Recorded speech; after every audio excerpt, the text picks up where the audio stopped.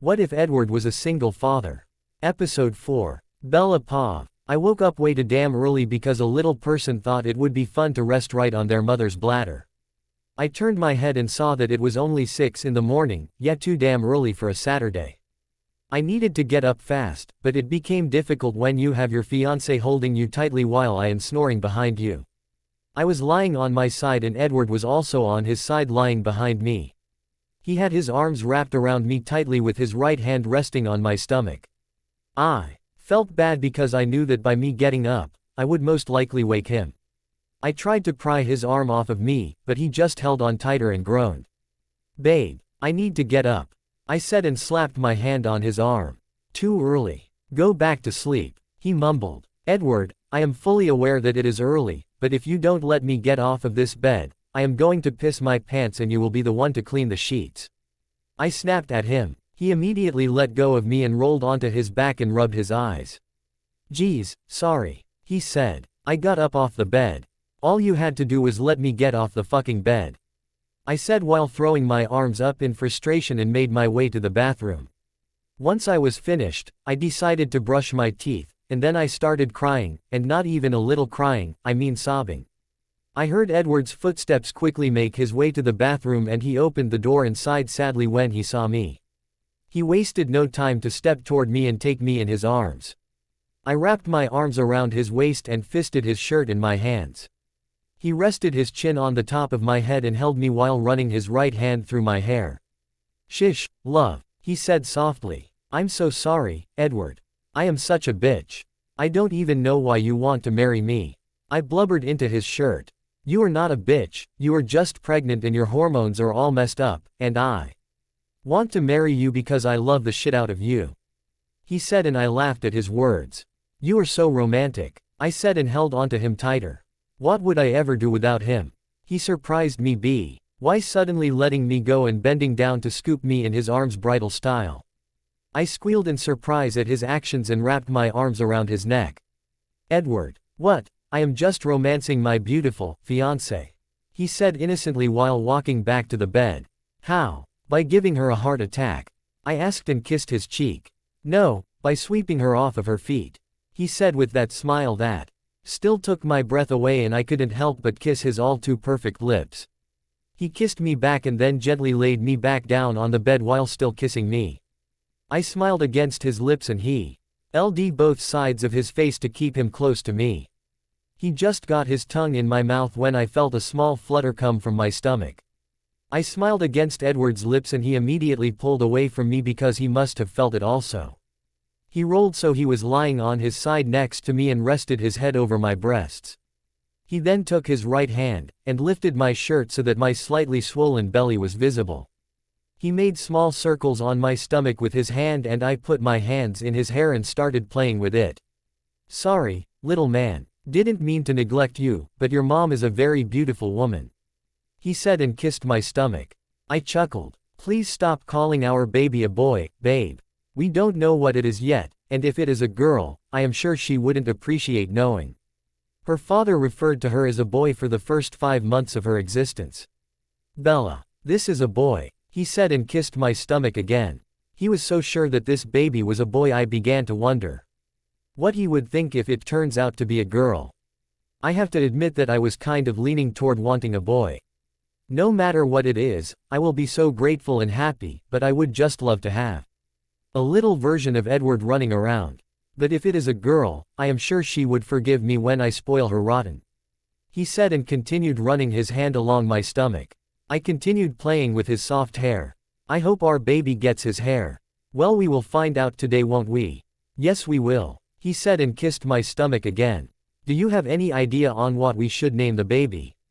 Boy or girl?" "Boy. That's easy. Luke Skywalker." I laughed. "Oh yeah, and we can name our daughter Princess Leia." He laughed with me. "I'm just kidding," he said and then lifted his head off of Ch.'s and looked at me with a serious expression on his face. "But if it is a boy, would you mind if we somehow named him after Jack?" he asked nervously like he was expecting me to say no. Silly man. I moved over a piece of hair that fell over his forehead. "Of course we can, babe. What were you thinking though? Do you want to name him Jackson?" "No," He said immediately. No, I don't really want T. Oh, give him a name that he thinks he needs to live up to. I was just thinking about making his middle name either Jackson or Alexander. I think that would be a good idea, I said and then leaned up to kiss him. We were interrupted though by the sound of little feet running in the halls. Edward groaned and rolled over so he was lying flat on his back next to me. Seconds later, the door swung open, revealing two pajama-clad beautiful girls. Mommy, Daddy, they both said and came jumping in the bed. They both kissed us and then snuggled in the middle of us. Avery was closest to me and Harper was closer to Edward. We missed you yesterday, Daddy, Avery said while looking over at Edward. Edward was at work until 11 last night because he had to go through all the paperwork and stuff because T was his last day working in construction. About a month ago, Edward got an acceptance letter in the mail to the New England Conservatory. That night, we all jumped around and danced and laughed in excitement for Edward. He will finally be able to something he loves every day. He begins his classes in a month, a couple of weeks after our wedding. Edward and I are getting married on January 24, 2011, TWP weeks from today. We talked a lot about whether we wanted to be married before or after the baby was born. In the end, we decided to do it before because we felt that if we waited until after the baby, things would just be too crazy. I would definitely lose my mind trying to plan a wedding, take care of a newborn, take care of the girls, and have to worry about losing the baby weight to fit into a wedding dress. The wedding dress I have chosen is everything I have ever dreamed of in a wedding dress. I don't really know how to explain how I knew it was the one. I just tried it on and it was perfect. Of course it was being tweaked a little bit to fit my growing stomach, but I won't be that big by the time of the wedding. Most of the weight I have gained has been in my stomach and nowhere else, thank God. I missed you too, baby, but I won't have to work so much anymore, he said with a smile. Carlisle has gotten Edward a job at the clinic he was working at. Edward will go there whenever Carlisle needs him and do whatever he will be able to do, and Carlisle is going to pay him like a regular employee. I told Edward it wasn't necessary for him to even get a job while he was in SC. Cool because we obviously don't need the money, but he insisted. And I don't fight with him about it, because I remember what it felt like when I wasn't working for what I have. Do we still get to go to the baby doctor with you guys today? Harper asked. Of course, I said. Actually we should probably start getting our butts out of bed because the appointment is at 9, and we still have to make breakfast and stuff, I said while getting up off of the bed. The girls followed after me and looked over at Edward to see he was fake sleeping. Avery noticed first and then jumped on the bed next to him. He didn't make a single move and kept his charade going. Wake up, Daddy, Avery yelled and shook him. Harper jumped up and joined her. They were both jumping next to him and shaking him. Fina, LLY, they both started hitting his chest together and screaming. Wake up, Daddy, over and over again. I looked at Edward's face and saw he tried his best to keep a straight face but it didn't work. He abruptly opened his eyes and then jumped up. He tackled both girls down on the bed and alternated between tickling each of them. How dare you wake me up when I am sleeping, he said while still tickling them. They were both laughing hysterically. I stood in the doorway and just watched my amazing fiancé and our children interact. He was the perfect father in my eyes. He was playful and fun with them most of the time. But he could also be serious and knows when it is time to discipline them. But no matter what, he always made sure they knew that he loved them more than anything else in the whole world. I am grateful every day for Edward and that he is the father of my children. Blank. We were sitting in the doctor's office waiting to get the ultrasound done. Harper was sitting on the chair that was next to me and Edward was chasing Avery around because she wanted to touch everything in the room. I turned to Harper. So what do you want the baby to be? She just shrugged. I don't know. I don't think it matters, but a boy would be nice, she said. That surprised me. Usually young girls want to always have more little girls in the family. And why would you prefer a boy? I already have a little sister, so a little brother would be cool, she said. Yeah, I think your dad really wants a boy too, I said while looking over at Edward, who finally settled down on a chair looking at a magazine with Avery on his lap. The door opened, and my doctor, Johnson, walked in. Edward immediately put the magazine down and walked over to us with Avery in tow. Wow, we have a full house today. Don't we? She asked as she started putting on the latex gloves. Yup, we brought the whole crew. I said. Well, I have already met Edward, but who are these two beautiful girls? She asked while looking at the girls who were both balancing on Edward's lap. My name is Avery and this is my sister Harper. It is nice to meet you. Avery said loudly and cutely. We all laughed and Edward kissed her head. It is nice to meet you both. Dr. Johnson said and then got the jelly out. All right Bella, if you could just lift your shirt. I did as she said and she squirted some of the jelly on my stomach and I flinched at the coldness. Ew. Why did you put that stuff there? Avery said while pointing at my stomach and scrunching her little nose in disgust and we all laughed again. I need to use that to be able to see your little brother or sister. She said and then put the wand on my stomach. I looked over at the screen and sighed in contentment when I saw my little baby on the screen. Dr. Johnson did all of her measurements, all while asking me questions on how I am feeling, all that stuff. The girls were staring at the screen in amazement, as was Edward. Now would you like to hear the heartbeat? She asked. We all said yes, and then the beautiful sound of our baby's heartbeat filled the room. Is that really the baby's heart? Harper asked while still looking at the screen in amazement. Sure is. This baby has a very strong heartbeat and seems to be doing wonderful. I felt tears start to well up in my eyes but I was able to keep them in. I fell. Edward grabbed my hand and I looked over at him briefly and he gave me a beautiful smile and mouthed that he loved me. I kissed his hand and then turned my attention back to the screen. Now for the big question. Would you like to know the sex of the baby? Yes. Edward saw it immediately. He scooted the chair closer to my bed and he looked at the screen, looking for that penis he wants our child to have so badly. Yes. We would like to know.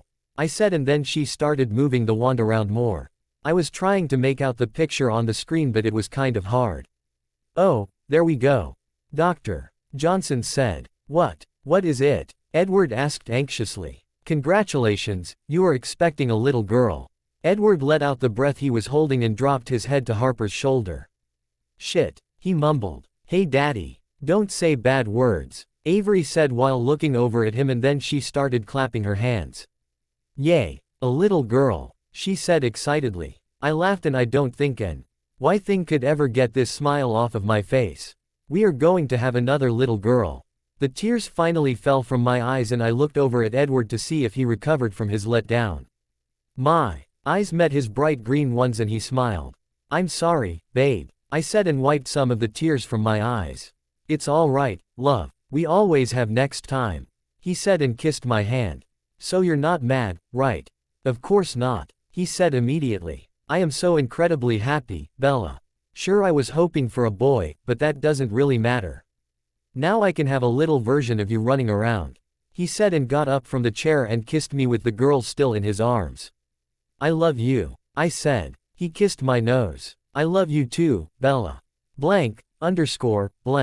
Oh my God. I can't believe you both are going to have another girl. Rose said when we told her the news that evening. Her and Emmett both came over for dinner. I know. It's great isn't it? I said and she nodded her head and showed the sonogram picture to Emmett. Look Emmett, isn't she so cute? What the hell? How am I supposed to know? He asked while looking intently at the picture. You look at the picture you idiot. Rosalie shot back. Are you kidding? I'm sorry Bells, but that thing just looks like a white cloud or some shit. I started laughing at his comment and Rosalie slapped him upside the head. Hey, I didn't mean it in a bad way, I am sure your little ankle biter will turn out looking as cute as a button. That's all right, Emmett, I understand, I said and then Avery came running in the house. Uncle Emmy, come outside and play with us, she said while out of breath. What are you playing out there short stuff? You look like you could use a breather. We are playing tag. And Daddy is too fast and is cheating so we need you on our team. She said while still trying to catch her breath. So it would be me, you, and Harper against your dad? He asked with an excited smile building. She nodded her head frantically. Well what are we waiting for then? He said and ran and grabbed her and then ran out the back door. I laughed and Rose did also. I seriously don't know how I deal with him, she said while shaking her head. I think it is because you love him to death, I said as we made our way into the kitchen. Yeah, I guess, she said and sat on the stool. So are you excited for the wedding? She asked. A smile formed on my lips. Yes and no. I am excited to finally be married to Edward because I love him so damn much, but I am not excited for the possibility of the press ruining my whole day. They haven't backed off. Not really. It was bad the first week after they found out about both the engagement and the pregnancy, and it has slowed down a little bit lately. But we haven't got the chance to go anywhere without paparazzi up our asses. Well, I talked to Alice and she said she has all the security covered. Yeah, I know, but I still get nervous. I said while getting the chicken out. Don't worry about it, Bella.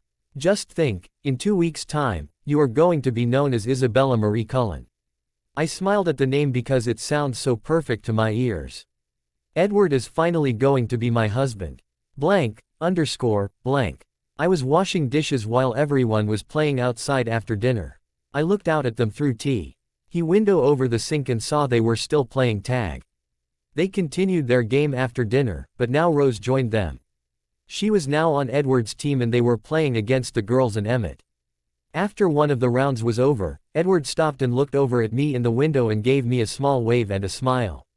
I waved back with a fork in my hand and he blew a kiss at me before he ran after the others. I love him so much it is crazy. I was surprised when I heard the doorbell ringing, but I turned off the faucet and dried my hands to go answer the door. I was surprised when I saw my dad on the other side of the door. He looked horrible. His hair was very long and his face was scruffy. Dad, I said. Hi, Bella. Could I come in please? I would have said no, but he looked so sad and I began to worry if something was wrong. Yeah, I said and waved him in. Dad, I began but he interrupted me. Look, I know you must be thinking what I was thinking, even showing my face but I would really appreciate it if you would just listen to what I have to say. Okay, I said and really began to wonder what would come out of his mouth. First of all, I want to apologize for my actions. Not even just the night I said those things to Edward, I mean I want to apologize for all the wrong I did for you through your life. He stopped for a second and then wiped his hands on his face. I hope that you can forgive me. Bella, please. I don't know, I said. I really don't know if I could just forgive him like that. All of those horrible things he said to Edward were not acceptable. I am divorcing your mother. He said immediately. I gasped. What? I am divorcing her, Bella. I let her go because I know that being with me made her unhappy. I also know that by doing that, there are probably going to be a lot of rumors going around on the reason why I am divorcing her, but I can actually say I don't care. I stared at him in shock. Every single thing you told me that day was true, Bella. It took me a while to actually realize it, but I swear to you, Bella, I want to change. I want to change so I can be closer to you and know what it is like to be a part of a family. I want to walk you down the aisle and hand you over to a man that has done more for you in the little amount of time you have known each other than I have in your whole life. I want a relationship with my grandkids. He was going to continue, but I stopped him by wrapping my arms around him. Thank you, Dad, I said and he hugged me back. I pulled away and looked at him seriously. I will forgive you, but don't think that everything will be candy and sunshine right away. I lost all of the trust I had for you that night you said those things to Edward, and it is going to take a lot of time for you to gain that back. I understand that, I can wait. And you need to apologize to Edward. I said and right as I did, I heard the back door open. I looked over in the direction and saw Harper run out to me with her cheeks flush from running around. Mommy, Daddy told me to ask you for some water bottles. She said while looking at Charlie. Who is that? She asked. This is my father, honey. His name is Charlie. She came closer to us and put her hand out to my dad. Hi, Charlie. My name is Harper. My dad looked overwhelmed but stuck his hand out and shook Harper's little one. I smile at my daughter because she truly was the sweetest little girl. It is nice to meet you. My dad said awkwardly and let go of her hand. Baby, why don't you go get some water bottles from the fridge? And can you tell your father to come inside for a second? Yup, she said and then skipped out of the room. I looked back over to my dad and he was staring after where Harper just ran. So that was one of his kids. I nodded my head. They call you mommy, he stated. Yes they do. And I consider them my daughters. I love them like they are. And you are obviously expecting another, he said while gesturing to my stomach. I put my hand over where my baby girl was. Yes, it is going to be another girl. Wow, was all he said, and then we heard the back door open again, and this time Edward appeared. His cheeks were also flushed and his hair was windblown. His eyes darted straight to my dad and I noticed his rigid posture. I walked over to him and grabbed his hand and brought him to my dad. Edward, my dad would like to tell you something, I said and looked up at him. He looked skeptical, but still turned his attention to my father. My dad cleared his throat. Look Edward, I know you must hate me right now, but I came here to apologize for what I said that night. And for all the other times I tried to get you to leave my daughter's life. Do you think you could find it in yourself to possibly forgive me? I don't think I can. Edward sighed bluntly. The things you do cause Bella a lot of pain. How do I know you won't do something like that again? I know what I have done has been horrible. But I am trying to change my ways. I would just want you to know that at the time, I sincerely and honestly thought what I was doing was going to make Bella's life better. I realize now that I was completely wrong. But I am sure you could understand why I did it. Wouldn't you do anything to make your daughters happy? I looked up at Edward and saw that he was considering his words. He looked down at me and searched my eyes for what I wanted. Of course he found it right away because he knows me more than anyone on this earth. Okay, I can forgive you, but I am telling you this right now. If you make one more wrong move and end up hurting Bella or anyone else for that matter, I don't ever want to see you around me, Bella, or my children again. I understand, and I promise nothing like that will happen. Edward looked at him like he was trying to figure out if he was being sincere. I guess he decided he was, because then he stuck his hand out to Charlie. Maybe we should start over. My name is Edward Cullen and I am in love with your daughter. Charlie looked at Edward's hand for a second before taking it in his and smiling slightly. Nice to meet you, Edward. My name is Charlie Swan and I know you love my daughter, and I can't thank you enough for giving her the family she deserves. I looked between my father and my handsome and amazing fiancé and felt tears coming to my eyes. I have a good feeling that things were going to be okay from now on. I do believe in the light. Raise your hands into the sky. The fight is done, the war is won. Lift your hands toward the sun. Toward the sun, toward the sun, toward the sun. The war is won. This is war, by 30 seconds to Mars. Edward Pav. But Auntie Alice, why can't Daddy stay with us? Avery asked while hugging me. I smiled and kissed my baby's cheek. I didn't want to leave either. Because your dad is a boy, and he must go do boy stuff with all of the other boys. It is called a bachelor party. Alice said while helping Bella frost the cupcakes they made. They weren't even for the wedding, but Bella has been craving cupcakes like crazy lately. I will see you tomorrow afternoon, baby, I said while rubbing her back. She has been very clingy with me lately. No, she wailed and then started crying against my shoulder. Her actions surprised me. I have been away from her for longer than this for work and stuff, so I don't know what her problem was. I looked over at Bella, and she gave me a worried look. I walked out of the room with Avery in my arms and brought her up to her room so we could talk in private. Shish, baby, stop crying please. I soothed her as I was walking up the stairs. She held on tighter to my neck and tried to stop crying. I opened the door to her room and sat on her pink bed with her still in my arms. She was still crying, so I continued shushing her and rubbing her back. I don't want you to go, Daddy, she said between hiccups. It absolutely broke my heart to see her so torn up about this. Although I think there is more to it. I pushed her hair off of her tear-stained face and tried to get her to look at me. Tell Daddy what the problem is, baby. Is there something else bothering you? I asked. She hesitated. No, she said and looked down at her hands that she was playing with in her lap. She sniffled a couple more times and she still had tears in her eyes, but she was getting better. Now I know you are not telling the truth, I said, brought my index finger to her chin and guided her face up to look at me. I don't want to tell you, she said and bit her lip, a habit she got from Bella. And why not? I asked. I don't know, was all she said. Well, I think that you should tell me. If you tell me, then I will try my best to help you and make it better. I don't want you to be sad so much, honey. Just tell me what it is, and I promise I won't get mad or anything. I plead with her. She looked at me and seemed to hesitate before she said anything. And I wished I never had to hear what she told me. Are you going to love the new baby more than me and Harper? She asked with her voice cracking in various parts of the question. I felt an instant searing pain shoot through my whole body and I gasped at the feeling. Avery was looking at me worriedly, and I was just trying to pull myself together so I could say something. Why would you ask that? I said and pulled her a little closer to me. Well, it's just because you love mommy, but you don't love the lady that gave you me and Harper. I felt like such a failure as a father in that moment. It was my goal in life that my daughters would never doubt the love I have for them.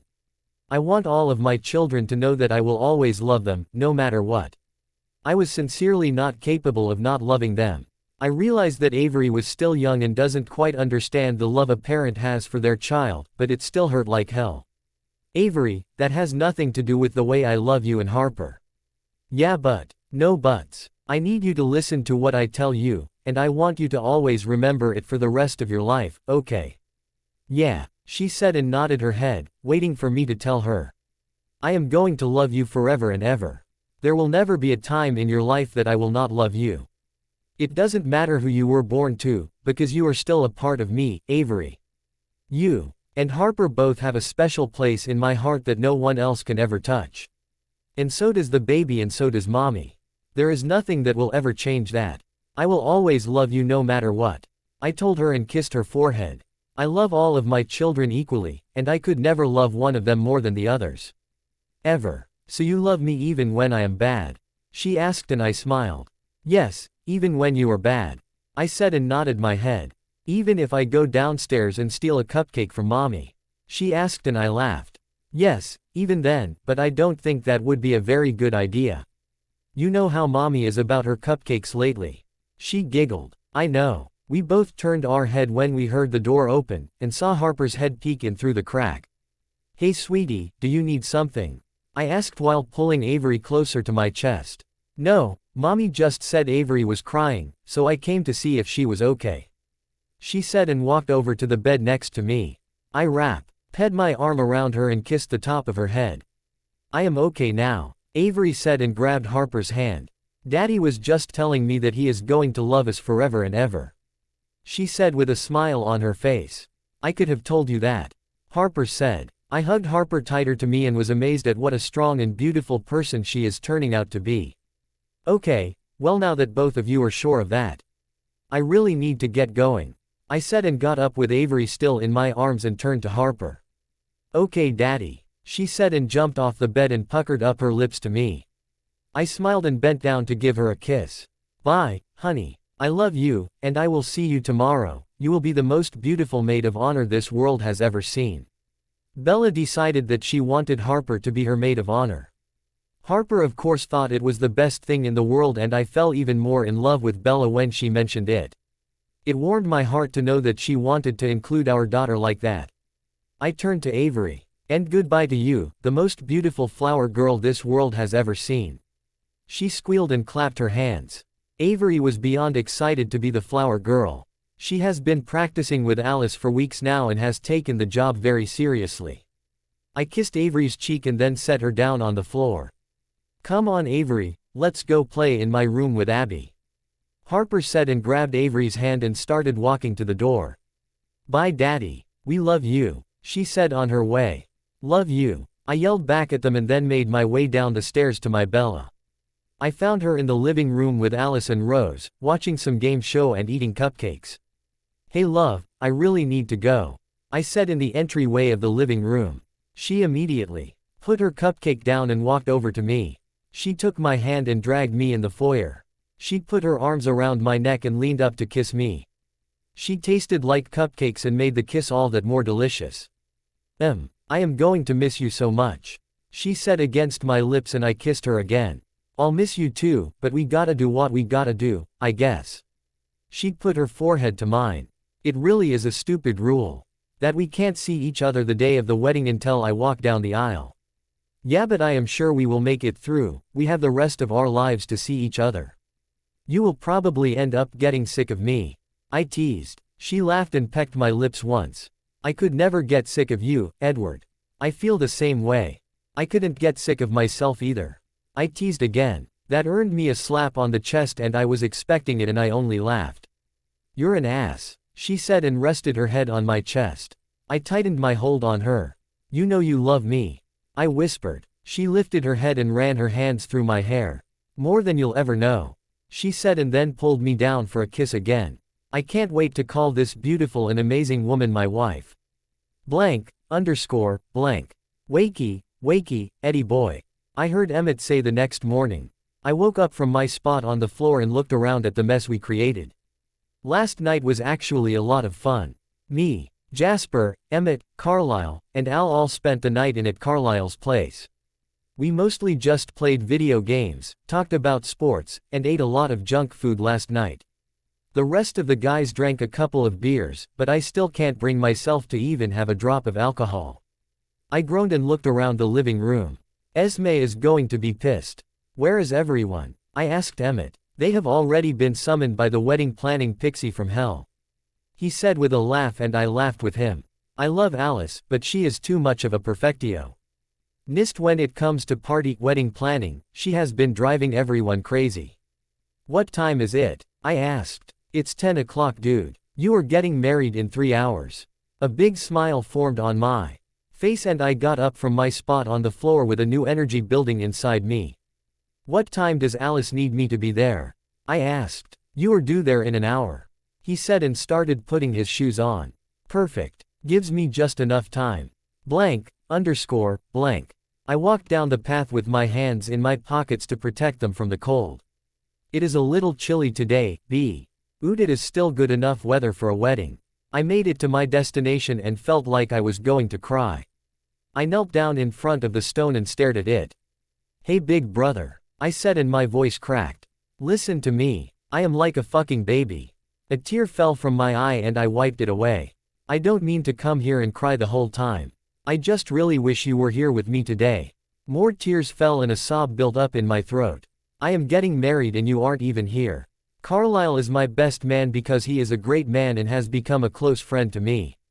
But I want you to know that if you were still here, you would be my best man. I know you won't be there physically, but I do hope that you will be there spiritually, because there is no one else in the world that I would want to share this day with than you, Jack. I would like to think that you will be standing right there next to me the whole time and make sure all of my girls do all right. Make sure Bella doesn't trip on her way down the aisle, or don't let Avery get overexcited and start jumping and squealing on her way down the aisle, I said with a small laugh, knowing that it a very good possibility. Harper is the maid of honor, amazing right? Bella really loves them as her own and they love her back. I am one lucky son of a bitch. I wiped the final tears from my eyes. We are having another baby. It's another girl, too. I think I am going to lose my shit. I felt my phone vibrate in my pocket, signaling I had a text message from Alice, of course. You better get your skinny little ass over here before I break your face. Alice is such a pleasant person. I put my phone back in my pocket and got up from my spot on the ground. Okay, I got to go now. I love you, Jack. I stood waiting, hoping I could maybe get an I love you back. I know it was stupid of me, but I just couldn't help it. I would give anything to be able to hear my brother's voice just one more time. I just wish he was here with me. I didn't get an I love you, but I did feel a warm breeze surround me, and I told myself that that was Jack. That was him letting me know that he is with me and he loves me. I took in a deep breath and let it out. I walked away from where my brother lies and made my way to become tied to the woman I loved forever. Blank, underscore, blank. Can someone please help me with this fucking thing? I said in frustration over the annoying and completely uncalled for tie. Jasper got up from his spot on the chair and came up to me to help. How do you know how to do this so good? I said and gestured to the work he was doing on my tie. I am a therapist, Edward. I wear ties every day. Oh well, excuse me, I said and he laughed. Yeah well, I am glad I could help, because if your tie is anything less than perfect, my girlfriend will kill you before you can even say sorry. I laughed because I knew he was right, and then, speak of the devil, Alice walked in. She really looked nice with her bridesmaid dress on. It was red and strapless with ruffles or some shit on the bottom.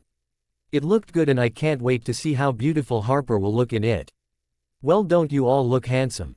She said and pinched Emmett's cheek. Emmett swatted her hand away and we all laughed. All right, Carlisle, Emmett, and Jasper, get downstairs. I need your manliness to bring in some things for me. Can I go? I asked. I wanted to get out of this room. I was already nervous for the actual ceremony, and Alice was locking me up in this room and I really think I am going to lose my mind. Absolutely not, she said as she was waving the guys out of the room. You need to stay here so you can get the full effect when you finally go down there. Well, could you at least send the girls up here so I can see them? She looked like she was going to say no, but she must have noticed the desperate expression on my face. Fine, I will send them up, but they can't stay for long. Thank you. She nodded her head and started to go out the door. Hey Alice. She turned around and looked at me expectantly. How many people are here?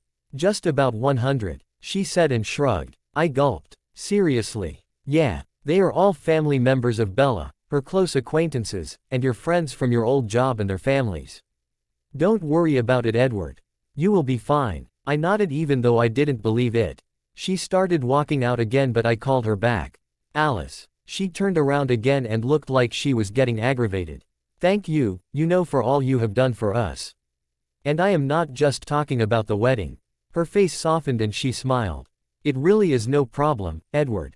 You both deserve it. I nodded my head again and she finally left and shut the door behind her. I checked the time and saw that it was a half an hour before show time, and I was really freaking out. It wasn't that I was second-guessing my decision, because I wasn't, but I was just Voo that I won't be a good enough husband. Sure, me and Bella were good together as boyfriend and girlfriend, but what if I screw things up when we both have the label of husband and wife? I sat down on the couch and dropped my head in my hands and took a deep breath. I heard a knock on the door and I instantly got up because I was sure it was the girls. I opened the door with a smile that soon faded when I saw who was actually there. Heidi, what the hell are you doing here? I asked. She looked down at her hands and then looked up at me and I saw tears in her eyes. Do you think I could just talk to you for a minute? She asked nicely. Weird. I don't think that is such a good idea. What are you even doing here? How did you know I would be here? I work here, well, not exactly work here, more like volunteering. But that is kind of what I wanted to talk to you about. I eyed her skeptically, but decided it wouldn't hurt to at least let her talk. She didn't look like she was out to start a fight. Actually, she looked like she lost a lot of weight and like she was really tired. She entered the room slowly and had her hands clasped in front of her. Whatever it is, I think you should just say it. Heidi, because I am getting married in 30 minutes. I said, annoyed that she was even here right now. Okay, I really just came to say thank you. What? I asked immediately. She has got to be kidding. Are you serious? Yes, I am serious, Edward. That night, she lifted her hand to wipe away the single tear that fell from her eye. That night at the hospital, when you said all of those things, she cleared her throat. I realized that every single thing you said was true. She finally looked up at me and I could tell she was being sincere. So you came to thank me for telling the truth? I asked. Basically, yeah. What you said really changed the way I saw myself. It was the first time I actually saw myself for the person I was turning into. I didn't like what I realized, but it helped me to get the encouragement to get help. Because that isn't who I truly am, Edward. I am sure you don't believe me, but I wasn't always so horrible. Her voice cracked and she wiped some more tears from her eyes. It was the first time I actually felt bad for her. I left Dimitri that night. It wasn't so hard, considering he was in jail, but I committed myself to rehab the next day. That was a very smart decision, was all I could think to say. I know, and it has helped. I have been clean since then, and I am trying really hard to become better. That is why I volunteer to work in this church. And I am really just trying my best. It is all because of you, Edward, and I don't know how I could ever repay you. I stood and thought about it. You already have. She looked over at me in confusion. How do you figure? You gave me 2 beautiful and perfect daughters. Realization formed on her face and she started crying again. You know, I never liked you, Heidi, and I am sorry, but I still don't. But I could never truly and fully hate you, because if it wasn't for you, I wouldn't have them. I truly regret how I handled that whole situation, with the both of them. I tensed up. No, don't think I am going to try and take them from you, Edward. I instantly relaxed. I may have given birth to them, but they aren't my daughters, really. They are hers. I think in a way they were always hers. Now I felt my own tears well up just thinking about how right she was. I know. I am sure they are great girls, Edward. They are. Right after I said that, I heard the door behind me open. And I turned to see my breathtaking angels walk in the door. Harper looked gorgeous in her little red bridesmaid dress and Avery looked just as gorgeous in her purple flower girl dress. Daddy! They both yelled and ran over and hugged my legs. Hello, my loves. They both let go of my legs and Avery pulled on my pant leg to get my attention. I looked down at her. Who is that, Daddy? I looked up at Heidi and saw that she was sort of under a spell while looking at the girls. She had tears in her eyes, but had a small smile on her lips. Girls, this is my friend, Heidi. Harper walked up to her first and held out her hand. Hi Heidi, my name is Harper, it is nice to meet you. Heidi extended a shaking hand and then grasped Harper's. It is nice to meet you, too, she said and tears finally fell down her face. Harper looked confused for a second and then Avery walked toward her. She surprised all of us, and hugged around Heidi's legs. Heidi looked down in surprise and awkwardly put her hand on her head. It's okay, Miss Heidi. I'm sorry you are sad, but I will be your friend if it makes you feel better. Heidi let out a quick laugh but her tears kept on falling. I would like that. Okay. My name is Avery, your new friend. Harper will be your friend too, right Harper?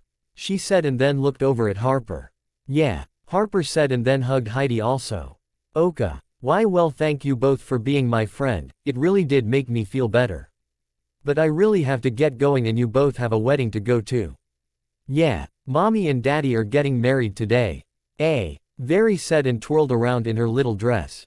I know, I hope you have fun. Heidi said while looking at her with a fondness in her eyes. Okay bye Heidi. Avery waved her little hand and started dancing and twirling around. She really loves her dress. Bye, Heidi. Harper also waved and Heidi said bye back. She then walked up to me and grabbed my hand. Congratulations Edward, your family is beautiful. Thank you, I know. I said and let go of her hand. She turned to look at the girls one more time. They were now both twirling and dancing around, looking like the angels they were. She oohed just looking at them for a couple of seconds before she walked past me and out the door without another word. I stared after her and was still a little bit in shock at what just happened. I turned, and brought my attention back to the girls. Daddy, isn't my dress beautiful? Avery asked excitedly. I walked up to her and lifted her in my arms. Yes it is, you look like a beautiful princess. She smiled and hugged me around my neck. I sat down on the couch with her still latched to my neck and looked over at Harper. Come here, baby. She came over to me and sat by my side. You look handsome, Daddy. I smiled and kissed her forehead. Thank you, honey. But you are definitely better looking than old me. She scooted so she was on her knees and then bent over to kiss my cheek. She rested her head on my other shoulder and I wrapped my arm around her.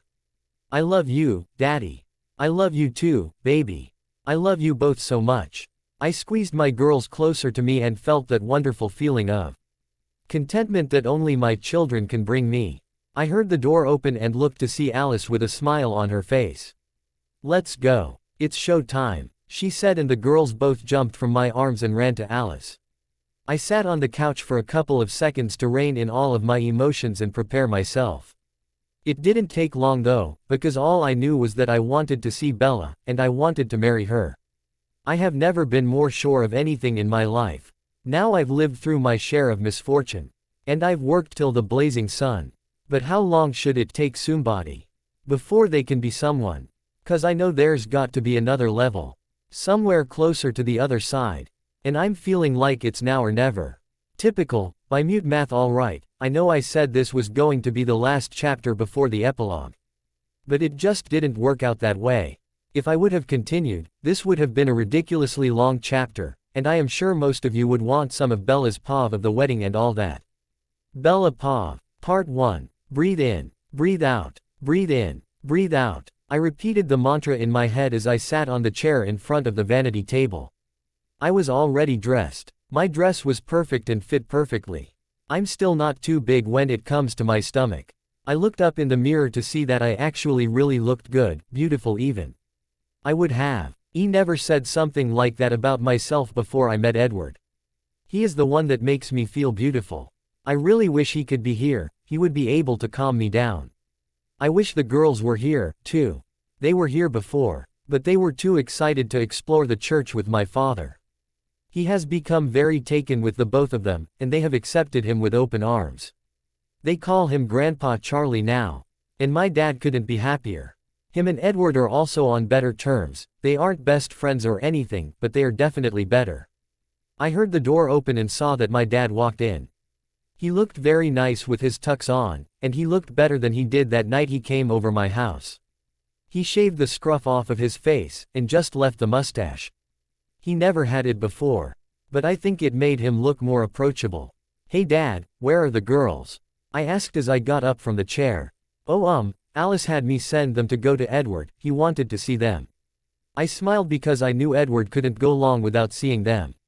"Did you see him?" I asked hopefully. I wanted to know if he was as nervous as I was. I wanted to hear how his night was with the guys.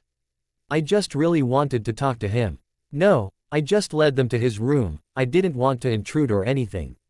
"Oh," I said, disappointed. "But we actually really have to get going. Alice says it is time." I took a deep breath and nodded my head. My nerves were all messed up, but I knew the faster I got down there, the faster I would be able to see Edward and the girls. I walked up to my dad and slipped my arm through his. "Okay, let's do this." We walked down the stairs and went to the area just outside of where the church area was. I saw the entire wedding party standing outside of the door. Alice was trying to line everyone up for when it was their turn to walk in. There was a woman who worked for the church that was going to give everyone the thumbs up to walk in since Alice was nay of my bridesmaids and she had to do her other job. Harper was in front with Carlisle and talking animatedly with him. They were walking out first because they were the maid of honor and best man. SME was already inside with Abby because Abby wanted nothing to do with being a bridesmaid. I asked her if she wanted to, but she kindly declined and told me she would be too nervous. I couldn't blame her. And Esme also declined to be with her daughter and I respect that. After Carlisle and Harper was Alice and Jasper, followed by Emmett and Rosalie. Avery was last and I saw her holding her lit. La basket and I laughed softly at the concentrated and serious expression on her face. I stood looking at the new family I had acquired over these past months and couldn't wait until I would be able to see the person who was responsible for it all. My Edward. I knew he was right beyond the doors and it was like my body could sense him. Alice noticed me and then ran over and started talking quickly. "All right Bella, it is game time. Just hold on to your father, and for the love of God, don't trip." "Well Alice, that just made me feel so much better. Just remember, Edward is waiting for you out there. I love you, good luck," she said and hugged me quickly before running to her place back in line. "Okay, they are all ready for us," the woman said and I could hear the music coming from the church hall. The whole wedding party started walking out in pairs, and I so desperately wanted to just sneak a peek through the doors. It seemed like it was taking forever. Emmett and Rosalie were waiting for it'd be their turn when I felt a small tug on my dress. "Mommy, I don't think I can do this," Avery said while looking extremely nervous and almost like she was about to cry. I adjusted my dress and let go of my dad's arm to squat down and get to Avery's level. Not an easy feat while pregnant, but I did alright. I grabbed her little hands, the basket was hooked on her arm. "You can do this sweetie. You are going to be the best flower girl, the most beautiful too." My words seemed to ease her nerves a little bit, but not enough apparently. "I don't know, Mommy." I looked over to see Rose and Emmett both just left. "Alright, I think I know what will help you. Once you get out there, look at Daddy. Look at Daddy and no one else and I am sure that you will be fine." "Yeah, okay, Daddy will come get me if I fall," she said like she was trying to tell herself that and I chuckled softly. "Of course he will." The woman was gesturing to me to get Avery going. "It's time for you to go now." She looked over at the woman and nodded. "Go get baby. I love you. Love you too, Mommy," she said and walked over to the door. The music started to change and Avery made her way to the door. She walked out and I heard a chorus of AWWS coming from the church hall. My father slipped his arm through mine again. "Ready, Bells?" he asked. "As ready as I'll ever be," I said nervously. We both Ed to the entrance of the church and my nerves were instantly calmed when I saw Edward. It was a long aisle but that just seemed insignificant when my eyes met his. My eyes instantly started filling with tears and I knew I was going to be an absolute mess the whole time. My breath literally caught in my throat when I seen his smile, and the baby started kicking like crazy. He looked so handsome in his tux. His hair was a little more tamed than usual, but it was still slightly messy like I like it. It seemed like forever before we even made it halfway down the aisle. My eyes never left Edward's. I saw the girls in my peripheral vision and they were both smiling, and Avery was bouncing in her spot. We finally made it to the altar, and my father handed my hand over to Edward. I was home. Edward took both of my hands and brought them to his lips. He kissed my knuckles and I wanted nothing more than to kiss his lips. He finally dropped his hands, but kept mine clutched in his. The priest started reading all of the traditional passages from the Bible, and I was only half listening. Me and Edward both just looked at each other and stayed in our own little bubble. It was only when the priest had us recite our vows that we acknowledged that anyone else was in the room. We said traditional vows and I cried through the whole thing. We decided we didn't want to say such personal things to a room full of people that we aren't really that close with. Now, do we have the rings? The priest asked. Carlyle took the rings out of his pocket and handed them to Edward. Edward gave me his and he kept mine. I loved our rings. They were just simple and classic silver wedding bands, but mine had Edward's full name engraved inside, and Edward's had mine. We exchanged rings, and we knew what was next. The tears were already falling down my eyes since the vows and I felt them pick up. Now by the power vested in me by the state of Massachusetts, and before these witnesses, it gives me great honor and pleasure to pronounce you husband and wife. May God bless this union. You may kiss the bride. We wasted no time. I wrapped my arms around his neck and his hands instantly held onto my waist. Everyone in the church started clapping and I would usually be embarrassed by the attention, but at that moment, I really didn't care. We reluctantly parted soon after, because I am sure the guests wouldn't appreciate watching us make out for 45 minutes or something. Edward pulled away and placed his forehead to mine. I love you so much, Mrs. Cullen. I laughed a laugh of pure and unadulterated elation. I love you just as much, Mr. Cullen, my husband. Edward laughed along with me and wrapped his arms around me and twirled me around once. Everyone was still clapping and standing, from what I saw. We were both laughing still and Edward put me down and kissed my forehead. My wife. My beautiful wife. He said in wonderment and kissed me again. I guess everyone else can just wait. ___. Okay. Can everyone clear the dance floor for the bride and groom's first dance? The DJ said into the microphone. Edward and I got up from our spot on the table and both kissed the girls before making our way to the dance floor. Our wedding song started and we danced close together. Edward sighed deeply and looked right into my eyes. This is nice, he said while moving my hair from my shoulder and then kissing it. Yeah, it is. I feel like I haven't even gotten to really talk with you yet today. He nodded. I know. So what did you think of the actual wedding? I thought it was beautiful and perfect.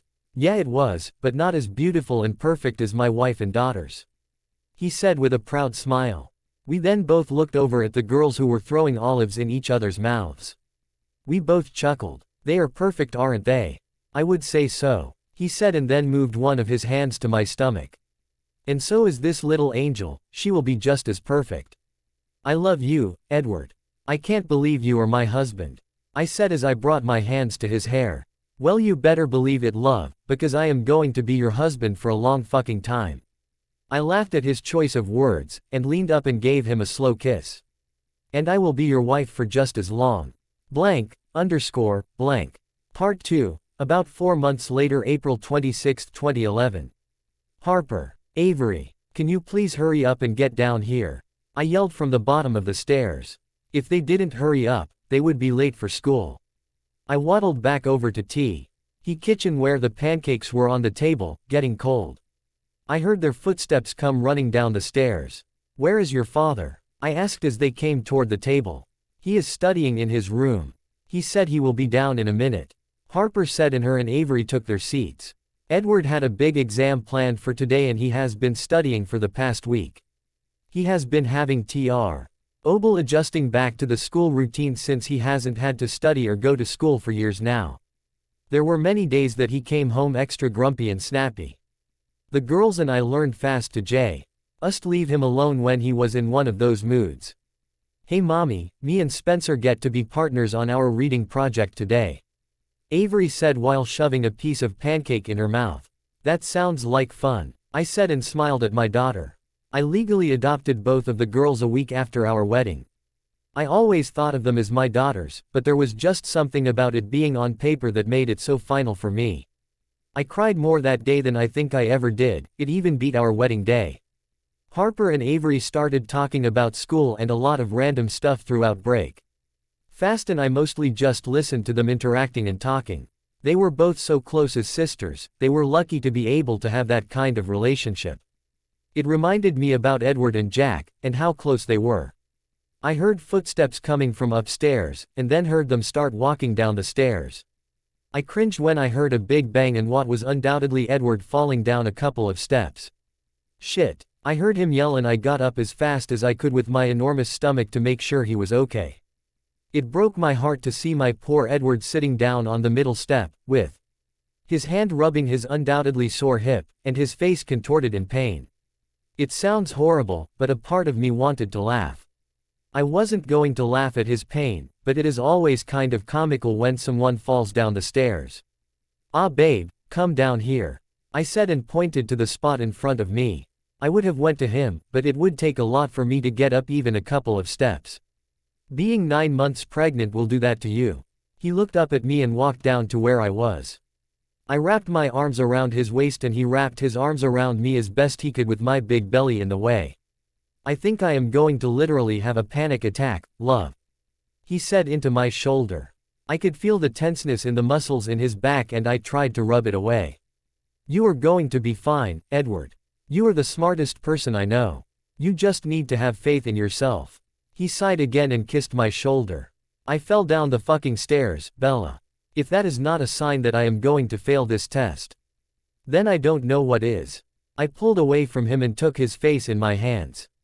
Shut up. You are going to do brilliantly, babe. Just try not to be so nervous, okay? He sighed and nodded. I pulled his face down to mine and kissed him earnestly. I love you, I told him for what must have been the millionth time since we have been together, but it really wasn't enough. I love you, too, he said and kissed me once more before walking into the kitchen with the girls. After breakfast, I relocated to the couch and Edward got the girls' shoes on. He always loved getting them ready in the morning and bringing them to school. For a while, I went with him, but recently, it has become quite a project for me to get in the car. He jogged into the living room where I was watching the Today Show. He put a hand on the armrest and the other on the back of the couch and leaned over to give me a quick peck. You better not move too much today, love, he said. I won't, don't worry. Good luck on your test. He began to look nervous again. Thanks, I should be home by 11. I nodded my head and kissed him again before he left. Both girls came in to give me and the baby a kiss bye and then they were all out the door in no time. I rested both hands on my stomach. Well, I guess it is just you and me, kid, I told our baby. She was doing great. She was the perfect size according to the doctor. And besides her kicking the shit out of me every 5 minutes, she was doing fine. My due date was in 3 days, and the doctors have mentioned they may have to induce the labor if she doesn't come by then. I hope she will come sooner than later though, because I really can't wait to meet my beautiful baby. I looked at the clock and saw that it was just about 8 o'clock. Esme was coming over this morning to keep me company. I loved spending time with her and we always had a lot of stories and advice to give each other since we were both basically new mothers. She really is an amazing woman and she helped me decorate the baby's nursery. I heard the doorbell ring and got up from my spot and walked to the door with my hand on my straining back. I opened the door, and Esme was standing outside with a smile on her face. Look at you. You are about to pop any second, she said while putting her hands to my enormous stomach. Tell me about it, I feel like a freaking blimp or something. I smiled and led her back to the living room. She sat down and I sat next to her. So where is Edward this morning? She asked. Oh, he has class from 8:30 - 11, he is taking His first big exam and is freaking out about it. I'm sure he will be fine. She said and waved her hand in dismissal. I knew he would be perfect. Yeah, I tried telling him I felt a sudden searing pain coming from my stomach. Bella, are you alright? Esme asked frantically. I clutched my stomach and tried to breathe through the pain. Esme, I said as calmly as I could. Yes, Bella. My water just broke. Blank.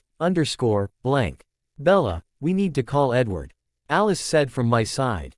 We called her on our way to the hospital because I wanted her to be there for me before Edward got there.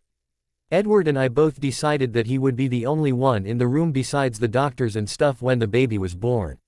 No, just give it a little time. Women usually are in labor for hours. He needs to take this exam. He will be back by 11. I can almost guarantee I will still be in labor by then. I felt another contraction coming on and I grabbed the sides of the bed and braced myself. There is nothing I wanted more than to have Edward here, but I didn't want to pull him out of his exam for him just to come here and watch me have contractions. I knew there was a huge possibility that I was going to be in this state for a long time. Dr. Johnson hasn't even come in yet. It was already 9:30. So Edward will have time. About 5 minutes later, drive. Johnson walked in. All right, Bella. Let's see how things are coming along, shall we? I nodded my head and she did what she had to do down there. Wow, okay, I would say you are already 8 centimeters dilated. No. At the rate you are going, I would say you should be ready to push in an hour. She took her latex gloves off and I started freaking out. I can't do this. I can't push this baby out. Does anyone realize how small that hole is for a big baby to go through? The pain was already practically unbearable, and now it is only going to get worse.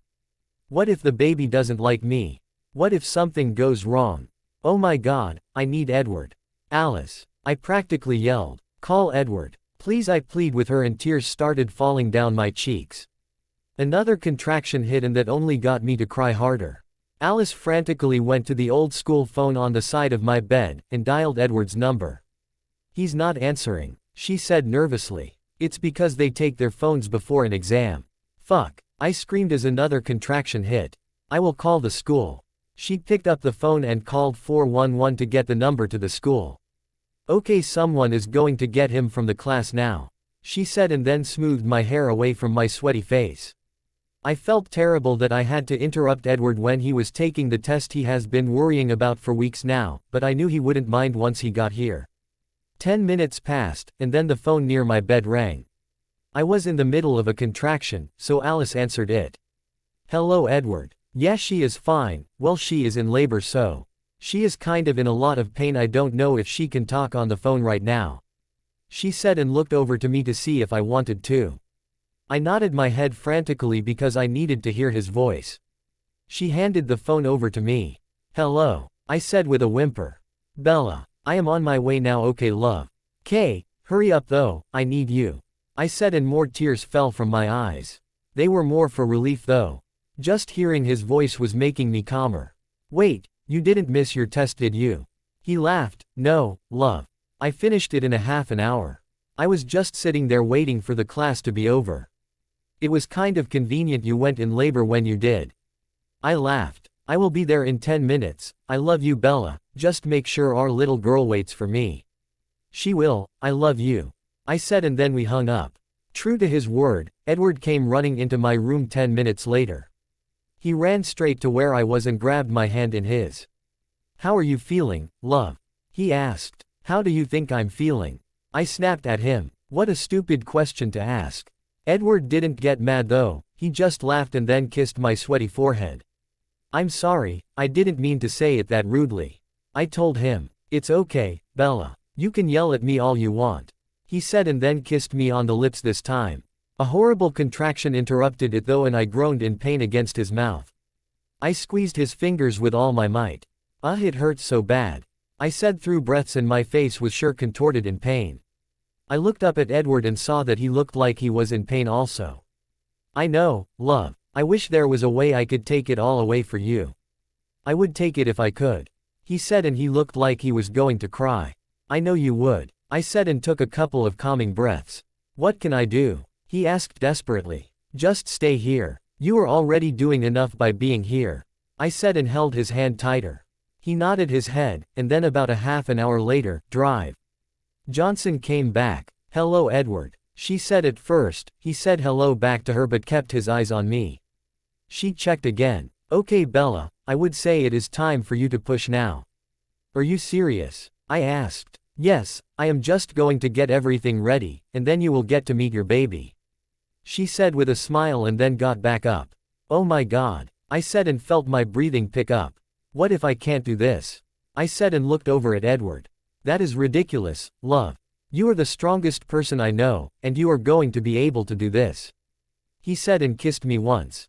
Just think, right after this is done, you will be able to hold our baby girl in your arms. He said with his breathtaking smile.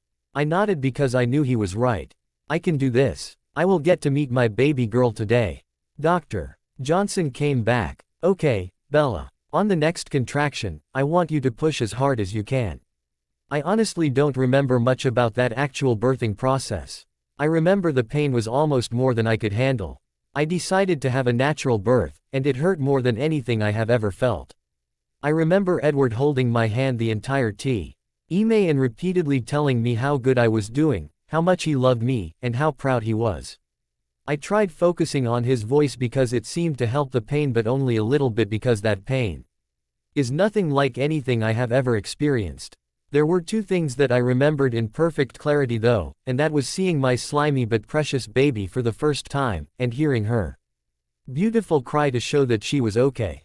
She was perfect. Dr. Johnson put my squirming and screaming little girl on my chest when she got out, and I wrapped my arms around her instantly even though she was covered in a bunch of gross stuff. I didn't care. My eyes couldn't come off of her. Tears were falling down my face and the pain was forgotten. I took my eyes off of my beautiful daughter not to look over at her beautiful father. He had his eyes glued to our angel and tears were falling down his cheeks as well. He looked to me when he saw me looking at him and a beautiful smile broke out on his face and he started laughing. I laughed along with him. She is perfect, Bella. I am so proud of you, love. Thank you, he said sincerely and came in to kiss me. No thank you, I said and kissed his forehead once before looking back down at this stunning creature that we both created together. Blank. I woke up several hours later and saw the most beautiful scene I think there ever was. Edward was standing by the window with our little girl curled up on his chest. He had his lips on the top of her head and he was swaying back and forth with her in his arms. I could see her tiny little hand was clutching on his shirt and she was sleeping soundly. Her face was facing toward me and she looked so peaceful. Her mouth formed an adorable little O&D. She looked absolutely content just being in her father's arms. Babe, I said to get his attention. He instantly looked over at me and smiled wide. Come over here, I said and patted the spot next to me on the bed. He walked over to me and handed me our girl. She only stirred a little bit, but she went straight back in her deep sleep against my chest. Edward sat next to me and put his arm around me. He used his other hand to rub it along the baby's cheek. Everyone will be here any minute now, he said. I rested my head against his shoulder and just nodded my head. We sat in silence and just looked down at our little miracle. About 5 minutes, we heard a knock on the door. It was Rosalie. Hey, can we come in? She asked. Of course, I said and they all came in. Harper and Avery were first and Edward got down to go say hi to them and give them a kiss. The rest of them filed in: Alice, Jasper, Rosalie, Emmett, Esme, Carlisle, Abby, and my dad. They all had their eyes trained on our baby and I looked over at the girls. They both approached my bed and climbed up on either side. Edward helped them and made sure they wouldn't startle the baby. They both stared at her in wonder. Edward looked on with tears and love in his eyes. Harper reached a hand out to her first. She is the prettiest baby I have ever seen, she said and picked up her little hand. She leaned over and placed a small kiss on it. I looked over at Avery to see how she was doing. Avery, I said to get her attention. She looked up at me. What do you think of your little sister, baby? I asked. I love her, was all she said and a tear fell from my eyes. I looked up at Edward and saw he brushed his away and bent down to kiss all three of his daughters' heads. Carlisle walked up next to Edward and patted his hand on his back. She really is beautiful, you guys. But do you think you could tell us her name? He asked. I looked over at Edward and silently told him with my eyes that he could tell them. He nodded his head and looked toward everyone in the room.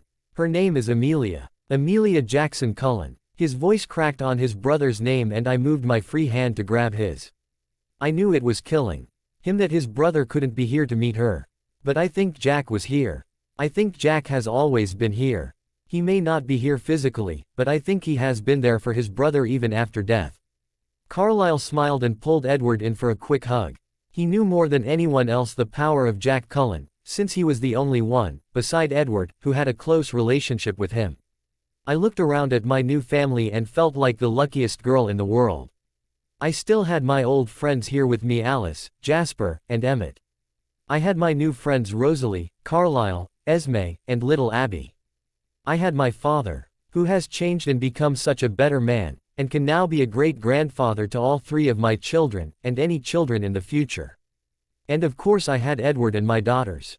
Harper, Avery, and Amelia were Edward and I's whole world. They were our little girls. They were all so beautiful on the inside and out.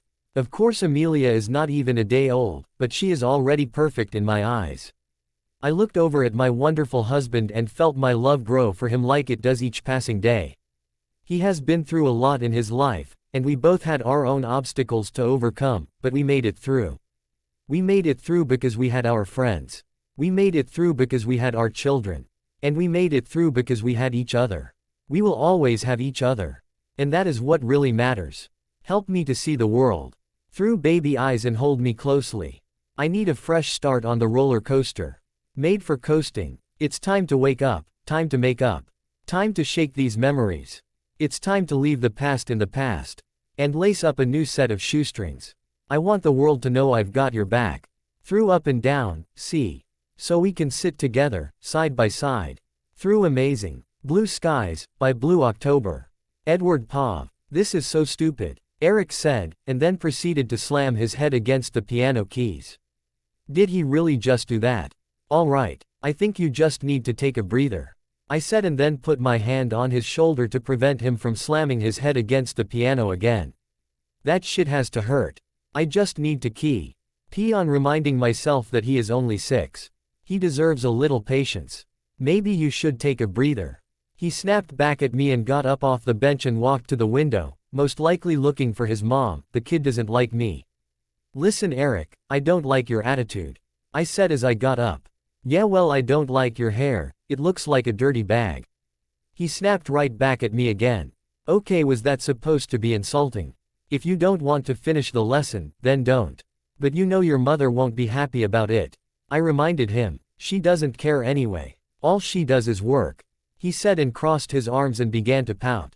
I instantly felt bad for him. He really wasn't that bad of a kid. Sure, he got on my nerves most of the time because he has no interest in music. I see whatsoever and makes my life hell because of it, but he has his good moments also. Just because your mom works a lot, doesn't mean she doesn't love you, Eric, I said, and sat on the seat that was next to where he was standing. I know, he said, and then started shuffling his feet. Eric has had a tough life so far. His mother was 16 when she had him, and he has been bouncing around from home to home during his 6 years of life. I give credit to his mother though, because she has tried doing everything she could. She finally got an apartment downtown and a job at the local grocery store. IC comes for piano lessons every Monday and Friday for free. I ran a small music school that is for underprivileged children. The classes are free for the children, and I get my paycheck from the government. We have fundraisers every year to help buy more music equipment and we get by just fine. I only worked on Mondays and Fridays because that is when I teach my private lessons. Tuesday, Wednesday, Thursday, and Saturday is when my employees teach a whole class of children. The big classes were only taught in the summer, but they were always fun. I would come by every once in a while when I had free time just to see how everything was going. I loved my job. Yeah, your mom works hard to give you everything you need, I said, and rubbed Eric's back. So what do you say you just learn one TTLE song to show your mom when she gets back? I bet that would make her very happy. He nodded his head and silently walked over to the bench. Blank, _, blank. Okay Al, I am taking off, I will see you on Friday. Al began working as a cleaning person for the school 3 years ago. Unfortunately, his construction company ended up going out of business. Plus, Al was getting kind of old to be doing that much work. I immediately offered him a job to work with me if he wanted it. Al helped me when I was struggling, so I owed it to him to do the same. Yup, see ya, Edward. Be sure to have a good birthday, he said as I was walking out. I smiled. I'm sure I will, I said and walked out to my car. I turned it on and looked to see the time. It was 1 in the afternoon and I didn't wait to spend the rest of the day with my family. I pulled out of the parking lot and called Bella, my wife. Hello, she answered, sounding out of breath. Hey love, are you alright? I asked. Yes, I am fine, it is just your children drive me crazy sometimes, she said with a huff. Hey, they are your children too, I said, defending myself. Yeah, so where are you? I'm on my way home now. Do you need me to pick the girls up from Rose and Emmett's or anything? No, they are bringing them back at around 3. So just come home, I missed you today. I missed you too, love. I'll be home in 15 minutes. We said our goodbyes and I continued my drive home. I was about 5 minutes away when I heard my phone ringing. I didn't check to see who it was, so I didn't crash the car or anything. Hello. Hey daddy, I heard my angel say over the other end. I missed her so damn much, it hurt. Harper, it is so good to hear from you, baby. She laughed on the other end. Dad, I call you every day. Hey, I'm your father. I have the right to miss you whenever I want, I told her. She laughed again. I miss you too, Dad. But don't worry, I am on my way over there now. What or why? Oh, you doing talking on your phone while you are driving? I asked, appalled. First of all, I'm not driving, and second of all I think you are being hypocritical. I can hear the wind coming from your window.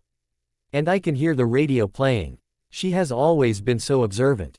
Damn, that is insignificant. If you are not driving, then who is? She sighed heavily. Dad, we already talked about this. It is Jesse who is driving. My boyfriend. I cringed at the terminology. Harper moved out of our house a month after she graduated high school. She made us all proud by getting accepted to the Yale University School of Art in Connecticut. I was so happy for her. I was glad she would be able to go to school and do something she loved so much. I loved that she has grown into such an amazing woman. What I didn't like, however, was that she ever had to leave my sight. She is my firstborn. She is my baby girl, and she lives 3 hours away. She called every day, but it didn't stop me from missing her. And now there is the boyfriend. Harper didn't really have boyfriends when she was in high school. According to Bella, it wasn't because she didn't have offers, because she did. My girl was beautiful and guys noticed this. But she was too focused on her school work to even bother. That was fine with me. But now she has started the whole dating thing, but only with this one guy. She told me about him about a month ago. And they have been dating for 3. I was going to meet him for the first time today, since Harper was coming down for my birthday. I have my plans though for him. I need I am to know that just because she doesn't live under my roof, she is still my baby girl and he better watch himself. I have one motto that I live by in life. If you hurt my daughter, I hurt you twice as bad. End of story. Yeah, don't have to rub it in my face, I said as I pulled up to the driveway of our home. We still lived in the same house we have lived in for 11 years now. She laughed again. You are crazy, old man, she said. I would hardly call 37 old. Look at you, you are 19, almost 20. Whatever daddy. I will see you in a little while, she said, and I could tell she was smiling by her voice. I of course smiled also. Can't wait, honey. I love you. Love you too, Dad, she said, and we said our goodbyes and hung up. I got out of the car, and jogged up the stairs of the porch. Before unlocking the door and walking in, Daddy, I heard my little girl yell from the kitchen, and then I heard her footsteps running as fast as her little 2-year-old legs would take her. I looked toward where the kitchen was and saw my baby run toward me. Cadence, I said as excitedly as her, and lifted her in my arms and threw her in the air. Her melodic giggles filled the room, and I teed her to my chest and peppered her little face in kisses. She was of course a beautiful little girl, but she was very different from all of her other sisters. She had Bella's shaped face with my green eyes. Her hair ended up being a dark blonde color. Bella said she probably got it from her mother, Renee. Amelia, however, was all Bella. She had Bella's brown hair and brown eyes.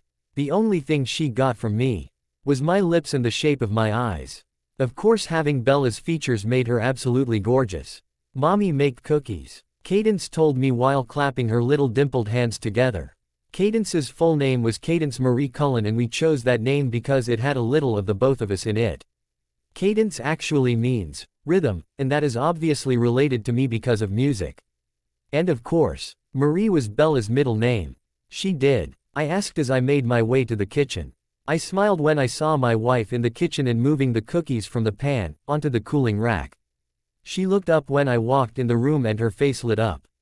There is no other feeling in the world that feels as good as it does when you walk into a room and your wife looks so happy to see you. I am sure my face lit up just like hers, and I hope I make her feel as loved as I feel whenever she is around. I walked up to her with Cadence still in my arms. "Hello, beautiful," I said as I bent over to her to give her a kiss. She kissed me back, but we weren't able to really get into it with an impatient 2-year-old in my arms.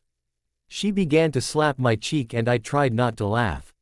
I turned to her. "Cadence, we do not hit," I said as seriously as I could. It was hard when I found it comical that she would hit us to make us stop kissing. She said, and then shyly put her head to my shoulder. Cadence was a very quiet and shy child. She has always been very laid back and very wary of people she doesn't know. "It's okay, my love. Just don't do it again," I told her. "Cade P. Way B walks?" she asked. She was in that phase where she refers to herself in the third person and it was the cutest thing.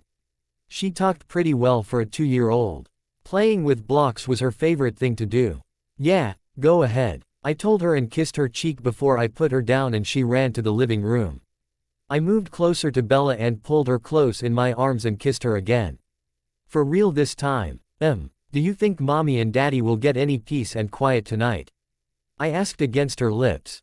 "I sure hope so. I need to give my husband a good birthday night," she said and waggled her eyebrows and I laughed.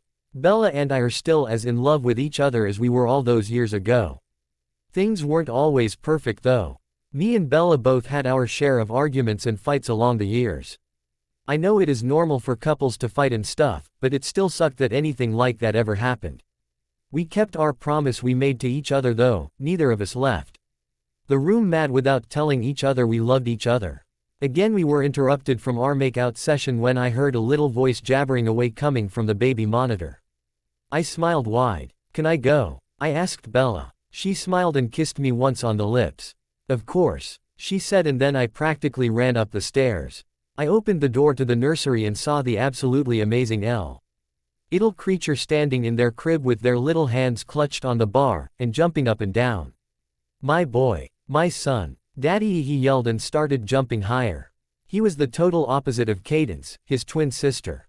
This kid was like the Energizer Bunny, he never ever stopped, and he troublemaker and very outgoing. "Hey little man," I said and walked up to his crib and picked him up in my arms and kissed his forehead. He kissed my cheek and then started jumping in my arms. "Superman, Superman," he started chanting. I smiled and then lifted him in my arms and left him there. He straightened out his body and put his little hands in front of his head. I started moving around the room, swooping him up and down and making him laugh. "Whoa Axel, you fly just like Superman," I told him as I continued flying him around. Axel's full name was Axel Mabius Cullen. Finding a name for our little boy was stressful to say the least. So here is what happened. Axel's name was originally going to be Jonathan Alexander Cullen. But I was the one who chose that name. Bella gave me no input and just automatically said yes when I suggested the name. After about a month, I realized that Bella didn't really like the name. I approached her one night and asked her what she wanted to name him.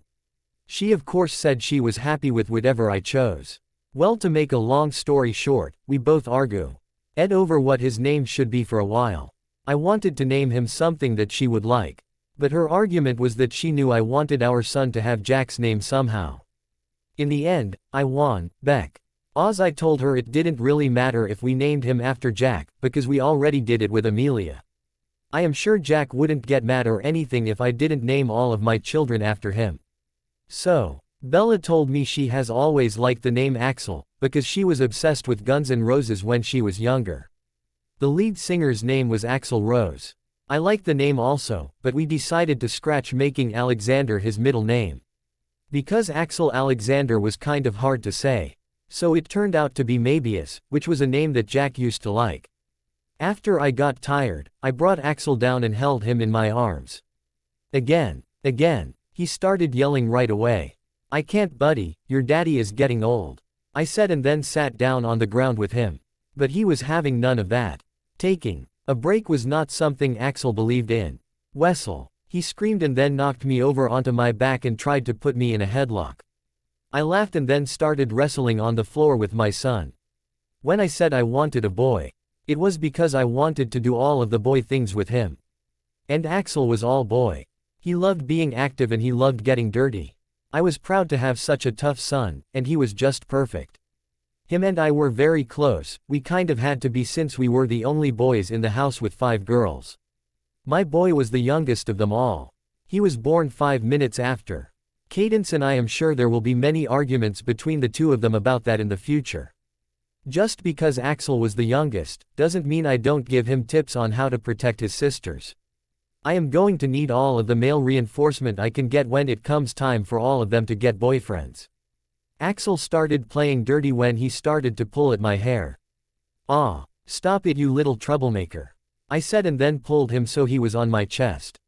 He laughed for a minute but then calmed down long enough to just lay his head on my chest, and we both tried to catch our breaths. I put my left hand on his back and ran my right hand through his short, dark hair. He got Bella's brown hair and my green eyes. My boy was handsome. "Love you, Daddy," he said against my chest. "I love you too, buddy," I said, and then got up and sat him in front of me. "Okay kid, Harper's boyfriend is coming today, so we need to work on what I taught you yesterday."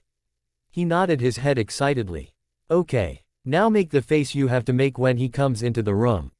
He sat and thought about it for a minute before he finally put on a face that showed that he was not happy.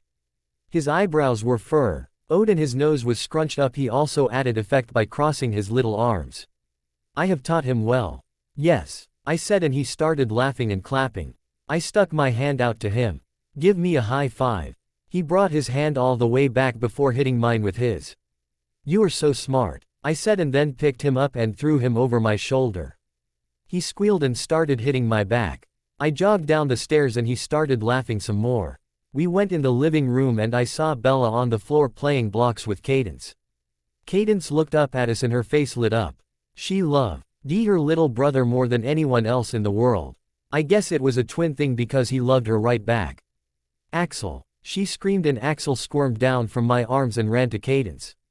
She had a big smile on her face, and it instantly went away when he kicked down her block tower and laughing hysterically. He really does love her though, he just has his own unique way of showing it. Cadence automatically started crying and I walked over to her and pulled her into my arms. "Axl, that was not nice," Bella said and grabbed his arm when he tried to run away. He tried pulling away again and Bella wouldn't let him go. "Axl, look at me right now. You say sorry to your sister." He looked over at me to see if I would save him, but it wasn't happening. Cade," he said while looking at her. She nodded her head against my chest. I heard a car pull up in the driveway, and knew it would be my girls coming home. I set Cadence back on the ground, and made my way to the door. I saw that Avery was in front of Amelia. And I decided I was going to scare her. I stood right against the wall next to the door and waited for her to open it. She opened the door and was distracted because she was jabbering away with Amelia. "Raw!" I screamed loudly and jumped out at her. She screamed rather loudly with her hand over her chest, and I laughed at her and Amelia joined me. Bella walked out of the living room and was laughing also. Avery looked at me and slapped my chest. "Dad, you are so mean. You almost gave me a heart attack," she said with her hand over her heart and then stomped into the kitchen. I looked over at Amelia and saw she was still laughing. I walked up to her and wrapped my arm around her shoulder and pulled her close to kiss the top of her head. "Hey, baby," I said and still held her close. "Hey, Dad," she said and wrapped her arm around my waist. I got to practice on my swing some more today. Chris and I practiced outside together. She told me. Chris was Emmett and Rosalie's son who was born a year after Amelia. They were good friends and bonded over their love of baseball. Amelia was definitely the tomboy of the family and loved sports. Just like her Uncle Jack. I always brought her to the meadow any chance I got and she loved playing. Oh yeah, how did you do? I asked as we made our way to the kitchen where Bella and Avery were. I did great. I can't wait for the next season to start. She said excitedly. Hey Amelia, can you come and help me put these cookies away for later? Bella asked. Amelia instantly let go of me and went to Bella. Amelia and Bella had a very strong relationship. Bella was close with all of our children obviously, but Amelia was just a mommy's girl and always has been. I looked and saw Avery was sitting at the kitchen table and playing around on her cell phone. I walked over to her and sat down on the chair next to her. Hi, honey, I said and she didn't even look up at me when she spoke. I am not talking to you at the moment, she said and I smiled. Oh come on, I was just joking. I told her. Yeah, well let's see who is joking when I am on the floor because I literally had a heart attack. I laughed because she was being so dramatic. Avery was definitely a girly girl. She loved to always wear the cutest clothes, have friends over, and talk about boys and all of the things 15-year-old girls do. Her best friend is still Spencer. But they are nothing more than that. Even though I think Spencer kind of wishes they were. He looks at my daughter the way Bella looks at me. He loves her and everyone knew it, everyone except Avery of course. Avery and Spencer were total opposites, but they had a close bond with each other. Spencer was still the little nerd child with glasses. He was a smart young man and I really liked him. I can't believe I am even admitting this to myself, but I wouldn't mind if he ends up with my daughter. I know Avery loves Spencer back, but she just hasn't realized it yet. 5 years ago, Spencer's dad died of a brain aneurysm. Avery was just as upset as Spencer was when he died because she is also close to his family since they are both as thick as thieves. She would always ask to go over Spencer's house for at least a week after he died and she was always there to comfort him. My daughter was indeed amazing.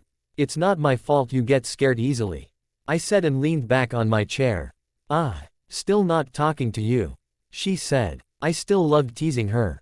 Aw come on Avery, don't smile. I saw her face started to soften but she was trying to remain mad at me. Avery Grace don't you dare smile. Don't smile, baby. Her mouth lifted a little bit. Don't smile, Avery. She finally cracked and smiled with a laugh. Oh my god, you drive me crazy dad. Seriously, she while still laughing. I leaned over and kissed her forehead. I love you, sweetheart. She sighed loudly and kept her smile on. I love you too, daddy. That never gets old. Edward, I heard Bella yell. I got off my seat and made my way to the living room where her voice was coming from. What is it, love? I asked as I walked in the entrance of the living room. Come and deal with your son. She ate in a frustrated tone and I found Axel on the floor playing with dirt that he pulled from the plant that was in the corner of the room. I looked over at Bella and saw she was almost at her breaking point. She has had to deal with the twins alone all day, and she has been cooking and baking for the get-together we were having tonight for my birthday. Bella was an excellent mother, the best mother there ever was in my eyes. But she is human and does get frustrated every once in a while. Bella sold her bookstore a year after our wedding. She decided that wasn't something she wanted anymore, and sold it to become a full-time stay-at-home mom. The job suited her well. She was constantly cooking, cleaning, and taking care of our children. She loved every second of it. I always try all I can to help her. I always try and do the dishes before she does and clean as much as I can. Whenever I am home, I try and make her go and take a nap or just relax for a little while because it seems like she never stops. I walked over to Axel and kissed Bella on the forehead before she went back to the kitchen. I picked Axel up, and went to the bathroom with him. I knew Cadence would be okay because Elia was in the living room watching TV and she would keep an eye on her. I took Axel's dirty clothes off and then scrubbed his hands and his face. Then I carried him to him and Cadence's room to put clean clothes on. You know what, Axel? You really need to start behaving more. Your mom doesn't need the stress, I said as I slipped his shirt on. I tell mama I sew we. He asked with wide eyes. Yes, I think so. I pulled his pants up and grabbed a toy flower that was on top of the toy box that was in their room. Here, I said and gave it to him. Take this, and when we go downstairs you can give it to mommy. He nodded his head and we walked back down to the kitchen. I set him down just outside the door and watched as he waddled over to her. She was cooking something and he tugged on her pant leg. Mommy? He asked innocently and looked up at her. She looked down at him and her face softened. Yes, baby, she said. He pulled the flower out and held it out to her. IWU, mama. He said and Bella practically melted on the spot. She took the flower from him and squatted down to kiss his head and pulled him in for a hug. Oh, I love you too, my handsome boy. I love you so much. He wrapped his arms around her neck and hugged her back. There was nothing more beautiful to witness than seeing the woman you love, your wife, interacting with your children. Bella was Alwa's so loving toward all the children and they all loved her back twice as much. They all worshipped the ground Bella walked on and so did I. Hello. I heard an angel say from the front door. My baby is home. I practically ran to the front door and saw my breathtaking daughter standing in our foyer. I ran at her and hugged her close and twirled her around. She squealed when I picked her up and wrapped her arms around my neck. Oh my God, you have definitely grown since the last time I saw you. I said as I placed her back on the ground. She laughed. No, I haven't, Daddy. I pulled her close again. I have missed you so much, honey. I said into her hair. I missed you too, Daddy. She said and hugged me tighter. I heard another squeal come from the kitchen and saw Bella run at us as well. Per let go of me and turned to hug Bella and they both started talking. I saw the rest of the kids pile in, and they all started saying hi. Axel walked over to me though because he noticed the nervous little twit standing at the doorway. He walked over to me with his arms already crossed, and the face I taught him in place. My son is the fucking man. We both stood in front of him and stared at the tall and skinny kid with sandy blonde hair that was still standing at the door. Hi, I'm Jesse, he said and just waved his hand. I'm Edward, Harper's father. It is nice to meet you, sir. Yeah, was all I said. He then looked down at Axel. Hi little man, what is your name? Axel. That's a cool name, do you? He started to say something, but Axel interrupted. I not your friend. He said and walked away over to Harper. I looked over at the Jesse guy and saw he was surprised by Axel's behavior. The awkwardness was cut short when everyone else came in. Carlisle and Esme came first with Abby in tow. There were a lot of squeals from both Harper and Abby when they saw each other. They were still friends, but Abby goes to school here in Massachusetts, so they don't see each other much. Abby was going to school to become a counselor. Next came Alice and Jasper and their one daughter, Olivia. Alice and Jasper have no further plans to have any more children. They were content with just having Olivia. She was an adorable and vibrant blonde-haired and blue-eyed 5-year-old. Rose and Emmett arrived soon after with their two sons, Chris and Brendan, and their youngest child, Paige. Chris was 1 year younger than Amelia. Brendan was 5 and Paige was just a year old. The final people to arrive was Charlie and his new wife Sue. They just got married last year and everything was great with Charlie. He stuck to his word, and has become a great father to Bella, grandfather to our children, and friend to me. We all had a wonderful time that night and it was another successful birthday. Close to perfect, really. If only Jack was there. Blank. Later that night, I walked to mine in Bella's room and collapsed on the bed next to her where she was reading. It takes forever for Cadence to fall asleep. I mumbled into my pillow. Bella laughed and set her book down and sank lower in the bed. What was she doing this time? She asked. She does what she usually does. When I tried to sing to her, she started singing along with me and she gets easily distracted.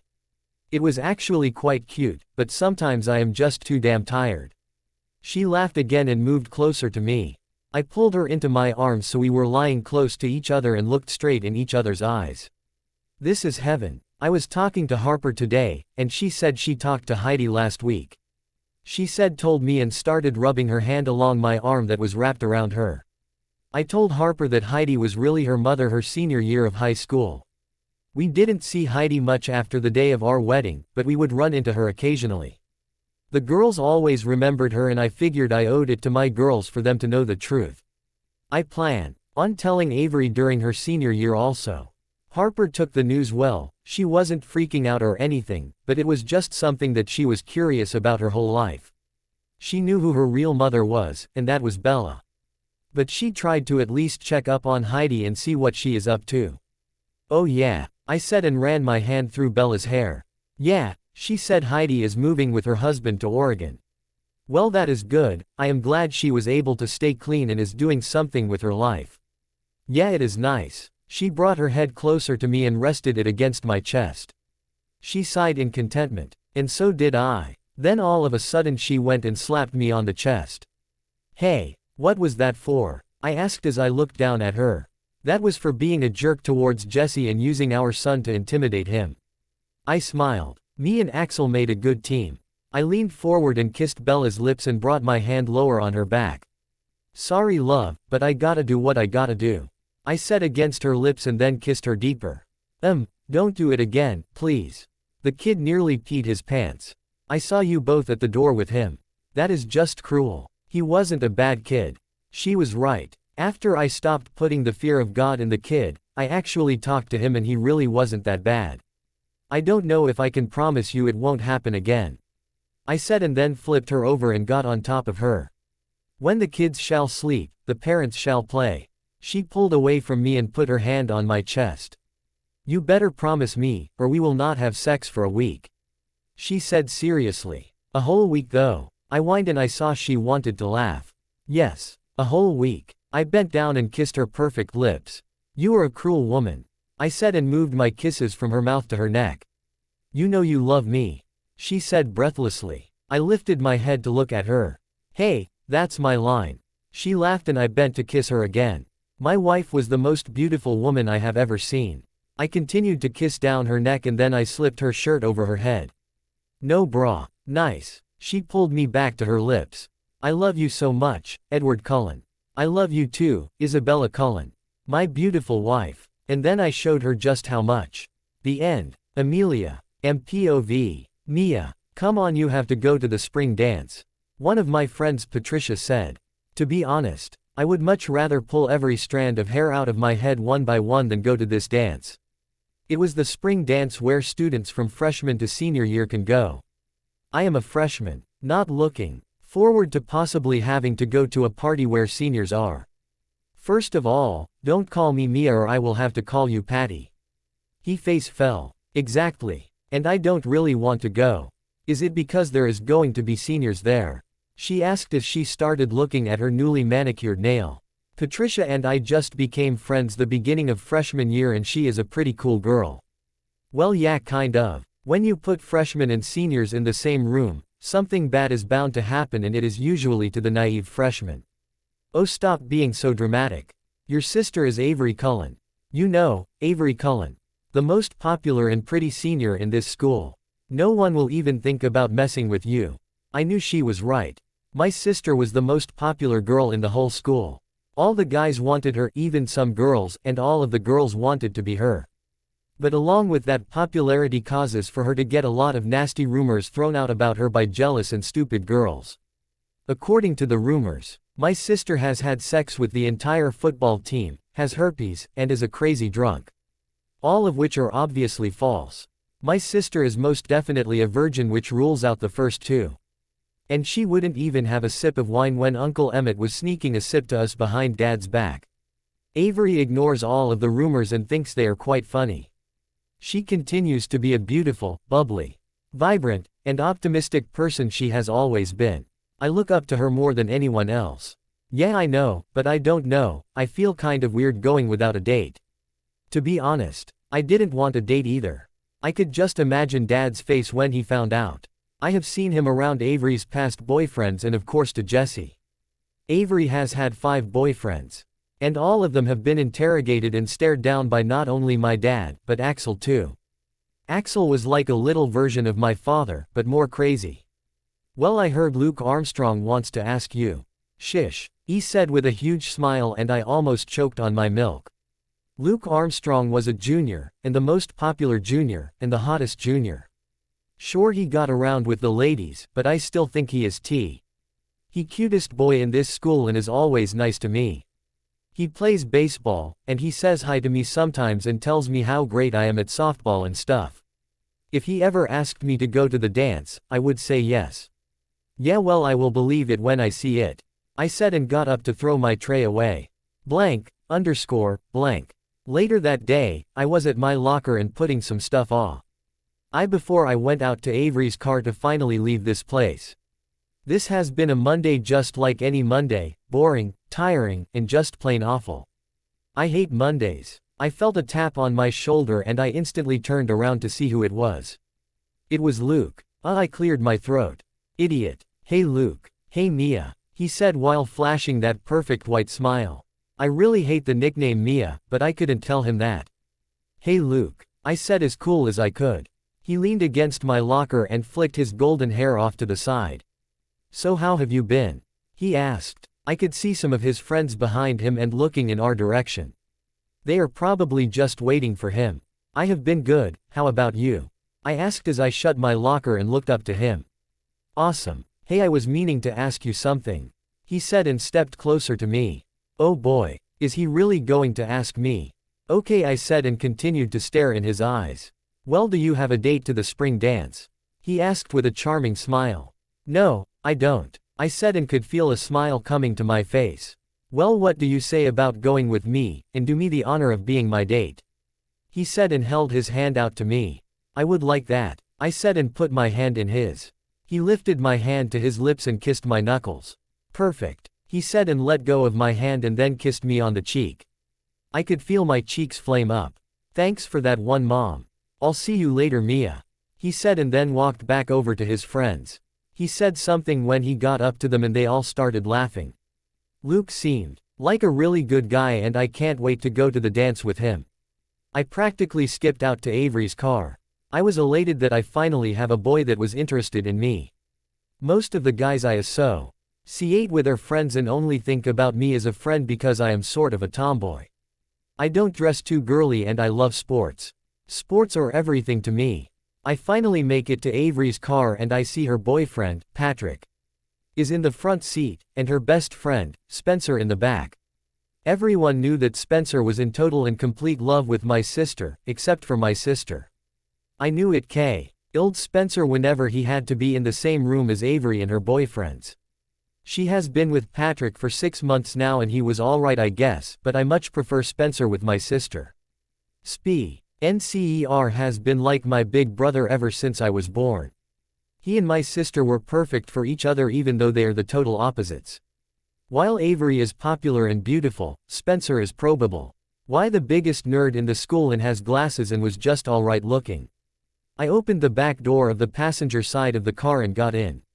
Hey guys, I said cheerfully. Spencer mumbled a hello and then glumly looked out the window. Patrick was looking at his phone but he lifted his hand, which I guess meant hello but I am not really sure. Hey, what has you all smiley this afternoon? Avenue. Rye asked while looking in her rearview mirror at me. Luke Armstrong asked me to the dance, I said excitedly. I looked over to Avery and she didn't even look the least bit excited. Avery, isn't that great? Are you sure you really want to go with someone like him, sis? I mean, he is kind of a womanizer. Yeah, but he isn't like that with me. He never flirts with me or anything, he is just always really nice to me. Maybe he really likes me. Alright, well, as long as you are sure, she said and then pulled out of the school parking lot. Look at you, Amelia. Growing up and shit. Avery had a horrible potty mouth. She swore a lot, but never in front of adults or anything. Mom and Dad taught her to at least respect her elders and not swear in front of them. Hey Avery, remember when we changed her diaper together? Spencer said from my side and looked up at Avery through the rearview mirror. Avery started laughing. Yes, you thought you knew everything and then she ended up peeing all over the bed and you started crying, she said and started laughing some more. Spencer just laughed along with her and didn't look the least bit embarrassed. He just looked at my sister's laughing fact. He threw the mirror and laughed along with her. Why were you even changing my diaper? Weren't you guys 4 or something? I asked. No, we were 5, I just wanted to try it, and Mom was right behind us, Avery said and took the turn onto our street. I don't ever want to have to change a nasty baby's diaper, Patrick said while still looking at his phone. That is because you are a fucking baby yourself. Avery said and pulled into the driveway. Patrick finally looked away from his phone and pouted at Avery. Oh, this guy is going to make me sick.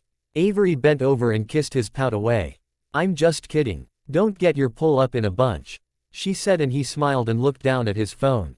I opened my door. You aren't staying home? I asked. No, I am going to bring Spencer home, and then I am going to Patrick's. I will be home for dinner though, she said and turned back to the wheel. Oh, alright, see you later then, bye Spencer. Spencer looked over and waved his skinny hand at me. Patrick, I said just to be nice. Bye, he said quickly, and then I walked into the house. I heard what sounded like someone jumping coming from the living room. I dropped my bag near the front the door and walked into the living room. I started laughing silently to myself when I saw Axel wrestling with a pillow.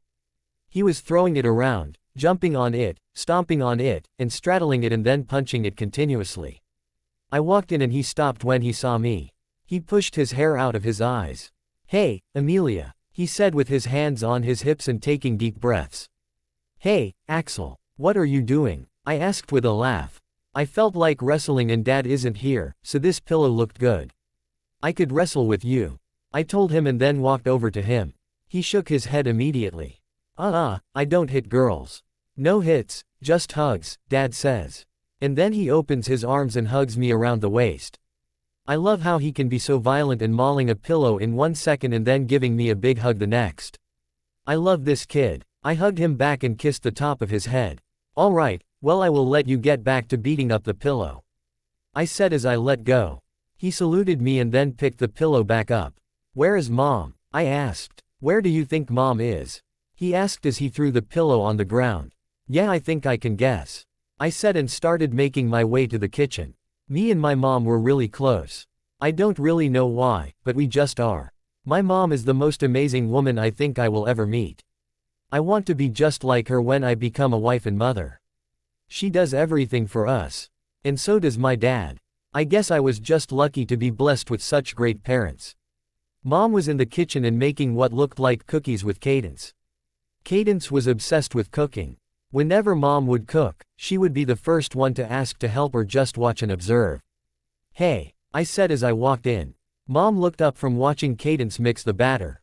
But Cadence didn't take her eyes away from her work. She was stirring, biting her lip, and concentrating really hard. Hey, honey, my mom said and walked over to give me a hug. I hugged her back. Kay and she kissed my head before heading back to Cadence. So how was school? She asked. It was great. Guess what? I said excitedly. What? She asked while waiting for me to tell her and looking excited for me. I got asked to go to the spring dance. She squealed and clapped her hands. That is great, honey. Who is he? His name is Luke, he is on the baseball team and he is really cute, I said with a smile. Boys are gross, Cadence said without looking away from her cookie mixing. Of course a 5-year-old would think boys are gross. Mom and I both laughed. You should tell that to your daddy when you see him. I bet that would just about make his day, Mom said, and I laughed with her. So when is the dance? She asked. It's on Friday. This Friday? She asked, almost like she was worried. Yeah, why do we have something planned? Well, no, but your dad is leaving town on Thursday and won't be back until late Friday night. Do you think he won't let me go? Oh no, he would never do that to you, honey. He will just be a little upset he won't be here to meet the boy, she said with a shrug of her shoulders. That is kind of a good thing though, right? I asked hopefully. Maybe, but there is always Axel, she said, and I heard a loud bang come from the living room and an evil laugh come from my baby brother. All three of us started laughing. So why are you making cookies anyway, Cade? I asked while looking at my little sister. Her light blonde hair was pulled in a ponytail and a few pieces were sticking out. Me and Axel are going to Uncle Carlisle and Aunt Esme's for dinner. My Uncle Carlisle and Aunt Esme take 2 of us at a time for dinner at their house every week. Mom says it is because they miss having kids around since Abby moved out. Last week, me and Avery went. And it was always really fun. Oh, that's cool. Well, I have some homework to do, so I will be back down later. Have fun, Cade. Be sure to come down here when your father comes home. You know we still have to tell him.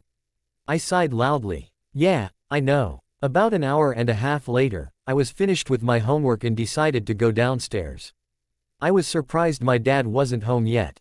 He is usually home pretty early on Mondays. I could smell something cooking in the oven and I found my mom in the living room eating pretzels and watching TV. I sat down next to her and grabbed a pretzel.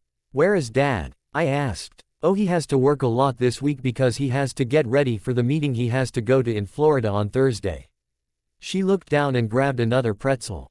She looked sad and I knew it was because she was going to miss Dad. She misses him even when he is just at work. We all miss him though. My dad is truly an amazing person, and is important to everyone in our family. I just nodded my head. And then about 10 minutes later, we heard the door open and my dad's voice and it sounded like he was on the phone. He walked into the living room. "Does anyone want to talk to Harper?" he asked with a smile on his face. I jumped up from the couch. "I do," I said and grabbed the phone from him before making my way to the foyer so I could tell her about Luke. "Hey, Harper," I said happily. "What's up, Amelia? I miss you," I heard my oldest sister say. "I love Harper, she was the most mature and responsible person I think I will ever meet." "I miss you too, Harper. But guess what happened today?" She laughed. "What happened?" she asked. "One of the cutest guys in my school asked me to the dance," I said as excitedly and quietly as I could. "Wow, that is great, Amelia. Have you told Dad yet?" she asked nervously. I sighed heavily. "Not yet, he just got home, but I am going to tell him soon." "So how are you? How are things with Jessie?" "Oh, I'm great. I am finally almost done with school and things with Jessie are good. We are kind of in a rough patch right now, but we are fine otherwise." "Oh well, I hope things get better." "Yeah, me too. Hey, where is Mom?" "I have to go, but I would like to talk to her for a minute." I made my way to the living room. "She is probably making out with Dad right now." She laughed loudly. "I bet you are right, they really never stop, do they?" she asked. "Nope," I said, and sure enough, I walked in on my parents making out for the 1000th time in my life, and I am sure it is not the last. "Mom," I said loudly, and they immediately pulled apart. Mom's face was flaming red and she walked over to me. "Harper wants to talk to you," I said with a smirk on my face. She gave me a dirty look and took the phone before walking to the kitchen. I looked over to see Dad laughing at her embarrassment and then he waved me over with his hand. "Come over here, baby." I walked over and sat down near my dad. He pulled me close to his side and kissed my head. He kept his hold on me and there was no other place on this earth that has ever felt safer than in my father's arms. "How was your day, Dad?" I asked. "Long and stressful. I have had a lot of work to do to prepare for this stupid meeting." "I'm sorry," I said. "Oh, don't worry about it, it will all be over soon." "So how was your day?" "Okay, I guess I should just nip it in the butt." "It was good." I got asked to the dance. I felt my father's whole body tense and I cringed, expecting the worst. He let out a deep breath. "And who is this boy?" he asked warily. "His name is Luke. Luke Armstrong." "Well, that's a stupid name," he said, and I pulled away from him and slapped his chest. "Dad, that is so mean." He laughed and rubbed the spot where I hit him. "I'm just kidding. That is great, I guess. So when is this dance so me and Axel can coordinate?" I rolled my eyes. "It is on Friday." His eyes popped out of his head. "This Friday?" I nodded. "Oh, but I am not going to be here. How am I supposed to judge if this kid is worthy if I can't even meet him?" "I'm sorry, Dad." He took a deep breath. "That's all right, I guess," he said, and then looked up at me. "Are you sure you really want to do this, honey?" "Dad, you make it seems like I am making some big decision that is going to change my life drastically. It is just a dance. You need to calm down, old man," I said and patted his back. "Hey, I am not an old man," he said adamantly. Yeah, you keep telling yourself that," I said as I made my way to my mom in the kitchen. My dad took the news well, and I think it was because he was already used to it from Harper and Avery. "I absolutely can't wait for this dance. Blank. So what time is he going to be there?" My dad asked on Friday night over the phone. "He is going to be here at 7:30. It was 7 o'clock now. Dad was in the airport in Florida, and his plane was boarding soon." "Okay, well, I already told Axel to take care of everything. So I hope you have fun tonight." "Thanks, but is the whole Axel thing really necessary?" Hell yes, he said loudly and I laughed. I'm your father, and it is my job to make sure the boys know who is boss. So since I cannot be there, Axel will do my job for me. Whatever dad, you are weird. Yeah, I've heard it all before. Alright, well my plane is boarding now, so I will see you hopefully later. I love you, Amelia. I love you too, Dad. I said and then hung up. I looked at myself in the mirror, and I looked really nice. I had on a red dress that was cute and springy. I walked down the stairs, and saw Avery standing with Spencer. Where's Patrick? I asked. Oh, we broke up. I couldn't stand his close-mindedness, she said while fixing Spencer's collar. So you broke up with him right before the dance? Yeah, if I didn't, I would be stuck having a miserable time with him at the dance. So I did, and now I can go and have a great time with my best friend, she said while pinching Spencer's cheeks. He laughed and so did she. Oh, well okay, I said, not knowing what else to say. I didn't exactly like Patrick, so whatever. Yup, well we are going to leave now. I will see you at the dance, little sister, she said and started heading for the door. Bye Mom, she yelled. Wait, Mom said and came running in the room with her camera. Just let me take some pictures for your dad, she said. Spencer and Avery posed for some pictures. I joined them in a couple and then they left. I walked with Mom to the living room and saw the twins were watching TV. Cad. Ence got up from the couch and ran up to me. You look beautiful, Amelia, she said excitedly. Thanks, Cadence. I looked over at Axel, and seen he was looking out the window now. Wow, Dad had him trained well. I sat down on the couch and waited for when Luke would get here. I bet he looked really handsome and I couldn't wait to show up with him at the dance. I usually don't like these kinds of things, but Luke seemed like he was really interested in me, so I was really looking forward to this. The minutes passed, and Luke still hadn't showed up. It was 7:45 now. He must just be late. I got P from the couch and saw Mom give me a worried expression. What was she worried for? He was only 15 minutes late. I walked over behind Axel to look out the window. It was pathetic, I know, but I just couldn't wait for him to get here. More minutes passed, and before I knew it, it was 8:15. Now I began to realize what really happened. I wouldn't admit it to myself though. He will call, something came up, he will be here. He has to. I sat back down at the couch and got my phone out. I had no missed calls, but I am sure he will be here. Then, like an answer to my prayers, I saw headlights flashing. G in the window and the sound of a car door opening. I instantly got up from the couch, and I heard Mom call my name, but I ran straight to the door and opened it. My heart dropped when I saw Avery and Spencer instead of Luke. Avery had tears in her eyes and Spencer's face was a face of pity and concern. No, what are you guys doing back so early? I asked frantically. Amelia, I saw Luke, Avery said and tears fell from her eyes. Spencer put his arm around her. Where? He was at the dance, little sister. He was with some other girl, she said and I instantly backed away from her. No, you're lying, Mom, I said and looked to see my mom standing off to my side with the twins just a little bit behind her. She also had tears in her eyes and the pity. Please just stop with the pity. Mom, tell her to stop lying, that is not even funny. Honey, she started but I cut her off. No, don't you dare say you are sorry or anything like that. This is embarrassing enough as it is, I said and tears finally fell down from my cheeks. I stomped up to my room and slammed the door to my room behind me. I ripped the elastic out of my hair. I ripped the dress off of my body and got changed into an old t-shirt and pajama bottoms.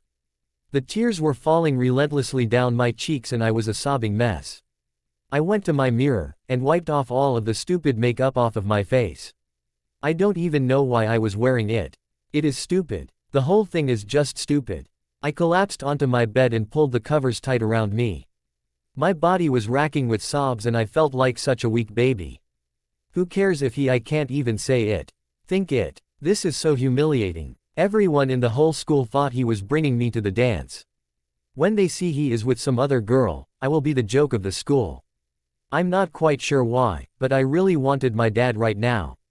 I needed my daddy. I heard the door open to my room, and didn't bother to see who it was. I heard one set of footsteps, and then I felt a soothing hand run through my hair. Do you want to talk about it, honey? Mom asked. No, I choked out. I really don't want to talk about it at all. I just want to forget this ever happened. Okay. Well, is there anything that I can do for you? She asked with so much concern in her voice. Can you just stay with me, please? Okay, I am just going to put the twins to bed and then I will be here. Do you want me to send Avery in until I get back? No, that is fine. I will be fine, I said adamantly. Okay, I will be back. I love you, honey. She said. Love you, too, I said, and tears started falling again. She sighed and then walked out the door. Minutes later, it opened again, but this time I heard multiple footsteps. I looked up and saw my mom at the door with Cadence and Axel. Cadence came up to me first. She got on her tiptoes and kissed my forehead. I love you, Amelia. Boys are stupid, she said simply. I let out a small laugh and pulled my little sister in for a hug. Thanks, Cade. I love you, I said, and then she walked over to my mom who was waiting at the door. Axel approached me next and I saw his eyes were puffy from crying. I'm sorry, Amelia. I will do better next time and me and Dad will kick that boy's butt, I promise. He said and grabbed my hand. It's not your fault, kiddo, and you and Dad don't have to. I love you, Axel. You are the best brother a girl could ask for, I said and hugged him close. I didn't want him to think this was his fault. Love you, too, he said and kissed both of my cheeks. He ran out with Mom and just buried myself closer in the bed. Mom came back about 15 minutes later and laid down next to me. I curled close to my mother's chest, and she hugged me tightly. You can go to sleep, sweetheart, she said and started rubbing my back. I always felt better when my mom was around. I don't want to, I said. The tears stopped and I hoped I would never have to cry over that stupid idiot again. The pain and embarrassment was all built up inside of me, but I decided to just push those feelings away. Why not? She asked. I want to see Dad, was all I said, and I felt like the tears were going to start falling some more. But I pushed them back once again. My mom sighed. He won't be home for another 2 hours. Why don't you go to bed, and then I will have him wake you up when he gets home. I said and held on tighter to my mom. I fell asleep almost instantly. Blank. I woke up with a start when I heard a bang come from downstairs. I heard hushed voices and could hear my mom telling someone to calm down. My dad. I was about to get up and go see him when I heard footsteps on the stairs and coming toward my room.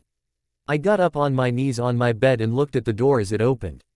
My dad came through and his shoulders slouched and his face looked so sad when he saw me. Daddy, I gasped out as my lip quivered. He wasted no time to take 3 big strides towards me and take me in his arms on my bed. He held me closely with me cradled in his arms.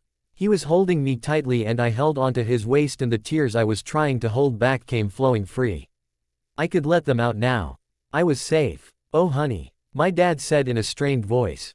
Shish, my love, it's okay.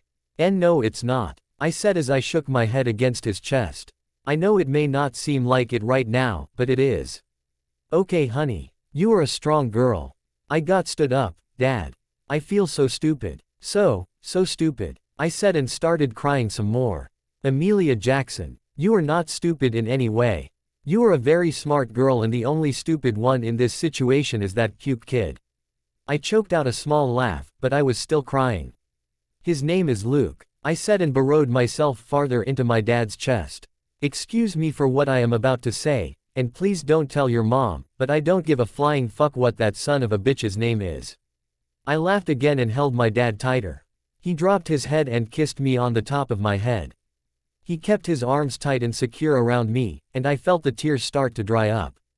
Hey, Dad, I asked. Yes, baby. Why do you think he did it? What do you think I did wrong? He stiffened. Look at me, sweetheart, he said softly and kept his hold on me. I looked up at him. You need to know that you did absolutely nothing wrong. You are the most perfect girl. And the only one at fault here is that asshole. Now as for why he did it, I have no idea. The only thing that comes back to my mind is that he is stupid. You are amazing honey, you are beautiful, smart, funny, and damn good at sports. I laughed and he chuckled with me.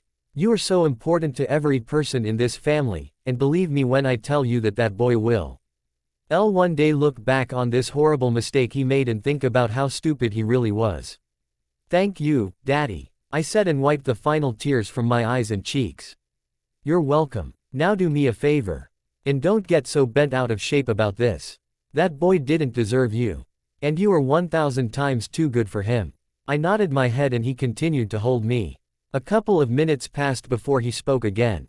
Oh, and do you think you could do your old man a huge favor by seriously not telling your mom about all of the curse words I just said? I happen to appreciate my life, thank you very much. I laughed because I knew what he wasn't far from the truth. My mom gets so upset with him when he swears in front of us. I won't. I love you, Dad. He kissed the top of my head once again. I love you too, Amelia. I love you so much. My dad stayed with me for the rest of that night and I was perfectly fine the next morning. Blank. I walked out to Avery's car on Monday afternoon confused and relieved. Today hasn't even been that bad. I had a couple of people come up to me and ask about what happened with Luke, and I just told them the truth. Girls I told were disgusted with what Luke did to me, and I am sure his reputation was getting worse and worse. I was also confused because I saw Luke today and he had a black eye, and a swollen lip. I hadn't heard about a fight at the dance, but I guess I will have to ask Avery, because she knows everything. When Luke saw me, he immediately looked the other way. Weird. When I got in the car I saw that Avery was dancing ridiculously to a song on her radio and Spencer was joining her. They both looked like complete dorks and they were both laughing about it. I rolled my eyes and got in the car. Avery turned down the music and looked back at me. How was your day, little sister? She asked. It was good, but was there a fight at the dance? I asked. No, why? Well, Luke looked pretty banged up. They both started laughing loudly. What am I missing? Amelia Spencer started because Avery was still laughing a lot. That is because your dad got to him. What? I yelled. When did this happen? It was just yesterday. Spencer said and wiped some tears that fell from his eyes from laughing. How do you know? And why is this so funny? I know because your dad brought me with him. What? Why? He wanted to use me to show to Luke that you had a senior that you were close with, and that I would have no problem kicking his ass if he so much as looks at you at school. Saint stared at him with my mouth hung open. And it is so funny because Luke pissed his pants after your dad was done hitting him. I wanted to laugh, but there was something else concerning me. But what if he calls the cops on my dad? I asked nervously. Oh, don't worry about that, your dad made sure he wouldn't even think about telling anyone. That made me feel a little better, and then I let out a small laugh. He really pissed himself? I asked. Avery started laughing some more and Spencer lost it once again. Yeah, he did. Spencer said. Wow, I can't believe Dad did that. Are you serious? Avery finally spoke. You know how Dad feels about boys and what happens when they hurt us. He has beaten up many boyfriends on behalf of me, and I never have any more problems with them. Mom must be so mad at him. Oh please. Your mom was the one who drove us. Spencer said and I shook my head in disbelief. We are a family, Amelia.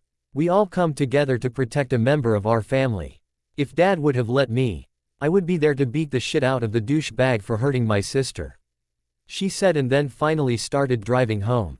Right then, I realized that no matter how many stupid and insignificant boys break my heart, I will always have my family's love. And that is all I need. AVPOV. Spencer. I screamed as he came to my house on Monday morning. He has been gone a week and a half with his mom visiting some family in New Hampshire. I missed my best friend like crazy. I jumped in his arms and wrapped my legs around his waist and held onto him tightly. I missed you, I told him and he laughed. I missed you too, although I think I could have gone a little longer without you screaming in my ear. He said while rubbing his ear. I eased my grip on him and landed back on my feet. I slapped him up the side of the head. Oh, shut up you big baby. I said and he laughed. I grabbed his arm and dragged him to the kitchen. Come on, my mom was asking about you. We made it in the kitchen. And Mom was cleaning out the oven. She turned when she saw us and smiled when she saw Spencer. Hey Spence, she said and walked over and hugged him the best she could without getting him dirty. Hey, Bella, it is good to see you.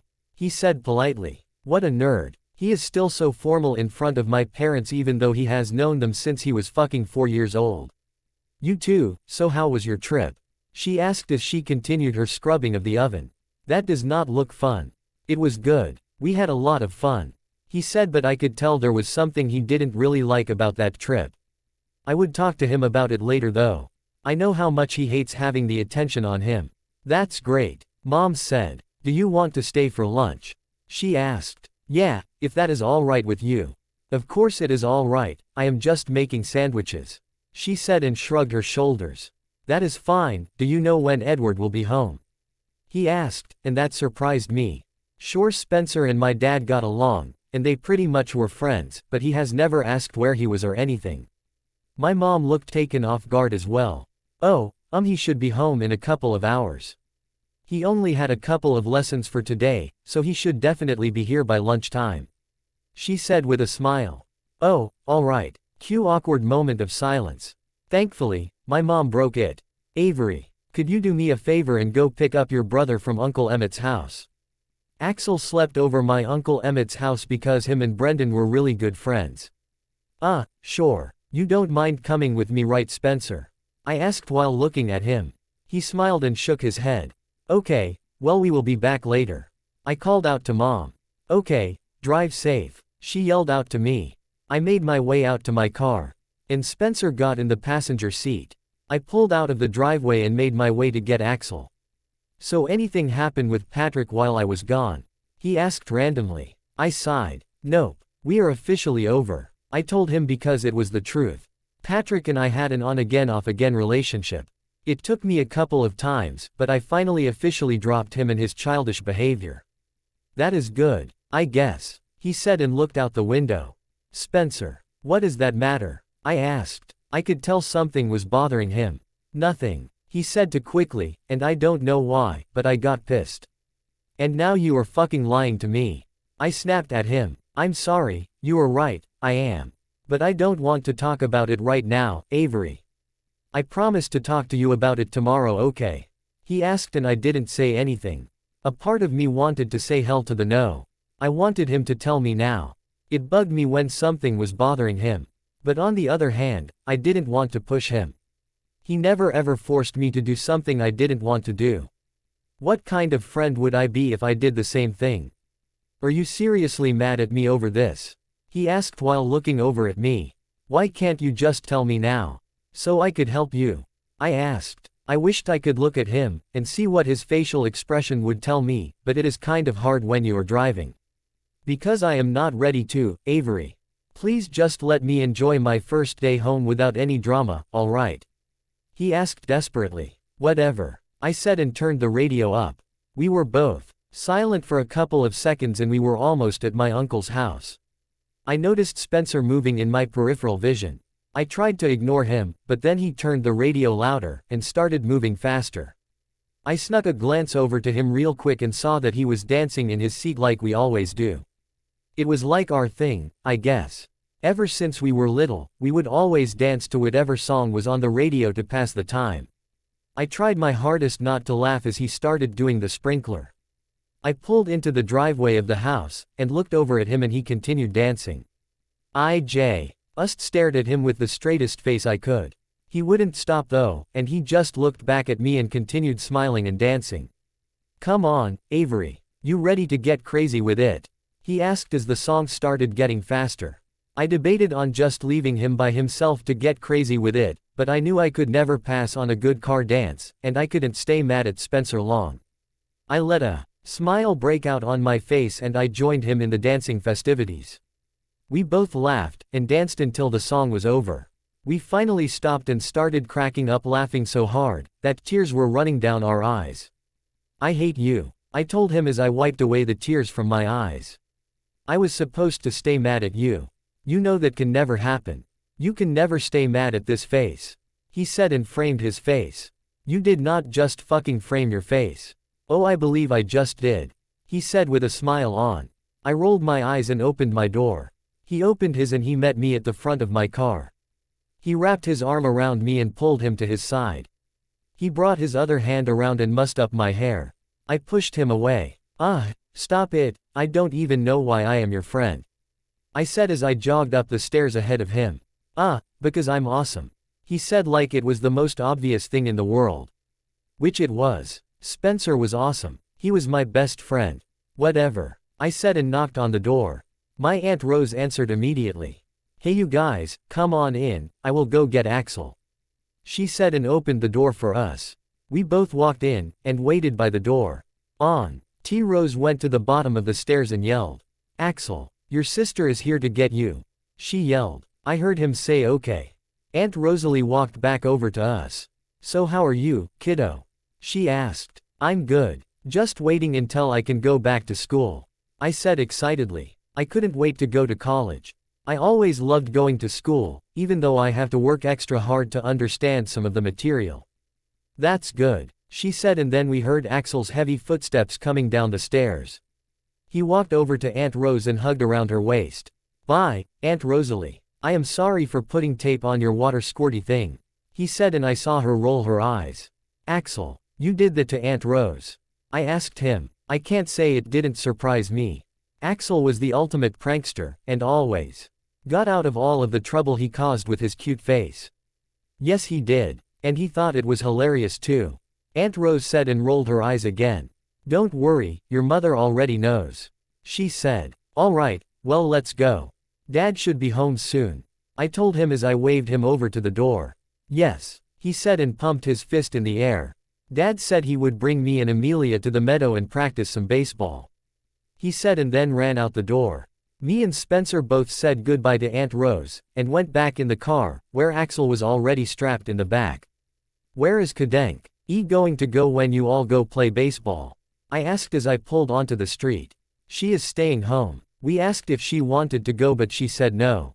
Oh well, I guess I could understand that. I said. Yeah, she is too much of a girl. She would rather sing all day in her room and cook muffins. I laughed because he was exactly right. Cadence was a beautiful singer even though she was only 5 years old. Dad was super happy that at least one of his children was interested in music. He just started taking her to his school and teaching her to play piano. And she loved to cook. She would rather stay at home cooking all day, then go to an amusement park or something. Hey Axel, do you think I could tag along with you guys? Spencer asked. Yes, he said immediately and excitedly. Oh, that would be so awesome. Now we could have a 2-on-2 game. I call being on my dad's team. We both laughed. Axel and my dad are very close. Axel thought my dad was the coolest person in the whole universe. He follows my dad around and worships every little thing my dad does. My dad reciprocates the feelings to him. I know my dad loves all of us equally, but him and Axel were inseparable. Alright then, if that is what you want, Spencer said. The drive home was quick, and it was filled with Axel just being Axel. He talked about a bug he killed with his bare hands last night. He talked about how he wanted to be either a race car driver or a wrestler when he gets older, and he also talked about possibly flying a kite tomorrow with Mom. It was all random and hilarious coming from a 5-year-old, but that was what made Axel Axel. When we got home, we noticed Dad's car was in the driveway, and Axel unbuckled his seat belt and jetted inside the house before me and Spencer even got to the porch. We both laughed when we heard yelling and banging coming from the living room. The typical Axel and Dad greeting, wrestle until one of them surrenders. We walked into the kitchen and saw Mom laughing to herself and making the sandwiches. She looked up at us. I swear to God, if they break one more thing in that living room, they are going to pay. She said sternly. As if on cue, there was huge bang that came from the living room. And a small, shit, coming from my dad's mouth. Axel started cracking up laughing. Edward Cullen. That better not have been the vase Alice bought me. She yelled to my dad. Spencer and I were sitting at the table and laughing at the whole situation. Don't worry love, no permanent damage, it just fell. He called back to her. Mom just rolled her eyes, and then Axel came running into the room and went straight to my mom and hugged her waist. Hi baby, you need to be more careful when you and your dad fool around like that, she said as she bent down to his level and hugged him. You look very pretty today, mommy, Axel told her, and I saw her melt in her place. That boy was too charming for his own good. Thanks, my handsome boy, she said and kissed him all over his face, causing him to giggle. I didn't notice my dad walked in until he came up to me and kissed my forehead before sitting next to me. "Hey, Angel, how has your day been?" "It's been all right, Spencer is back," I said while gesturing to Spencer who was sitting across from us. "Really? Where is he?" my dad asked in a teasing tone. "He is right there," I said and pointed at him. I knew my dad was just joking with me. But I always went along, this is our thing, teasing each other. "Really? I can't see him," he said and squinted his eyes in Spencer's direction. Spencer just gave us a weird look. "Maybe it is because he is so skinny," I said and looked over at Spencer along with him. "Maybe, but I don't think I could miss his big glasses." "That's true, and his big ears." "Hey, I do not have big ears," Spencer finally protested loudly. Me and my dad both laughed at him and my dad nudged me with his elbow. "You guys are so mean," Spencer said and crossed his arms and looked away like a child. "Stop being a baby, you weirdo," I said and he dropped his arms. "Avery, your sister wants you to call her later on tonight," Dad said as he got up and walked to the fridge to grab a drink. "I call her every night. Why would she have you remind me?" I asked confused. "Harper and I talked every night for at least a half an hour. I missed my sister every moment of every day. Her and I have always had a special bond. And we have been through a lot together. We both knew that our mom didn't actually give birth to us, and I have always wondered who gave birth to me. I would hardly call her my real mother, because she definitely wasn't. My real mother was standing just 10 feet away from me and making sandwiches for our family. Her and Jesse broke up," he said sadly. "Well then I should call her now," I said and got up from my seat to go to the phone. "She has class all day, baby," she said to just be sure to call her later on. "She seemed a little down when I talked to her this morning," he said sadly once again. I knew it was killing Dad that he couldn't help Harper. He never liked that she lived so far away. "All right," I said and then sat back down. Amelia came down soon after with her softball bag, all ready to go to the meadow. "Dad, when are we leaving?" she asked. "After we eat lunch, kiddo," he said and Amelia nodded her head and took off her Boston Red Sox hat, because Mom forbids hats at the table. "Where is Cadence, love?" Dad asked Mom as she started putting the sandwiches on the table. "She is taking a nap, she wasn't feeling too well this morning, just leave her to sleep and she can eat when she wakes up." Dad nodded and then sat at the table with us. So we all had lunch together before the guys and Amelia went out to play baseball. Blank. Later that night, I called Harper. She answered on the second ring. "Hello," she said in a down mood. I felt so bad for my sister, and I wish I could just see her. I missed her. "Hey Harper, how are you feeling?" I asked warily. "I am all right, I guess." "So what happened? I thought you said you guys were working on it." "We were, but we just couldn't find that common ground. He was asking me to move to Washington with him. But could you really see me moving to Washington, Avery? I already hate how far away I am from everyone and I couldn't just up and leave to go to Washington with my boyfriend. That is just not me." "Why did he want to move to Washington anyway?" I asked. "He told me it was just because he felt like it." "What the hell kind of excuse is that?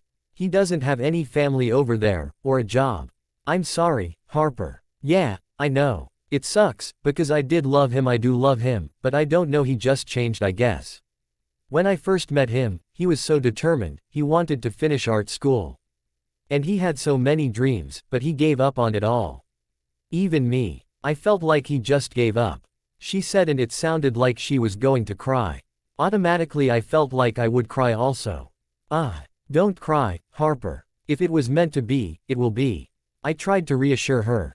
"Yeah, I know. Well, I have some good news." "And what would that be?"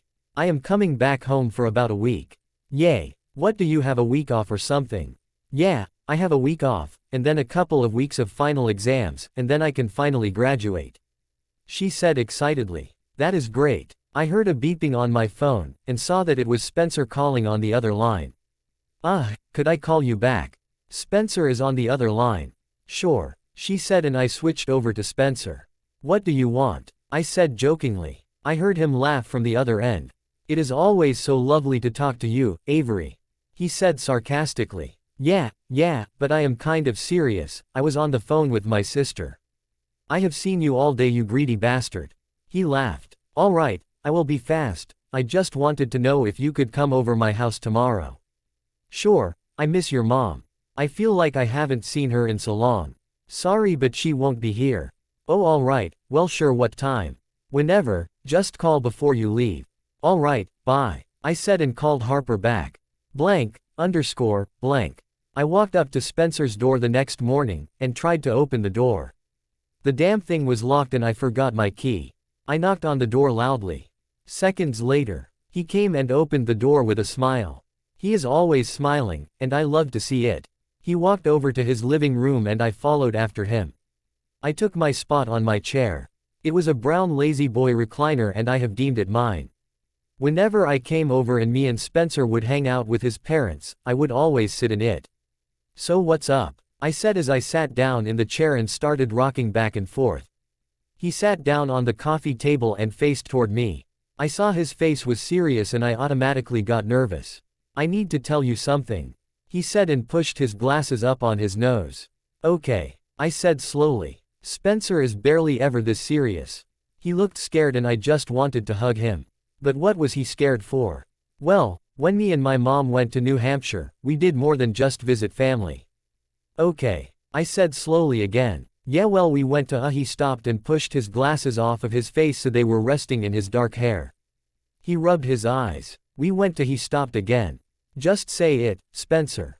I practically yelled. Seeing him so distressed, made me feel really uncomfortable. It was almost like I couldn't feel better until I saw he did.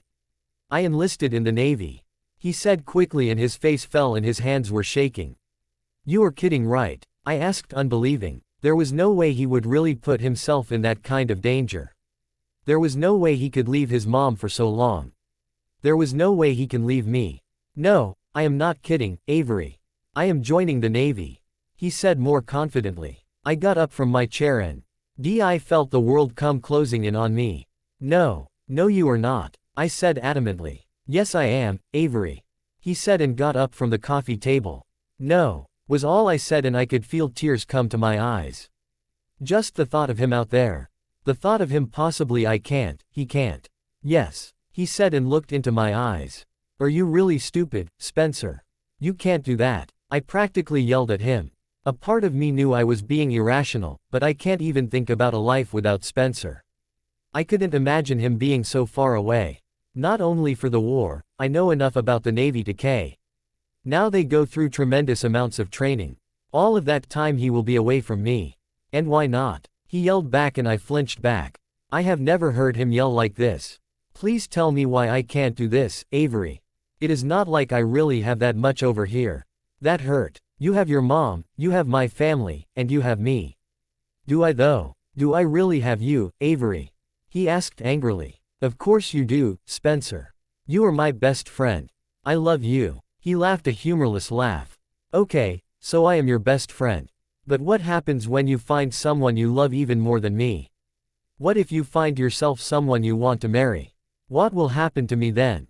He asked and threw his arms up and dropped them in defeat. You will still be my best friend, Spencer. Yeah well I don't believe that for 1 minute. What is wrong with you, Spencer? You know you mean a lot to me. I could never just forget about you if I got married or whatever. And do you really think her husband will like you hanging out with me the way we do now? Do you think he would agree with us having sleepovers or anything? No matter how many times you tell yourself that things will never change between us. It won't change what is going to happen. Stop saying stuff like that, I said and wiped a tear that fell from my eye. I won't stop Avery, because I need you to see the truth. What is going to happen if we continue on like this? I have to tell myself this every day so I don't lose my mind. I know when that day comes, the day you won't need me anymore, I will be in so much pain. He said and his voice cracked and he grabbed his chest. I didn't know what to say, because everything all of a sudden didn't make sense. So I said the only thing that I was sure of at this moment. You can't join the Navy, Spencer. I can and I will. He said. But why? I asked and brought my hands to my aching head. I think joining the Navy is the coolest thing, and I have always wanted to defend my country. Just like my father. But you could die. You could die, Spencer. I yelled and my resolve began to crumble, and tears started falling down my face and my hands were shaking. My breaths were coming out in short gasps and I felt like I couldn't breathe.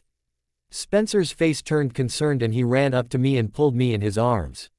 I wrapped my arms around his middle and fisted his shirt in my hands. I inhaled his scent, and held onto the boy who has been there for me practically my whole life.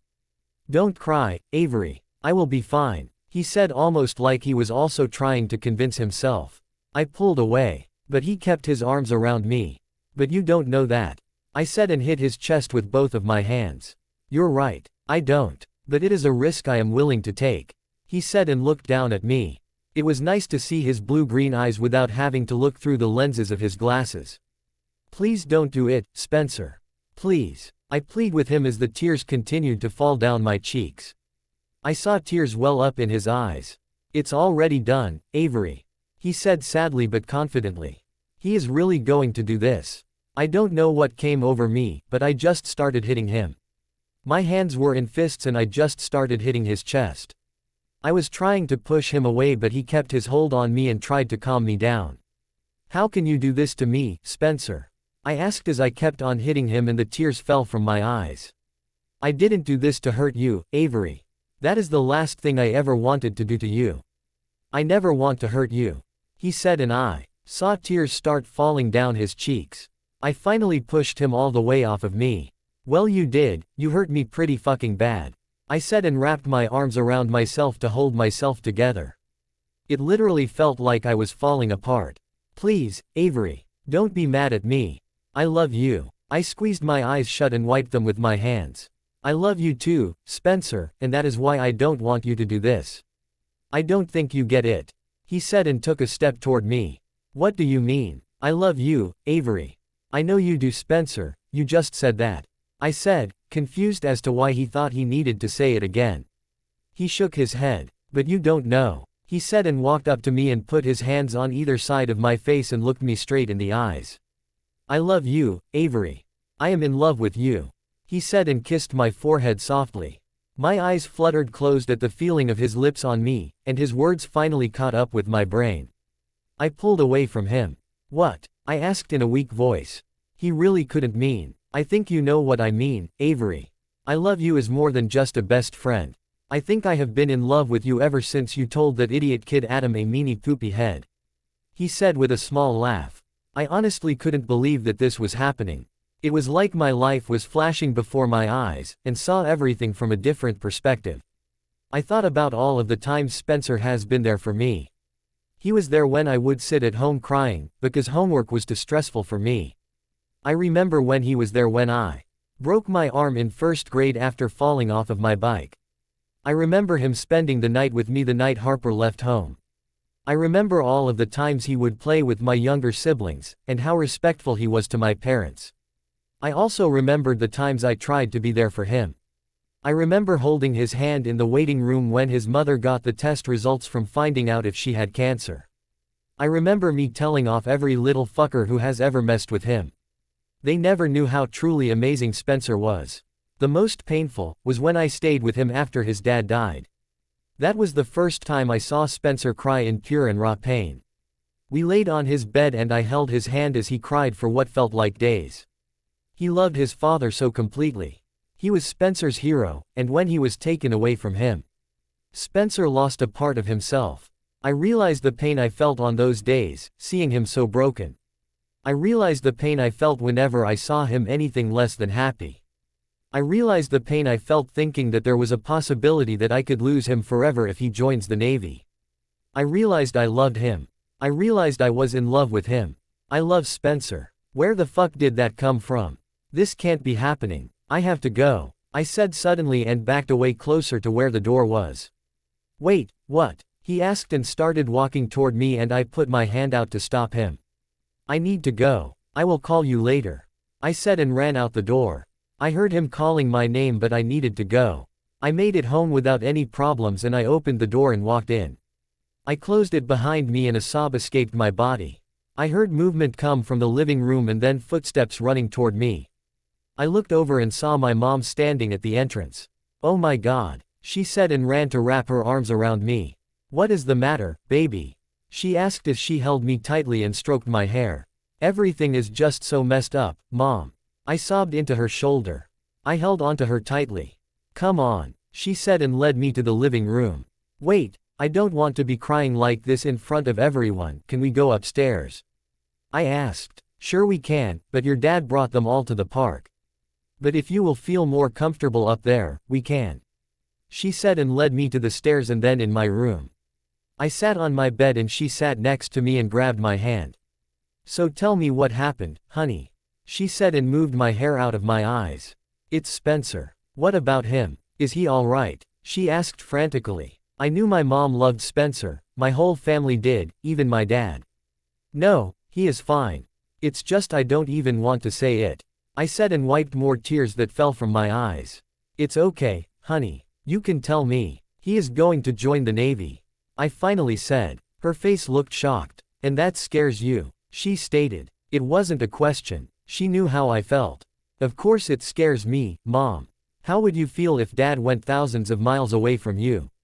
And has a high possibility of dying? I asked and I saw my mom's face twist in pain. It would kill me, she said simply. But you or Spencer have a different relationship than me and your dad. You are friends. I shook my head. Spencer doesn't think so. What? She asked confused. He told me he loved me, Mom. I said and she looked at me like she was waiting for the catch. He told me he is in love with me. He sees me as more than a friend. Supposedly he has for a long time. My mom looked shocked. Wow, she said and looked up to me. And how do you feel? I felt more tears build up. I don't know, well I do know. I love him, too. It was the first time I said it out loud, and it felt so right. And I am guessing you haven't told him that, or else you wouldn't be here crying. She stated and was once again right. But what if I do tell him I love him, and we get together? How will I be able to live with him being so far away for so long? I would lose my mind, Mom. She scooted closer to me on the bed and wrapped her arm around me, and I rested my head on her shoulder. Well, think about it, Avery. Will it really make a difference if you are together or not? Will not being tied to him like that make the pain any less? I shook my head. No. So don't you think it would be a good idea to do the both of you a favor and just be happy when you are together? I am pretty sure that Spencer will appreciate knowing that he will have you waiting at home for him. It will give him all the more reason to come home safe to you. She said, and again, she was right. I just really don't want him to go. I whined. I know you don't, sweetheart. But what Spencer is doing is a great thing, a noble thing. You should be proud of him. Don't you think he is scared, too? Do you really think he wants to put himself in danger like that? Her words registered with me, and I realized what an insensitive bitch I was being. Here I am thinking about how I will live while he is out fighting in a war. And he is the one who has to go there. He is the one whose life was on the line. And then he tells me he loves me, and I run away from him. Fuck. I started to get up from the bed, but then I heard the front door open.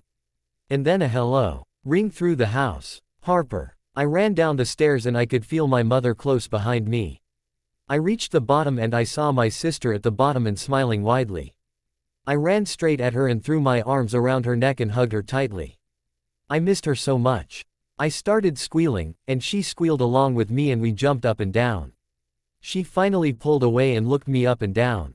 Oh my God, I have missed you so much, little sister. She said and hugged me again. I missed you, too. I said and held my sister close. I really hated that she had to live so far away. But why are you crying? She asked and pulled away. She was always good with sensing when someone she loved was sad or needed help. I am just freaking out because I just realized I loved Spencer today. I said. It's about time, she said, and before I could say anything, she ran and hugged Mom. Mom was a crying mess, and I could tell she was happy to have Harper back. At least for a little while. Then I heard a car pull in the driveway, and so did Harper. She kissed Mom on the cheek and then ran past me to run out the door. I walked out behind her and saw her run at my dad, who looked like he was in shock. Daddy, she yelled and jumped in his arms right as he got out of the car. My dad instantly wrapped his arms around her and buried his face in her hair. My baby. I could hear him say, and my sister started to laugh despite the tears that started falling from her eyes from being reunited with Dad. I knew how she felt, and I don't know how she could do it. I can barely last a couple days without seeing my dad, or anyone that I loved for that matter. Including Spencer. That thought reminded me of where I had to go and I walked further down the steps. Harper finally pulled away from Dad and went to hug the rest of our siblings. Dad saw me on the steps and then walked toward me with a huge smile on his face, but as he got closer, he must have noticed my puffy eyes, and his smile fell slightly. He walked up to me and wrapped his arms around me. "What is the matter, my love?" he asked as he kissed the top of my head. I rested my head on his chest, and felt completely content in my daddy's arms. "Spencer is joining the Navy," I said simply. "I know," he said, and that caused me to pull away, and looked at him in confusion. "You know?" I asked. "Yeah, he told me yesterday. He asked me how he should tell you." "Wow," was all I said. "Yeah, he was really nervous. He loves you, honey." "I know, and I love him too, more than a best friend." "I can't believe I am about to say this, but you better get your butt out of here, and go get your boyfriend," he said, and I laughed. "I was just about to do that," I said with a smile. Blank. I stood outside Spencer's house and knocked once again. I was going through what I was going to say to him as I waited. I could hear music coming from inside. And I knew Spencer enough to know that he listens to music when he is trying to calm himself down, especially when he is upset. I heard footsteps coming to the door and then he opened it. "Avery," he said in disbelief. I looked at him and saw that he had his glasses back on, but I could see his red-rimmed eyes behind them. His hair was a little messy, and he looked absolutely adorable.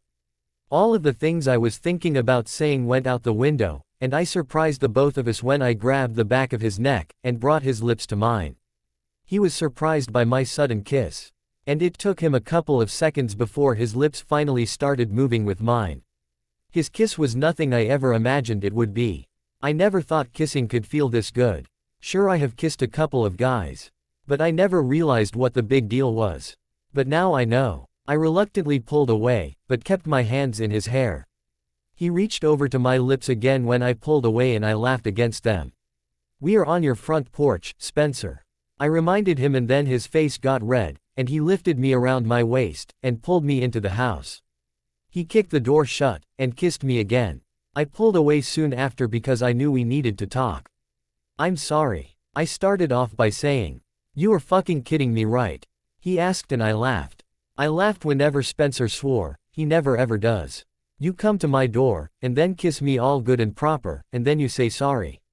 I kissed his lips once more and then pulled away and brought my forehead to his. I am sore. Why, for how much of an insensitive bitch I was. "I don't like the idea of you joining the Navy, but I will be here waiting for you when you come home. I support you, because what you are doing is so brave, Spencer. So brave, and I am proud of you." He smiled wide and kissed me again.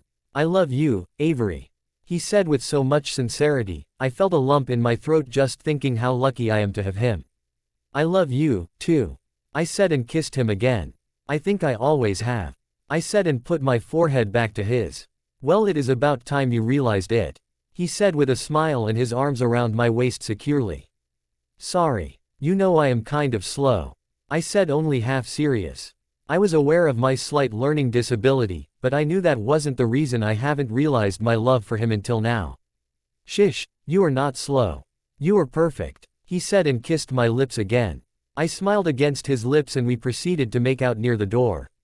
I hope his mom doesn't walk in. I was really starting to get into it when he started moving his hips from side to side and guiding mine from side to side with his hands. I pulled away and laughed. "What are you doing?" He pulled away from me completely. And started doing a bunch of corny dances, ranging from the sprinkler, lawn mower, and the Q-tip. I laughed at him and noticed the same song that came on the radio yesterday came on through his iPod speakers.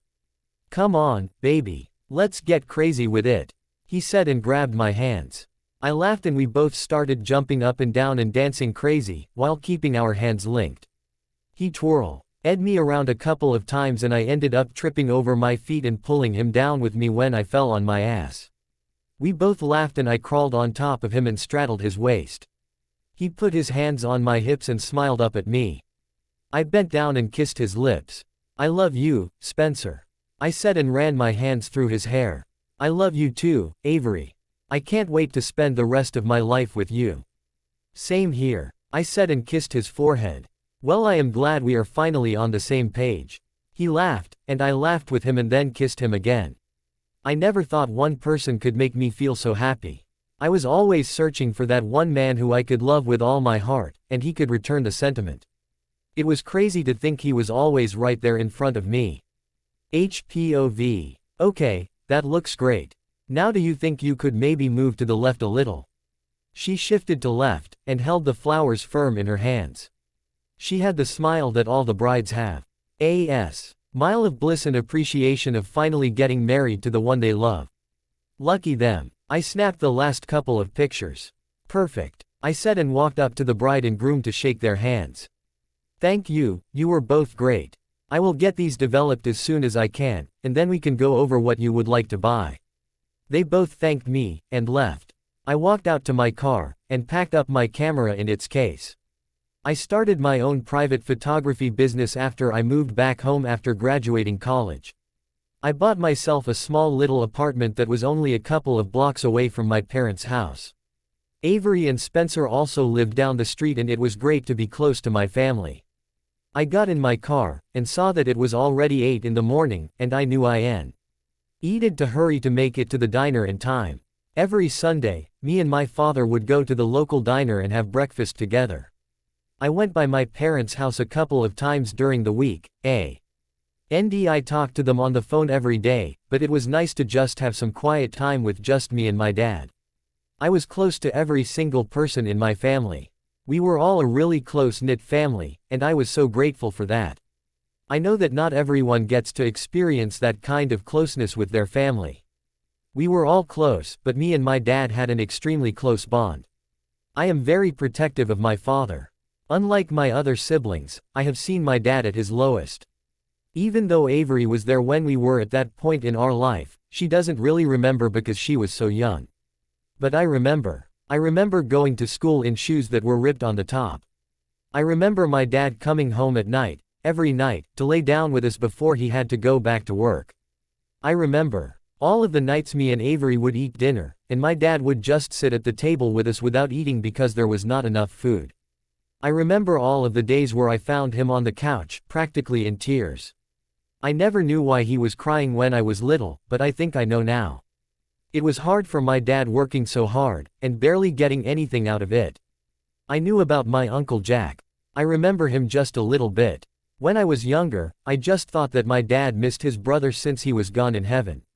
But my dad told me the whole story only a couple of years ago. He told me about the night my uncle died, and he told me about what his horrible parents did to him. The day he told me, we were both crying, and I left with even more respect and love for my father that I thought was even possible. I pulled up to the diner, and saw that my dad's car was already there. I walked in, and found him at our usual booth. He already had a cup of coffee, and he looked tired. I sat down across from him. And despite his tired eyes, he still gave me a warm smile. Hey, baby. Hey Dad, are you feeling okay? You look kind of tired. I asked, concerned for him. Yeah, I am just tired. I haven't really got much sleep these past couple of days. He said and took a sip of his coffee. Mom's still sick? I asked. Mom got the flu last week. Dad has been staying home from work. And taking care of her and the twins and Amelia. Yeah, but she is getting better. Amelia was up all night throwing up, so I stood up with her. Then Avery called me at 3 this morning. He said and rubbed his tired face with his hands. At 3, what did she want? She was just freaking out about Spencer. He said simply and I understood. Spencer was going on another tour in just 5 days. This will be his second tour. And each one gets harder and harder for Avery. Oh, but she is alright now, right? As alright as she will ever be, I guess. Well, what about you, Dad? How are you doing? I asked. Oh, I'm fine, honey. You know I may have had my daughter throw up all over my shirt last night, and stubbed my toe on the bed, but I have nothing to complain about. He said with a wave of his hand and a smile.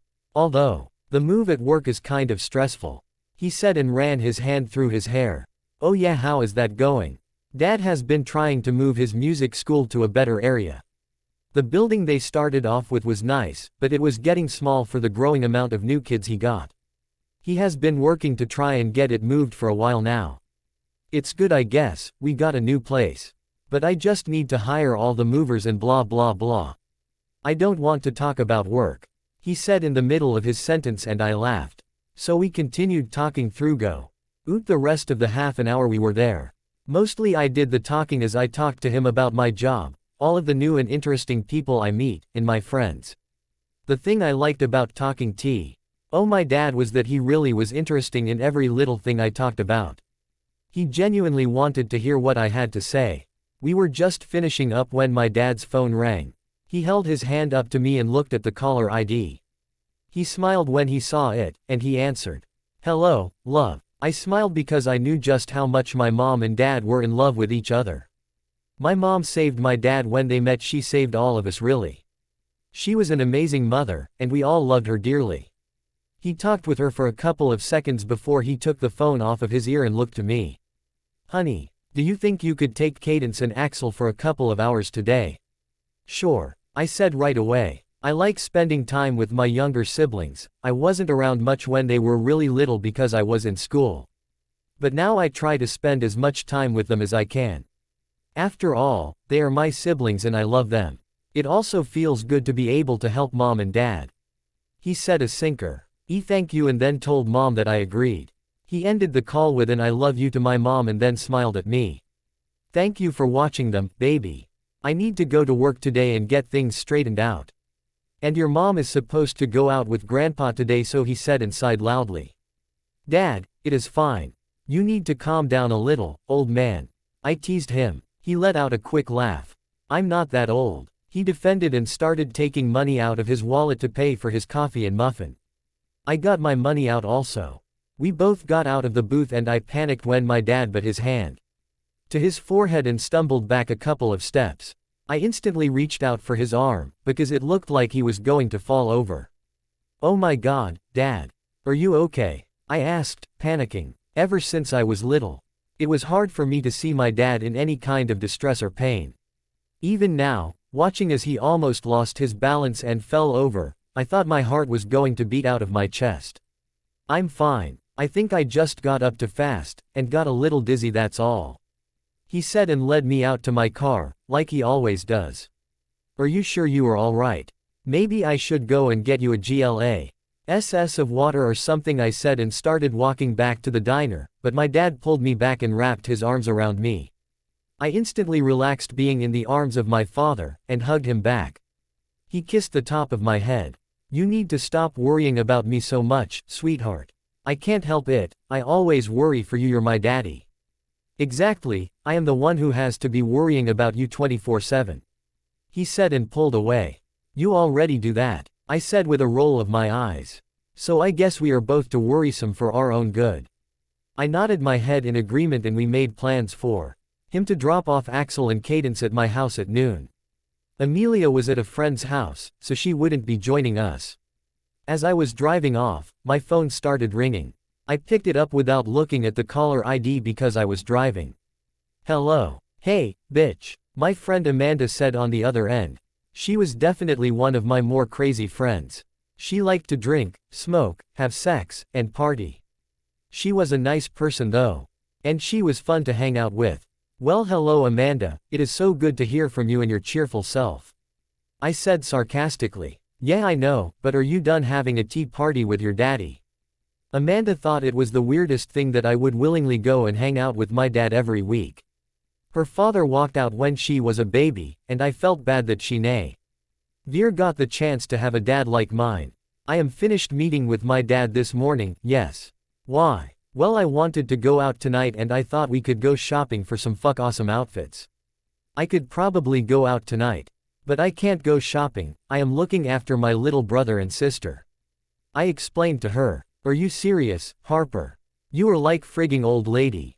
You sit home with your cat, take pictures, hang with old people, and watch little kids for enjoyment. I tried not to get snappy with Amanda.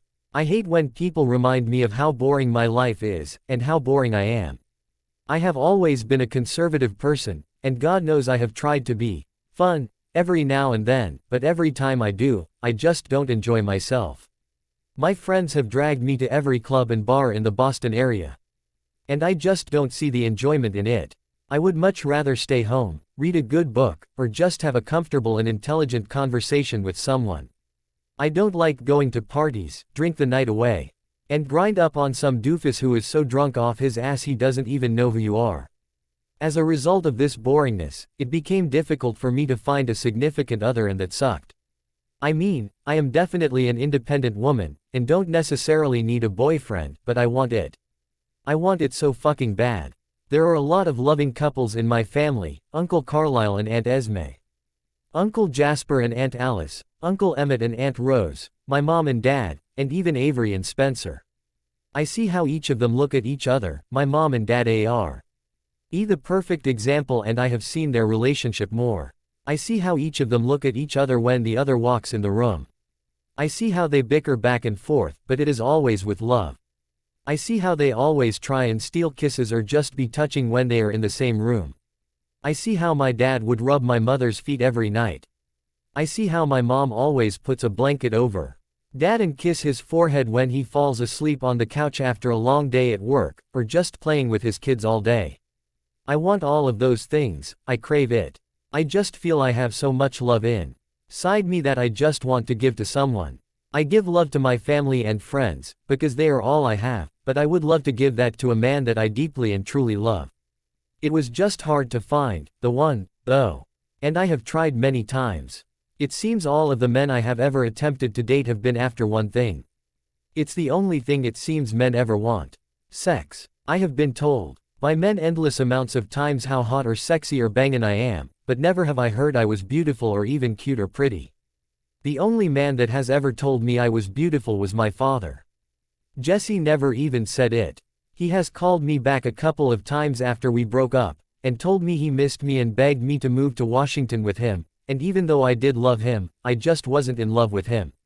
And it was until he called me to see if he could fly back here and we could have sex that I knew where his true intentions were. After that, I knew I wasn't going to give it up so easily.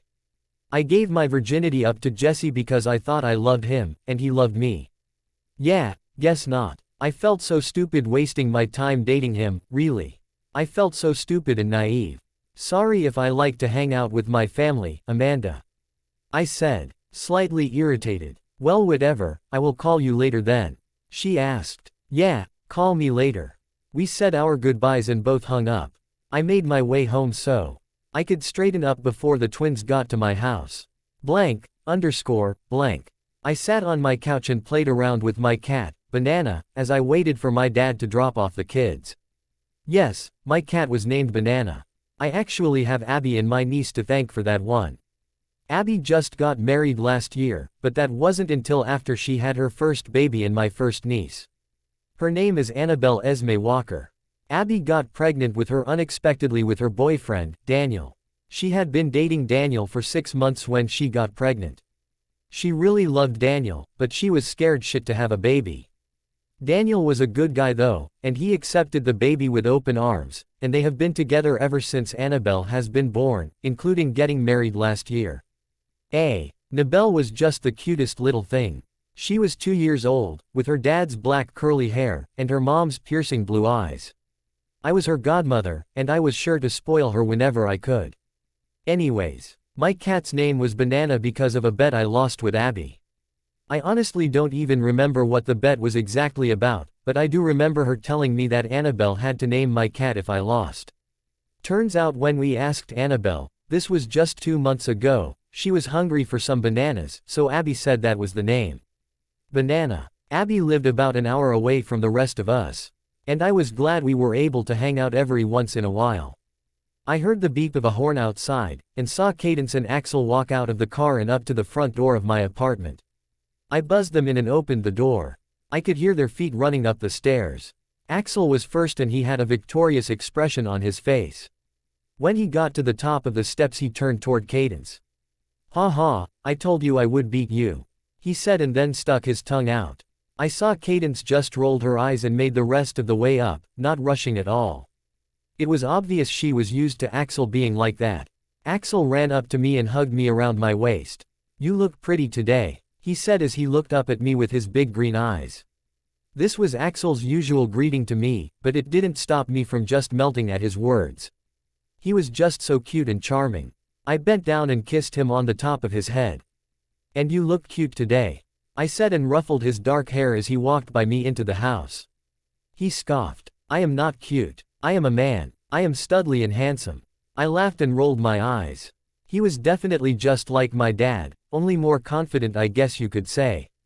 He was he most conceited 8-year-old I think I will ever meet, but he was still humble. I don't know, it was hard to explain. Cadence gave me a quick hug and a hello before walking in after Axel. I walked into the living room and found them fighting over the remote. "Give me the remote, Axel," Cadence said while tugging on it, but Axel had a good grip on the other side. "No, I got it first," he said and effectively ripped the remote out of Cadence's hands, causing her to fall back on her butt. I walked up to her and helped her to her feet. "Axel, that was not very nice." "Yeah, but I had it first." He said and threw his arms up in the air and let them fall dramatically to his side. "So, it doesn't mean you can rip it from her and let her fall. Say sorry." I looked over at Cadence and saw she moved to the couch and was just sitting there with her arms crossed. I was surprised that she wasn't mad or anything. "Sorry," he said grudgingly, but still looked at her. "Okay, now can you guys agree on a channel or do I have to pick it for you?" "No, it's okay, he can watch TV," Cadence said softly. I gave the remote to Axel and he slouched down on the couch. It was strange seeing him so down, because he is usually always smiling and joking around. I turned to Cadence next. "Cade, do you want to help me with lunch?" I asked, and her face lit up and she nodded her head. We walked over to the kitchen, and I got stuff out to make American chop suey. We began working and I decided to talk with my youngest sister. "So how have you been, Cade?" She shrugged her shoulders while getting the spices together. "I'm good." Axel has been in a bad mood lately though. I could tell that him being in a bad mood was bothering her. I guess it is a twin's intuition or something. "Yeah, I kind of noticed. Do you know what it wrong? He gets sad because daddy is working all the time now." "Yeah, but he won't be working that much all the time, things are just busy now." I told her as I saw she was getting even sadder. "Yeah, that is what mommy said, but Axel still gets sad." I kissed her forehead. "Well, we will just have to fix that, won't we?" I asked and she smiled wide. "Blank, underscore, blank. I beat you. And I beat you. I am the master of Candy Land." Axel yelled and put his arms up in the air and looked at the ceiling, trying to look strong.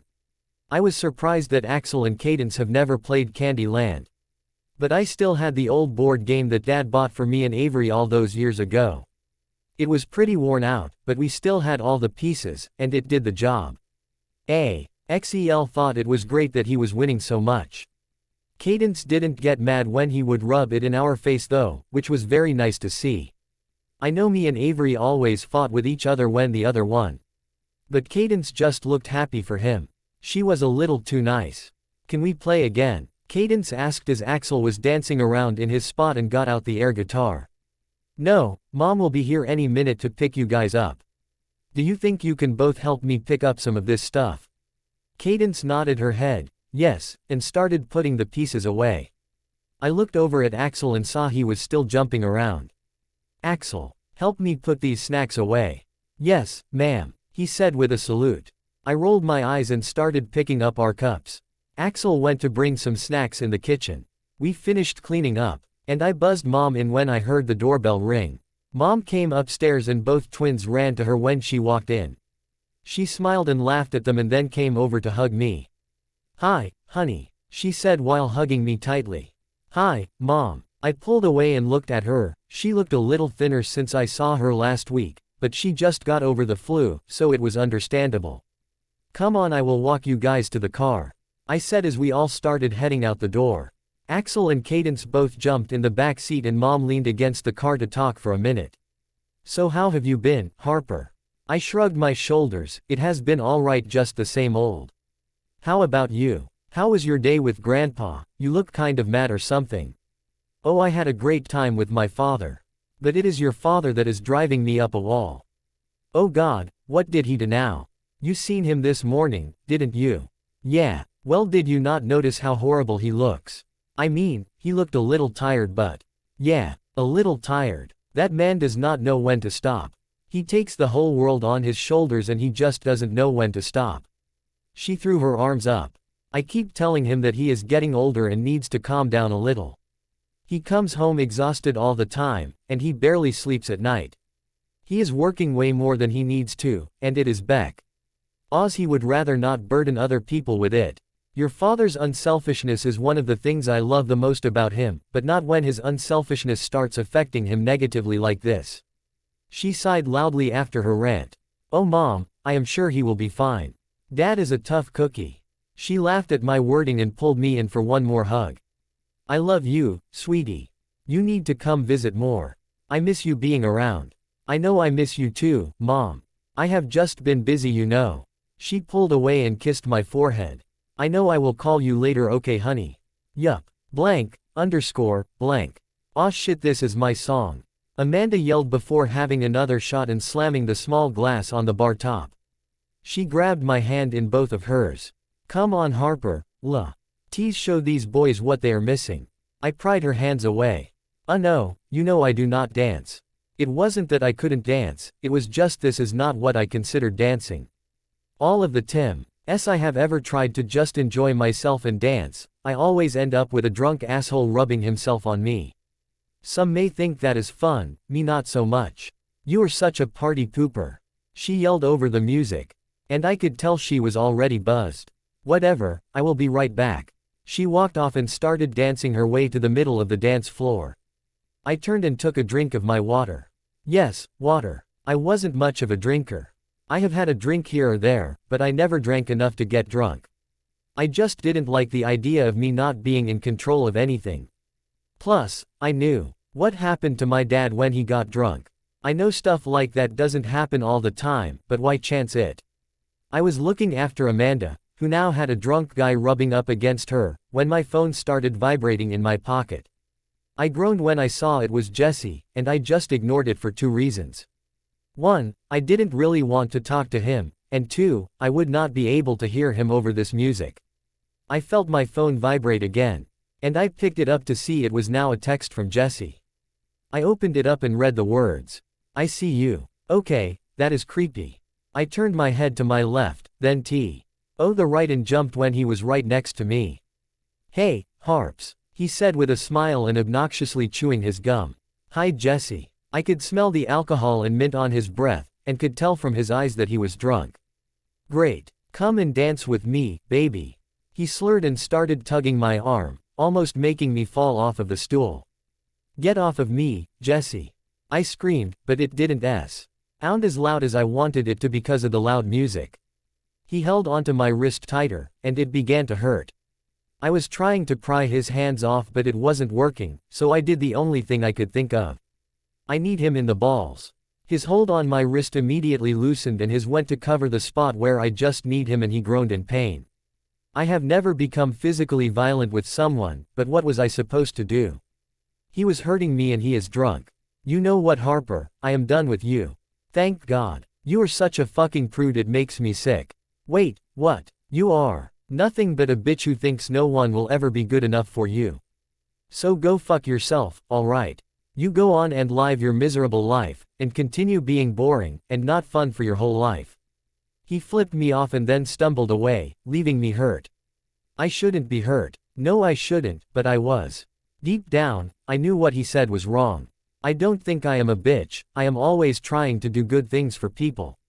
And I am very supportive and loving to everyone in my family.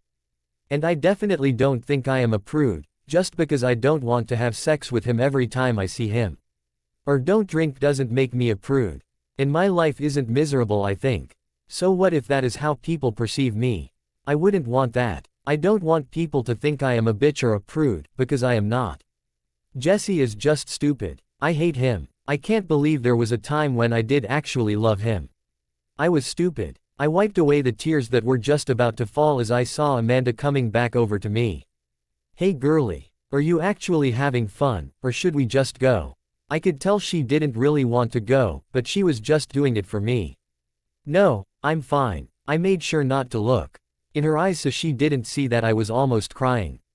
I just don't understand why he said that. I don't want people to think that about me. Hey Amanda. She looked over as she put a peanut from the bowl-on bar in her mouth. Give me a shot of whatever you are having. I will show him fun. Blank. I opened my eyes, and felt something tickling on my face. I could feel my head pounding from the inside, and I just wanted to make it go away. I opened my eyes, and yelped in pain as the bright sun hit my eyes and caused the pounding in my head to increase. This sun was too bright. I tried to figure out where I was, but I felt nothing familiar. I covered my eyes to block them from the sun, and then slowly opened my eyes. It still hurt a little once they were open, but not as bad as before. I looked in front of me and the first thing I saw was a fire hydrant. What the fuck? I looked around frantically, ignoring the pounding in my head that was increasing as I moved my head. I almost had a panic attack when I saw that I was on the front lawn of someone's house. It was bright and sunny out. Oh my god, what happened last night? I turned to look behind me, and saw that Amanda was also lying in the middle of the lawn. I noticed it was her lawn we were on. I crawled over to Amanda and tried to shake her awake. I knew there was no way I could carry her inside, and I felt like shit. One reason was for my massive intake of alcohol last night, and another reason was the possibilities of what could have happened to us last night when we're passed out drunk on a lawn in the middle of Boston.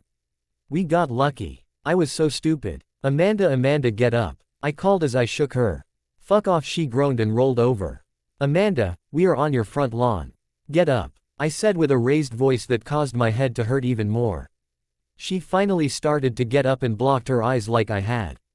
We both stumbled to her front door and she got her keys out to open the door. I just wanted to go back to sleep. Amanda made it as far as her couch, and she collapsed on it with another groan. I was about to take the other couch, when I felt myself lying on my phone that was poking me in the hip. I groaned and pulled it out of my pocket. I opened it and noticed 3 surprising things. It was 12 o'clock noon. My battery was seconds away from dying. And I had 43 missed calls. Shit, I was just about to check who the calls were from, when my phone died. Well, this day is just turning out to be just dandy. I walked over into Amanda's kitchen and took out the charger I knew she had in one of the drawers. We both had the same phone, so it worked out good. I plugged in my phone and went to the fridge to get something to drink. What do you drink when you have a hangover? I decided to just have a bottle of water. Water never hurt anything, right? I took a couple of sips and went to my phone when I saw it was back on. I checked to see who the calls were from. I nearly dropped my bottle of water when I saw they were all from Avery. I put my bottle of water on the counter and instantly called her number back. What happened that she had to call me 43 times? She answered on the first ring. Oh my god, Harper, is that you? I heard Avery ask frantically and I could tell she was panicking and crying. Yeah, it's me, what happened? Oh my god, I heard her say and could hear her sobbing and it sounded muffled. Go tell my mom she is alright. I heard her say away from the phone and I began to feel my hands shake listening to how broken up she sounded. Harper. Yeah. What is the matter, Avery? Oh Harper, I was so worried. I have called you over and over again all this time and you didn't answer. I thought something happened and you were okay, right? She was talking so fast. My aching head was having a hard time keeping up. I am fine, Avery. Well, where were you? Grandpa went to your house and you weren't there, and then Mom started freaking out even more. She was rambling and I was losing my mind. Avery. I yelled as loud as I could to make her stop and make her focus. I am fine, it is a long story, but why did you have to call me in the first place? You need to come to the hospital like now. What? I asked and I could feel a lump forming in my throat. It's Dad, he had a heart attack. HPOV. Call me when you know how he is doing. Amanda said as I opened the door from in front of the hospital. I was freaking out. I couldn't even tell her okay, I just did a pathetic excuse of a nod and shut the door. I walked to the front door of the hospital feeling numb. My dad was in this hospital after having a heart attack. He is only 43, how does that happen? Why does it have to happen to my daddy? I walked straight to the elevator. When I got to the hospital because Avery told me to just go to the waiting room on 3rd floor because they were only allowing 2 people in at a time to see him. As I am going up the elevator, I think about how absolutely stupid I was. I was out getting drunk last night, and passed out on the front of my friend's lawn this morning while one of the most important people in my life was fighting for his life. I feel like such a horrible person and daughter. I finally turned the corner and was surprised to see everyone. I looked and saw that Carlisle, Esme, Abby, Daniel, Al, Emmett, Rosalie, Spencer, Avery, Cadence, Amelia. And poor little Axel. He was curled on a chair in the corner and was crying quietly. Cadence was holding his hand, but he was too far gone, too sad to even acknowledge her. I could tell by everyone's faces that they have all cried at one point, and I thought I was going to throw up. Everyone was here. Everyone but me. After everything my father has done for me, and I wasn't here. Avery saw me first, and she was cuddled up in Spencer's arms. She got off of his lap when she saw me and ran to jump in my arms. I held onto my little sister as she started crying loudly, and squeezing me so tightly it actually hurt. But I didn't care. I pulled Avery away so she could look at me. "How is he?" I asked, but my voice didn't sound like mine. "He is okay I guess, but we came so close to losing him, Harper. So damn close." She shook her head and wiped some of her tears away. "But how does that happen? He is only 43. What was he doing?" "I don't know the details, you will have to ask Mom. But all I know is that Axel was the one who found him." I looked over at Axel and felt a tug at my heart. That must have killed him. "Can I go see Dad?" "Not right now, Mom is in there. And Grandpa Charlie is trying to help her. She is pretty messed up as I am sure you can imagine." She looked down at the floor sadly, and I could just imagine how torn up my mom was about this. "But when one of them comes out, you can go. Because we have all been in except Axel because he didn't want to, but they only let 2 people in at a time." I nodded and hugged my sister one more time before she went to sit on Spencer's lap again. He kept his arms tightly around her, and he didn't look any better than she did. I knew it must be affecting him not only because he was close to my dad and my dad was in the hospital, but because he had to see Avery so torn up about it, and he has to leave for another tour soon. I went around and hugged everyone and ended with Axel. The poor boy was still crying and I felt so bad for my little brother. When I got to him, I picked him up and put him on my lap, even though he was getting kind of big.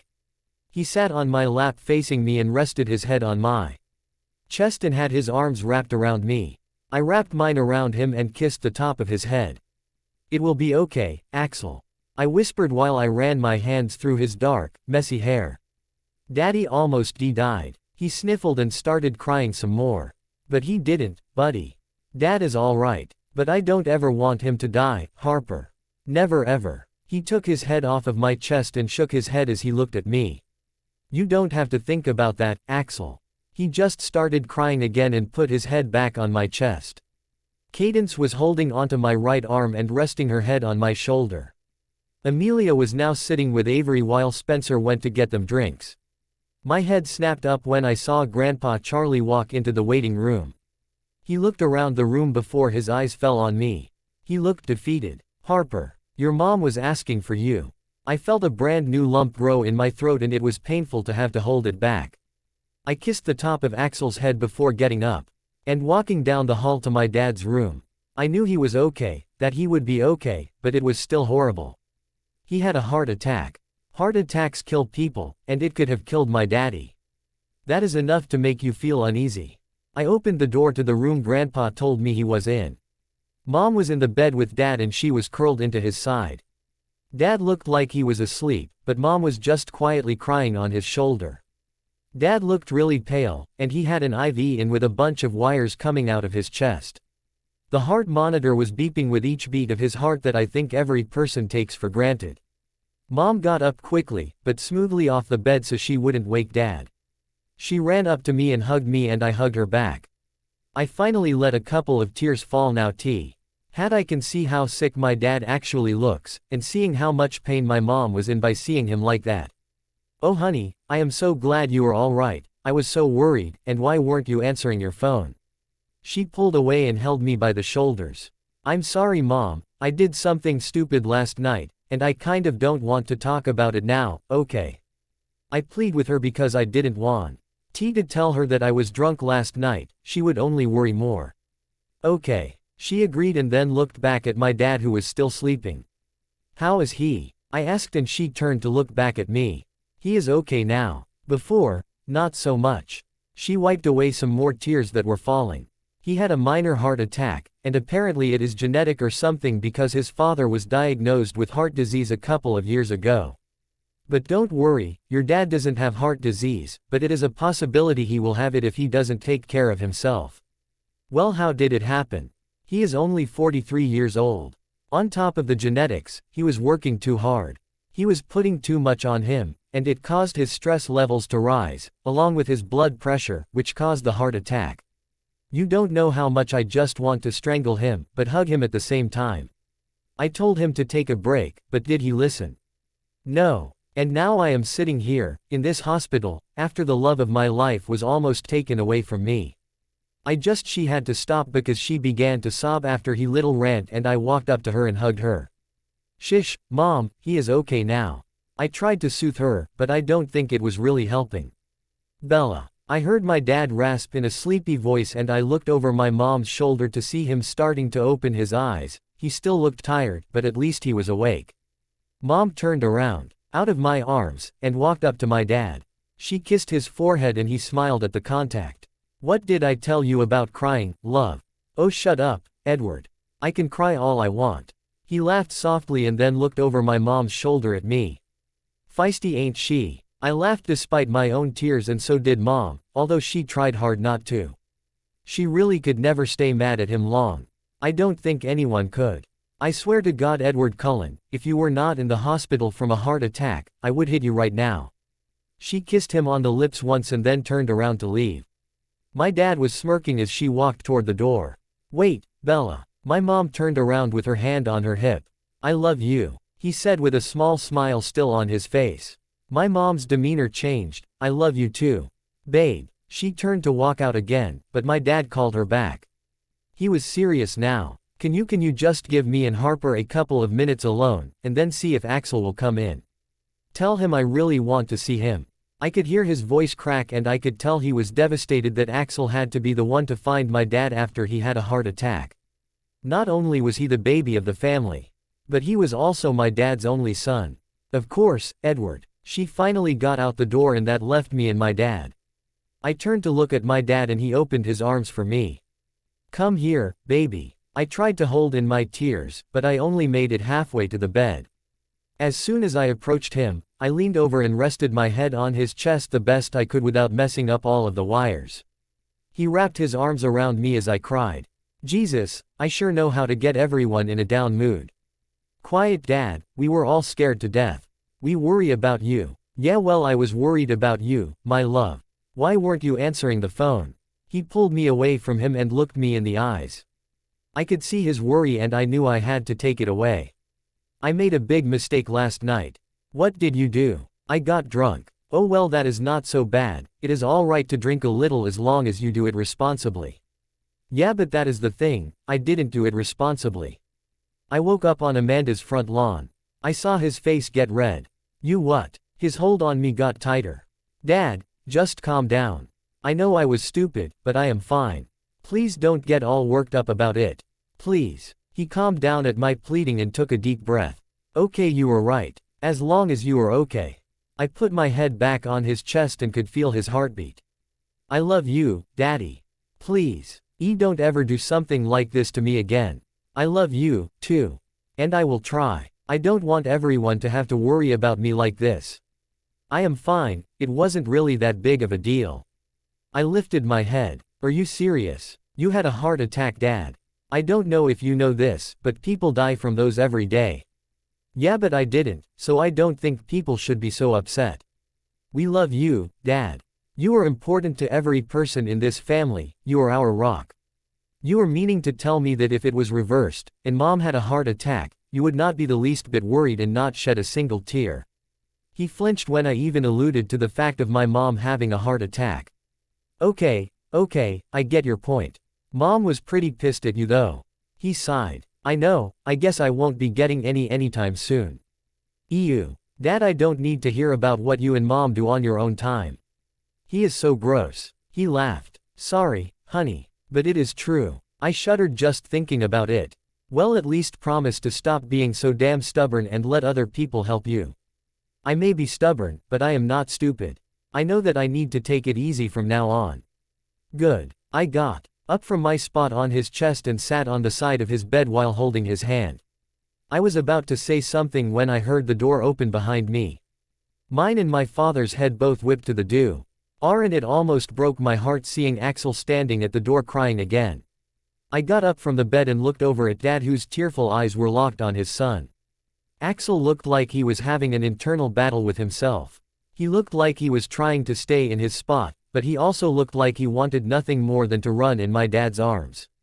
Daddy, he choked out. My dad was about to say something, but a sob got caught in his throat, and I started crying again at the sound. I knew my dad must have felt so bad for Axel because he had to find him like that. I walked over to Axel and Dee took his hand to guide him to Dad's bed. I went to grab under his arms to lift him onto the bed, but he pushed my hands away. Axel, my dad choked out and wiped the final tears from his eyes. Come up here, buddy. Axel shook his head quickly. No, I don't think I have ever seen so much pain on my dad's face. Why not? I don't want to hurt you. You won't hurt me, little man. I am fine. Come up here and give me a hug, my boy. Axel stood in his spot for a minute before he finally started crawling onto the bed. My dad reached to help him the best he could with the IV and wires. Axel curled into my dad's side and wrapped his arm across Dad's stomach. Dad held him with both of his arms and kissed the top of his head repeatedly as Axel continued crying. Shish, buddy. Please stop crying. But I was so scared, Daddy. I thought you were dead. It broke my heart even more hearing his words. Especially since he was calling Dad Daddy, he usually just calls him Dad. But I'm not, Axel. I am right here, son. I am right here. I stood next to the bed and watched on as father and son were both crying with each other. You didn't move, Daddy. I kept calling you, but you didn't move. I saw my dad hold onto Axel tighter and kiss the top of his head. His face was scrunched up in pain, but it looked like he was trying to hold back his tears. I'm sorry. I love you, Axel. God, I love you so much. I am sorry. So sorry. I love you, Dad. Please don't ever leave me. Dad shook his head and pulled Axel higher on his side. I knew he really could never promise him that nothing will ever happen to him again, and I could tell he hated that. Axel was still crying, but there were just silent tears flowing from his eyes.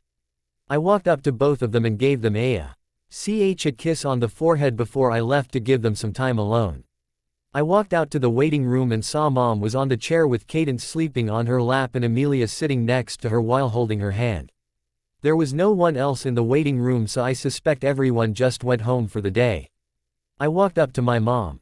Hey, did everyone leave? Yeah, except for Avery and Spencer, they just went for a walk. She whispered because of Cadence sleeping. All right, well, Dad is in there with Axel, and I am just going to grab something to eat. She nodded her head and I went to the hospital's cafeteria. I got a burger and fries and sat down on a table by myself. I ate slowly and just kept to myself. I noticed how I was the only person in the whole cafeteria who was sitting by themselves. Not anything new. I stopped eating for a second to rub my temples. That headache from before was coming back, now that the adrenaline wore off. I grabbed another fry, and almost jumped when I felt a hand on my shoulder. I turned my head in that direction and was met with bright blue eyes. Unfamiliar blue eyes. I am not a creep. I am just going to kiss your cheek. The man whispered. I was shocked at how forward this man was and I could feel my cheeks flush when he kissed my cheek lightly. Now I am just going to sit across from you. I am not a creep. I was so confused as to what the hell this guy was doing. But decided he wasn't really hurting me, so I went along with it until he would explain to me what the hell he was doing. He sat across from me, and he was so handsome. And ridiculously sexy. Oh shit. He had dirty blonde hair that was long, but not too long. It was perfect. He had big blue eyes and was wearing a doctor's coat. He was just wow. He had a huge smile on while looking at me.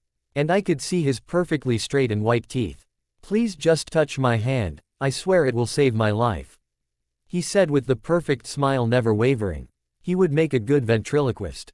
I was so confused. But I was too mesmerized by the beautiful man in front of me than to do anything but put my hand over his that was resting on the table. He sighed a sigh of relief as he was looking over his shoulder. He turned his hand under mine, and brought my hand to his beautiful lips and gave a light kiss to the top of my hand. "Thank you." "Why, you're welcome, I guess." "What was that about?" He started taking the cover off of his salad, and I was still in shock at how comfortable he was with just walking up to a stranger, kissing their hand and cheek, and then casually having lunch with them. He puzzled me, but I liked it. "Sorry if I freaked you out, but those nurses have been subtly sexually harassing me for about 2 months now, and I needed to prove that I had a girlfriend." I was stuttering, but it was killing me that I actually was okay with that. I wanted to be his girlfriend. Which was stupid again on my part, I don't even know him. But it feels like I do, if that makes any sense. Oh no. Don't have a panic attack or anything, it was all for pretend. I have been telling them I had a girlfriend for a while now, but surprise, I don't. But earlier today, I had one of the older nurses pinch my ass. I let out a small laugh. I didn't mean to, but that was just funny. "Oh yeah, you go on and laugh, but I swear I have a bruise on the anus of mine." I allow. Get again, because who really talks like that? Anyways, I decided that today, I would find a girl and just kind of make believe she was my girlfriend. And thank God I found someone as awesome as you to play along. I'm glad I could help. He took a bite of his salad, and scrunched his nose up in disgust adorably as he was chewing. "And it helps that you are beautiful." His blunt words stunned me, and my breath caught in my throat. He called me beautiful. Thank you. No need to thank me, I am only telling the truth. He shrugged his shoulders and smiled at me. "Do you think I could at least know the name of my girlfriend?" I laughed. "It's Harper." "Harper, that is also beautiful. What is your last name?" "Cullen." "Middle name? Are you the feds or something?" I teased, and he laughed. "Nope, I am just curious about what your name is. I will tell you mine if you tell me yours. My name is Harper Elizabeth Cullen." "Hello, my girlfriend, Harper Elizabeth Cullen." He stuck his hand out to me and laughed softly and took his in mine. Tingles went up my arm and they felt amazing. "I am Gideon." "That is a cool name. What is your last name?" I repeated the question he asked me and he smiled. "Phillips." "Middle name? Are you the feds or something?" he asked with his big and beautiful smile still intact, and we both laughed at the repetition of the conversation. "My name is Gideon Asher Phillips." "Hello, my boyfriend, Gideon Asher Phillips." We were still shaking hands, and I don't think I have ever felt more content than in that moment, talking to Gideon. It was just easy. I have never been so open or playful with a person I have never met before. We pulled our hands apart and he took another bite of his salad and scrunched his face up again. He looked up at me. "Well, since we know each other's full names, and we are boyfriend and girlfriend, do you think you can do me a favor and maybe let me have one of your fries?" I pushed my plate toward him, since I was full. I still had some fries and I only took a couple of bites of the burger. "You can have it, I am done." "Thank you, you saved my life twice today. If you don't like the salad, then why did you get it?" He stuffed a couple of fries into his mouth. "Because I am supposed to be on a diet." He made air quotes with his fingers. "But I suck at it." I laughed. He really didn't look like he needed a diet. "So you are a doctor?" I asked while gesturing to his white coat. "Oh yeah, pediatrician to be exact," he said proudly. "So he worked with kids, that is sweet." "No offense, but how old are you?" I asked. 30. "Oh. Why? Please don't tell me I have a girlfriend that will be considered jail bait." I laughed again. "No, I am 25. Thank God." He took a bite of my burger and wiped his face with a napkin.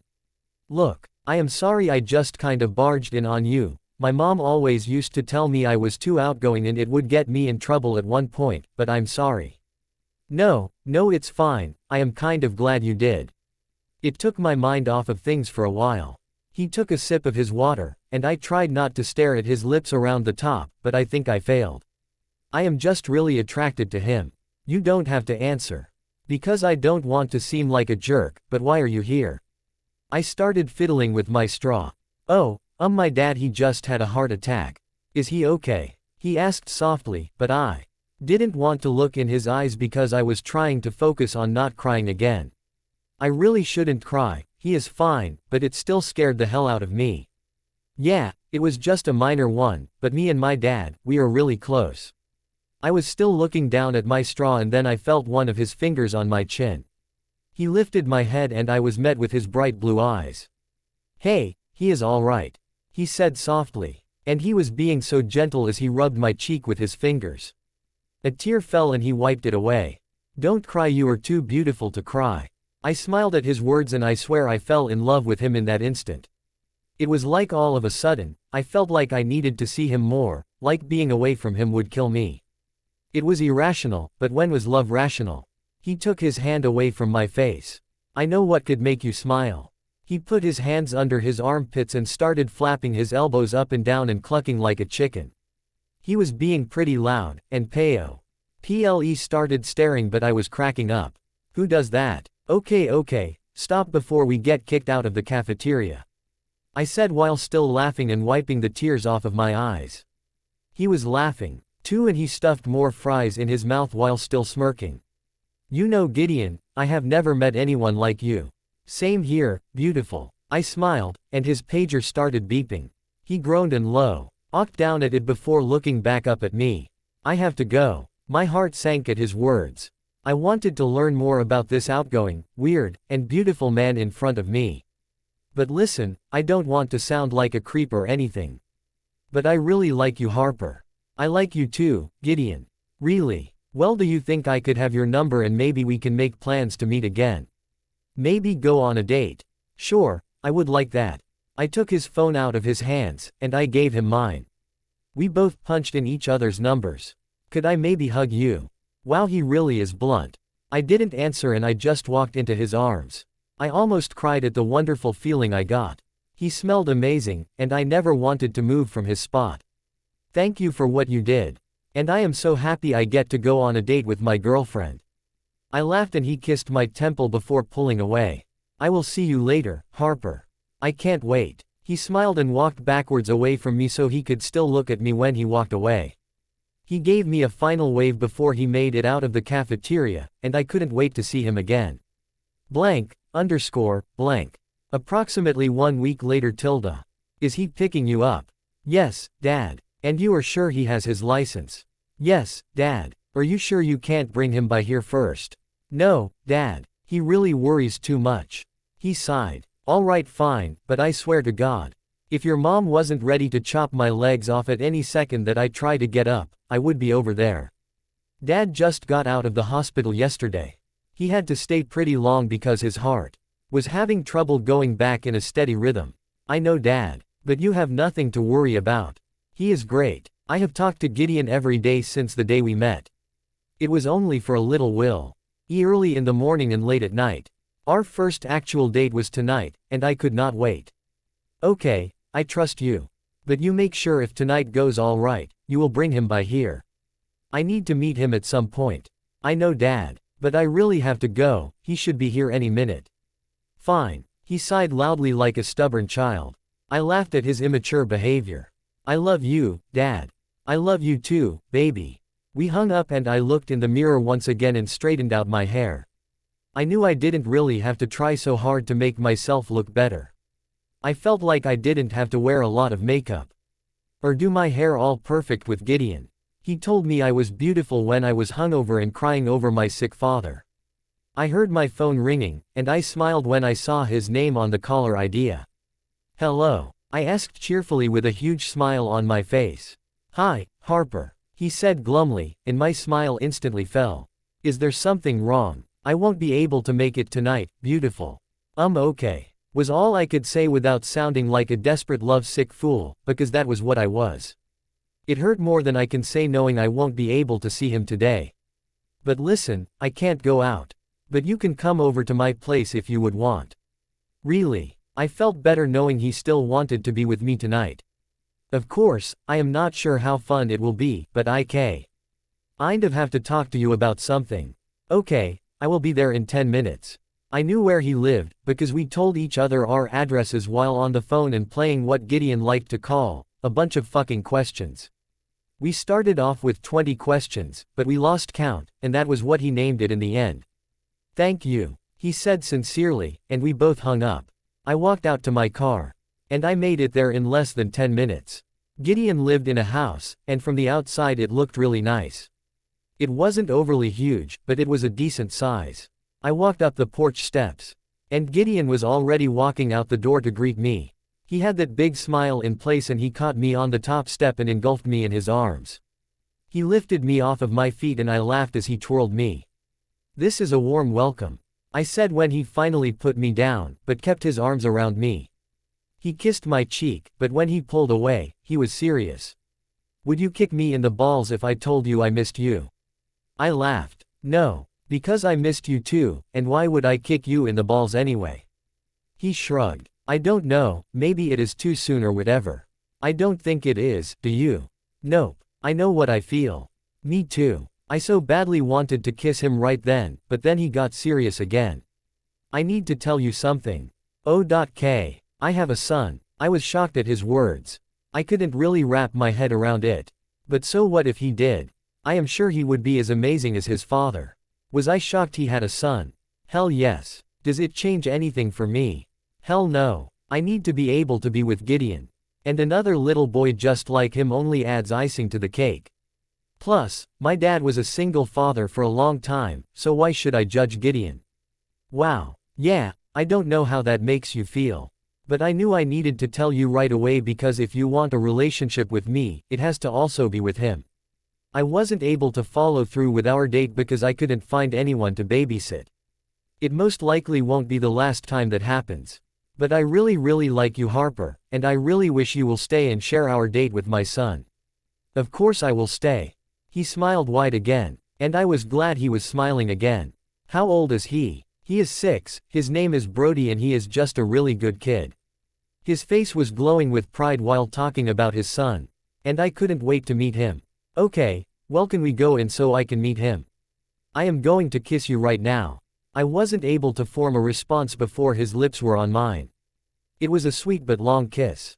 He had both hands on either side of my face, and I felt like I could kiss him every moment of every day. I don't fully understand the hold this man had on me, but I am not about to fight it. It just feels too damn right. He pulled way earlier than I would have chosen, but I knew we had to stop. We were on his front porch, and I really wanted to meet his son. He took my hand and led me into the front door. "Brody," he called, and then I immediately heard bare footsteps coming toward us. Finally he arrived in the room, and he was so handsome, just like his dad. He had the same color hair as Gideon, but with brown eyes. He ran right to Gideon's side, and he looked really shy. That surprised me considering who his father was. Gideon was the most outgoing, silly, and blunt person I know. "Hi Brody, I am Harper." I stuck my hand out to him, and he shook mine without a word, and still keeping his head buried in his father's side. Gideon had a hand on top of his head. "Can you at least say hi to her, bud?" "Hi," he said softly, and he had a cute, raspy voice. I squatted down to his level. "Hey, did you know I have a little brother that is just a couple of years older than you?" "Really?" he asked with wide, curious eyes. "Yeah, his name is Axel. Do you play any video games?" He nodded his head furiously. "Well, Axel has the most video games I think I have ever seen." I'm sure you both could have a lot of fun. Is he coming over?" Gideon laughed softly at his son's eagerness. "Well, not today, but I am sure we could bring over soon." "Cool," he said with a big smile. "Brody," Gideon called, and Brody looked up at his father. "Why don't you go get Uno from the drawer, and we can play a couple of rounds before you have to go to bed?" "Okay," he said cheerfully and ran out to the other room. I looked after him, and then Gideon pulled my face over to his to kiss me again. "Thank you," he said when he pulled away, and then kissed me once again. Blank. Approximately 2 weeks later tilde. So what should I call them? Gideon asked nervously as I was driving him and Brody to my parents' house. Now he was officially my boyfriend and we have become inseparable. Sure, we both had jobs and that caused us to spend some time apart, but we always found time to just be me and him, and even us with Brody. Oh, Brody. I loved that little boy to pieces. He was so smart and very soft-spoken. He was a shy boy, but not with me. He would talk to me all the time, but he was very laid back. I was interested to see how him and Axel will get along since they are polar opposites. But so were Gideon and Brody. It was strange how opposite they were, but also how close they were. Gideon told me that Brody's mom left when Brody was just 1. Apparently she got up and left one night after telling Gideon that she met her soulmate at work, and she lives somewhere in Nevada. She sends Brody presents on birthdays and holidays, and she pays a small amount of child support, but other than that, she is not a part of their lives. You can call them Edward and Bella. I already talked with them about it. My dad promised he would be on his best behavior, and my mom is always really great. Plus, she promised that she will hit my father if he acts up. He took a deep breath and wiped the sweat off of his hands. Why are you so nervous, Gideon? You are never like this. I know. But I just love you, and I don't want your parents to hate me or something. Especially your dad, because I know how much he means to you and how close you are. Gideon and I exchanged I love yous just 2 days ago. I know we were moving fast, but we were sure about our feelings, and we couldn't fight something that was so natural and real like the love we have for each other. Don't worry about it, they will both love you. I promise. Yeah Dad, stop being a sissy. Brody piped from the back seat, causing me and Gideon to laugh and it lightened the air. We pulled up to my parents' house and we all got up as we made it to the front door. I opened the door and called for my parents when we walked in. We were bombarded with everyone in the family. Cadence, Amelia, Avery, Spencer, and Mom all came out first, and I introduced each of them to Gideon and Brody. Brody stood glued to Gideon's side being shy, but Gideon was admirable. He was charming the pants off of all of my sisters and my mother. And being friendly with Spencer. My father finally decided to make an appearance and he was holding Axel's hand. He was studying Gideon, and watching the way he interacted with the rest of the family. He was getting better when it came to meeting boyfriends of all of his daughters, but he still kept the tough father act on at the appropriate times. Axel greeted Gideon, but was so happy to find another boy that was about his age in this house filled with women. He dragged Brody off to his room, and I was surprised Brody was taking to him so well. Dad greeted Gideon, and I kept an eye on them as Amelia was telling me about school. Things looked like they were going pretty good, so I felt great. My dad finally walked up to me and gave me a hug that always felt so good to get. I like him, baby. He is great, isn't he? Yeah, but who loved you first? I laughed and kissed his cheek. You did, Daddy. And you will always be the first man I have ever loved. Damn right I was. I laughed and rolled my eyes at him. We spent the whole day together as a family. Everyone was getting along, and I felt like crying in happiness at seeing my family getting along so well with the man I love. Gideon made me happy, he made me feel alive, he brought light in my life, and we had fun. I was happy I was able to find the fun in my life without having to change who I am. I have a family that loves me. I have Brody who also loves me, and I have Gideon. As long as I have them, my life will be perfect. My life will be full of love. My life will be happy. My life will be fun. Edward Pav. I crept down the hallway quietly. I was tiptoeing, but I felt like I was making too much noise. I stopped at every door that I came across along the way, making sure no one would come out and attack me. I scaled the wall and stopped at the door to the bathroom. I heard what sounded like a cabinet being tapped. This was my chance. I took the Nerf gun, and got my finger in the ready position to shoot. I finally jumped in front of the door with my gun out. "Ha!" I said loudly and knew I made a mistake by speaking too loudly when I saw Cadence. She had her hands up with her gun in her right one. I put my gun down. "Sorry, baby," I whispered. She relaxed and put her hands down. "It's okay, but now they probably know where we are," she whispered back furiously. Then we rode their footsteps running down the hall. I had a plan. I knew they would walk into the storage room first because it was the first room at the beginning of the hallway. While they were in there, that would give me and Cadence enough time to run past them and down the stairs. Me, Brody, Axel, and Cadence were all having a Nerf competition. The point was to see which team can get as many body shots. Axel and Brody were on a team and Cadence was with me. There was no way I could be on a team opposite her and then shoot my baby girl. She didn't even want to play. It took a lot of begging and pouting on Axel, Brody, and my part to get her to play. I put my hands on Cadence's shoulders and guided her to the door of the bathroom. I listened and heard the door to the storage room open quietly.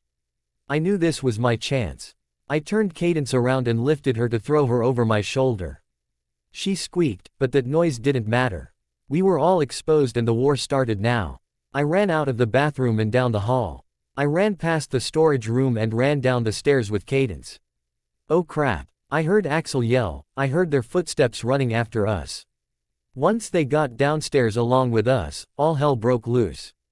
There was yelling and Nerf pallets flying all over the place.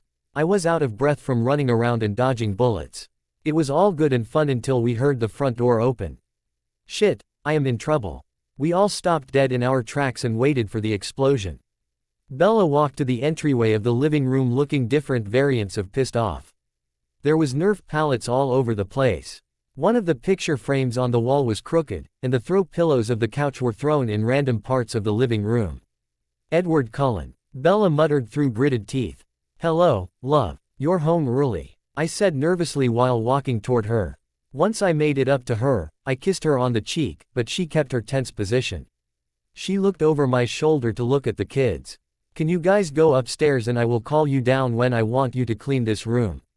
Ah but Moon. Axel whined. Not smart kid. Now, Bella said in that motherly tone that all mothers have so the kid knows when she means business.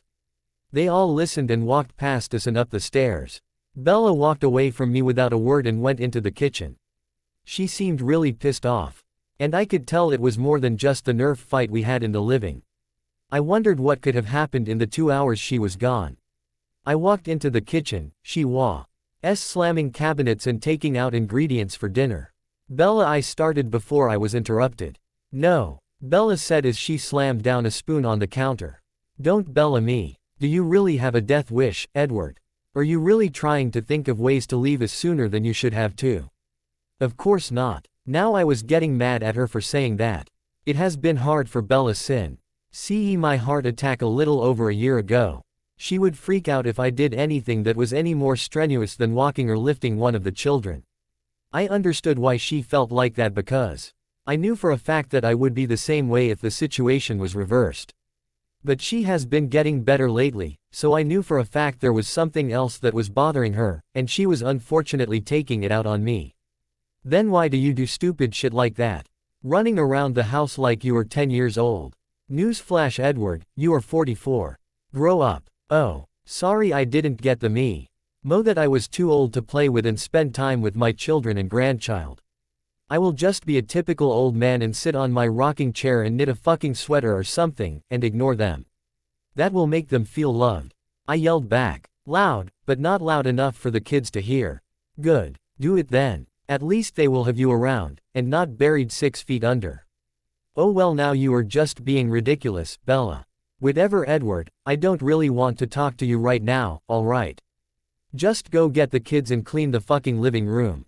Just leave me alone. If I was tickle before about if something else was bothering her, I was 110% sure now. Bella is never this mean to me unless we are in a really bad fight. Luckily there have only been a couple of those during our marriage, but this was nothing. In any other situation, this wouldn't have even escalated to an argument. I decided that she was too heated right now, and I needed to give her time to cool down. I didn't want to push her. That would only make her madder. Okay. I started walking to the door, and I turned around when I was just about to exit. I love you. I was looking in her eyes, and she looked in mine. She cleared her throat. I love you too. Her voice cracked at the end, and then she buried her face in her hands as she started crying.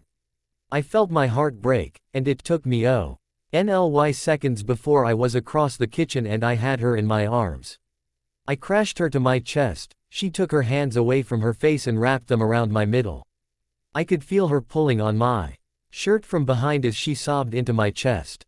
Shish, calm down love. Just tell me what is the matter. I want to help you, sweetheart, but I can't if you don't tell me what is wrong. I'm sorry for snapping at you like that, Edward. I am so sorry.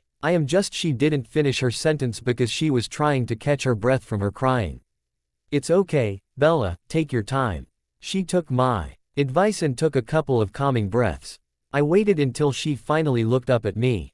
I talked to my mother today. I was holding my breath when she said that, shocked at what I heard. I let the breath out. Really? Yes, really. I knew it was stupid to say, but that was the first thing that came to mind. I was unbelieving. She basically followed me and cornered me in the parking lot of the grocery store. Well, what did she want? She wants to go to Harper's wedding. Are you serious? Edward, stop asking questions like I am not telling you it is going to start raining spaghetti. She was getting frustrated and I felt bad. I'm sorry, I just can't believe it. It came out of nowhere. You haven't even talked to her since when we first started dating. I know, that is why I told her no. I mean, it would be stupid if I told her yes. Harper hasn't even met her, none of our kids have met her, and I haven't talked to her in years. Her eyes were getting teary-eyed. So I told her no, and then she started flipping out at me. She started saying how I was a horrible daughter and that is why she started drinking, and how disgusted with me she was that I wouldn't give my own mother a second chance when she worked so hard to become sober. Bella, that is ridiculous. That is complete and total bullshit. Please tell me you didn't listen to a word she said, and you believe me when I tell you she is wrong. She looked away from me. Bella, I believe you, Edward. I know that what she said was wrong, but what, Bella? You owe nothing to her. She never made an effort for you. She put her hands on her face and leaned forward so her forehead was against my chest. I kept my arms around her. When she finally collected herself, she lifted her face back up. I know. She sniffled. But do you want to know what is really bothering me about that whole situation? Of course I do, love. I want to be able to help you. What bothers me was how much I wanted to say yes. Her voice cracked at the end and she started crying and buried her face back in my chest. Oh my Bella, I held her close as she cried. I didn't say much except for some random soothing words. I think I had an idea as to why Bella wanted to say yes, but I was not 100% sure. I didn't say anything because I didn't want to say something wrong. After a couple of minutes, she finally calmed down. Do you want to tell me why? Love. She wiped the tears from her eyes and cheeks. I think it was just because deep down I have always been hurt that I haven't had a mother that I had with me my whole life. It would have been nice to have my own mother figure when I became a mother. I mean, I always had our friends, and especially Esme, but I don't really know how to explain it. It's okay, Bella. I think I understand. I mean, I don't understand fully because even though my mother wasn't really loving, she was present in the beginning of my life. I know every girl wants to have a mother who loves them. You shouldn't feel bad about that, love. I know, but I just felt so weak for even considering letting her go. She took a deep breath. And I just wanted to show her, show her how good I did without her. I want her to look at our children and see what she missed out on. I don't really know how to explain it right. I kissed her forehead. Well, don't worry about it now, Bella. You told her no and you don't have to see her again. I know. She got on her tiptoes and kissed me. I'm sorry, Edward, I really didn't mean anything I said. I like that you still play with our kids. That is very important to them. You don't have to say sorry again. I understand. Okay, but you still have to get the kids and clean up that living room. She pushed me away gently and then got back to her cooking. I laughed and called the kids down. I was standing at the bottom of the stairs. Brody came down first. Catch me, Grandpa. Yeah, that was still weird to hear. I am a fucking grandfather to someone. When did that happen? Brody started calling me Grandpa about a month after I met him. It was painfully obvious that Harper and Gideon were meant to be together, so we decided that he should call me Grandpa and Bella Grandma. We didn't want him to feel left out when Harper and Gideon had children and they were calling us Grandma and Grandpa. I don't ever want him to think had just because he isn't related to us by blood means we would love him any less. Because that is just not true. He was a great little boy, and me and Bella loved him dearly. I opened my arms and he jumped in them from the 5th step up. I spun him around once before kissing his cheek and putting him down. Of course, when Axel and Cadence saw what I was doing, they wanted me to also catch them, which I happily did. We all cleaned up the living room, and then kept Bella company in the kitchen while she cooked dinner. I could tell the kids' presence and their interesting stories was making Bella look better than before. Soon Bella was serving our dinner, barbecue chicken, potatoes, and vegetables. We all sat around the table. Hey Mom. Axel suddenly piped from his spot beside me. Brody was sitting at the head of the table. And Cadence and Bella were sitting in front of me and Axel. Yes, baby, she asked as she put a piece of chicken in her mouth. What would you do if I don't know IACC? I gently cut my suit down the middle with scissors. I choked on a piece of corn from the laugh that bubbled up in my throat. I put my hand over my mouth as I coughed and tried not to laugh at the same time. It was a hard task. Axel hated that he was going to have to wear a suit for the wedding in just 2 days. He said he felt stuffed in it, and he couldn't breathe. I finally got my throat clear. And I couldn't help but let out a loud laugh. Cadence and Brody were both chuckling. Bella was glaring at me, but I could tell she wanted to laugh too. Axel on the other hand was dead serious. He really meant what he said. It wasn't a joke to him, which made it all the more funny. Axel. Bella started, her voice cracked as she was trying to hold down her laugh. She took a deep breath through her nose and then let it out. You would be in a lot of trouble if you were to do that. You would also owe me and your father a lot of money. That's fine, I can do that. I am almost 10. I can get a job soon, I will pay. Just please don't make me wear it. He sounded desperate and it was actually really cute. I continued laughing, and I wrapped my arm around my son and pulled him to my side so I could kiss his head. I love you, son. He looked over at me and gave me a small smile, but then he looked back at Bella, the pleading look in his eyes. Axel, I am sorry baby, but you have to wear the suit. His shoulders slumped and he stabbed a piece of chicken angrily. Axel, listen, I promise that you can take the tie and jacket off as soon as the ceremony is over, okay? Yeah, whatever. I could tell he still wasn't fully satisfied. But there wasn't much we could do for him, he had to wear the suit. God knows I didn't want to wear the dreaded thing either, but you gotta do what you gotta do. So Cade, are you ready for your big part in the wedding? I asked while smiling at my little angel. I love all of my children equally, obviously, but Cadence is my littlest little girl. My little sweetheart. She is the nicest, kindest, and just good little girl. Yup. She said excitedly. I have been practicing every day. Can you listen later, Daddy? Of course, sweetie. Cadence was providing the music for the wedding ceremony. She was playing the bridal chorus for when Harper and I walk down the aisle, which I really try not to think about too much or else I want to puke, and she will be playing the wedding march when the ceremony was over. Also, because Cadence was our little music prodigy, she will be playing her own composition for Harper and Gideon during the reception, which only me and Cadence know about. She has been practicing it at my school, and she couldn't wait to surprise everyone. The piece was really beautiful and I was proud to say my 9-year-old daughter composed it. She amazes me. What about you, Brody? Are you ready to take over the duties as best man? Bella asked while smiling at our grandson.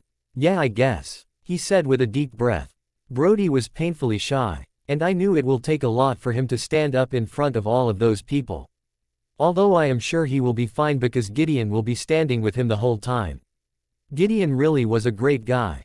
It was hard not to like Gideon. He was very outgoing and friendly, just an all-around good guy. He and I have developed a strong friendship.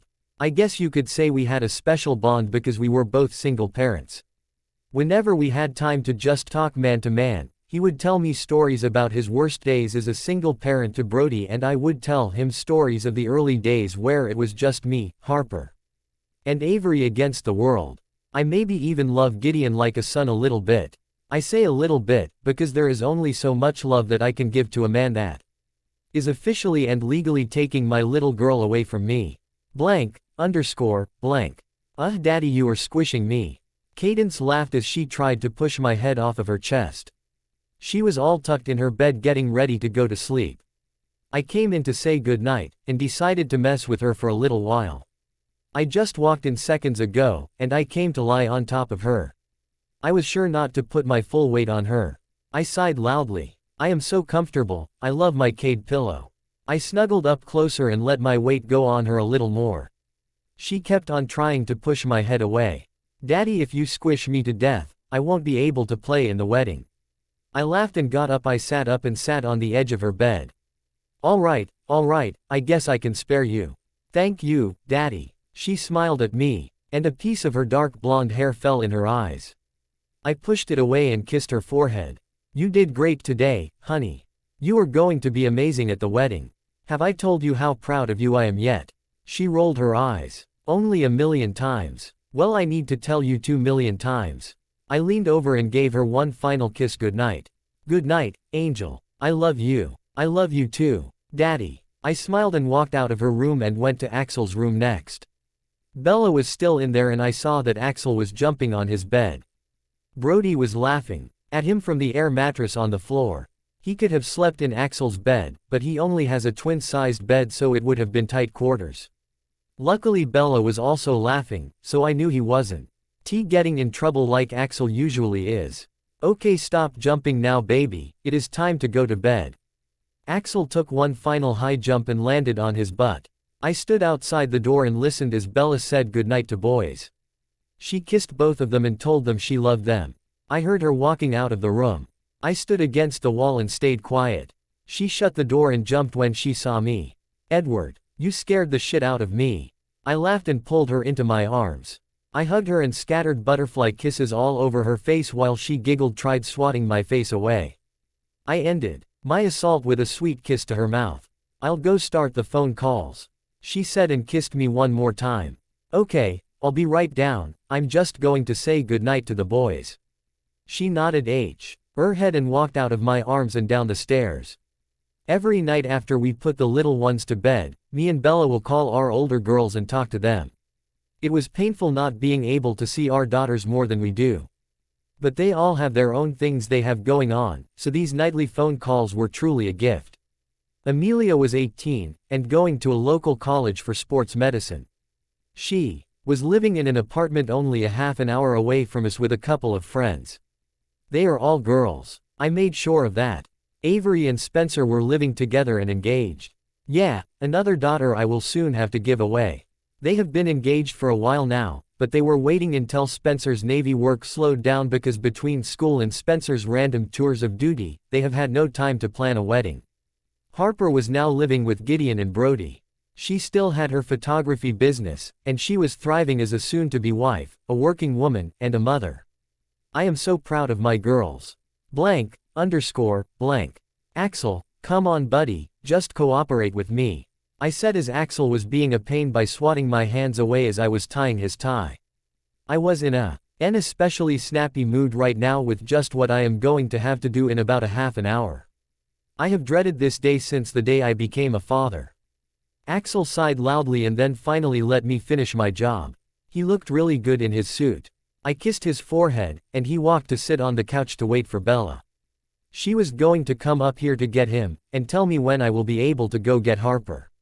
To give her away. We sat silently because we both had things on our minds. Axel was pissed he had to wear the suit. And I was pissed I was giving my daughter away. I don't really know how to explain how I felt. I was sad. That was one thing I was sure of. I was sad that I was handing my daughter off to another man. I was sad that she may not need me anymore. But I was also happy. I was happy because of how blissfully happy Harper was. I just wanted her to be happy and she was. My thoughts were cleared for a while when I saw Bella walk in the room. She looked beautiful wearing a light blue dress that was flowy and just beautiful. I got up from the couch and took both of her hands in mine. I leaned over and kissed her lips. You look breathtakingly beautiful, love. She blushed lightly and smiled. And you look so handsome, babe. She kissed me again and I put my arms around her. We were interrupted when we heard gagging sounds coming from our little man. We pulled away and both laughed. Bella walked over to Axel, and knelt before him and tenderly ran her hand through his hair. I could see her eyes getting teary-eyed looking at our son. You are so beautiful, my handsome boy. You look pretty mommy. He kissed her cheek and Bella smiled. She got up and grabbed his hand as he jumped off of the couch. Bella walked up to me and kissed me one more time. Harper is ready for you. I inhaled deeply, and let it out slowly. I felt my hands shaking, my head aching. You will be fine, babe. I nodded my head, kissed Axel's head and walked out with them. I walked in the opposite direction to go get my baby. I finally made it on the outside of the door where Harper was. I took another deep breath and knocked. Who is it? I heard her call from inside the room. It's me, baby. My voice cracked, and I didn't want to lose it. But I had no choice to when Harper opened the door. She looked beautiful, angelic, even. Her hair was down and styled. The ends of her hair were curled slightly. She had a veil on. And a dress so beautiful. It was a simple but elegant white dress that suited Harper perfectly. My comment got caught in my throat when it was pushed by the lump that formed. Tears were seconds from falling. I finally looked into Harper's beautiful green eyes, and saw a few tears already fell from hers. "Oh Daddy," she threw her arms around my neck and held me tightly. She buried her face in my neck. Luckily she wasn't wearing much makeup. She didn't need it, because she was crying right along with me in the hallway of the church. A few tears fell from my eyes and I held my firstborn daughter tightly.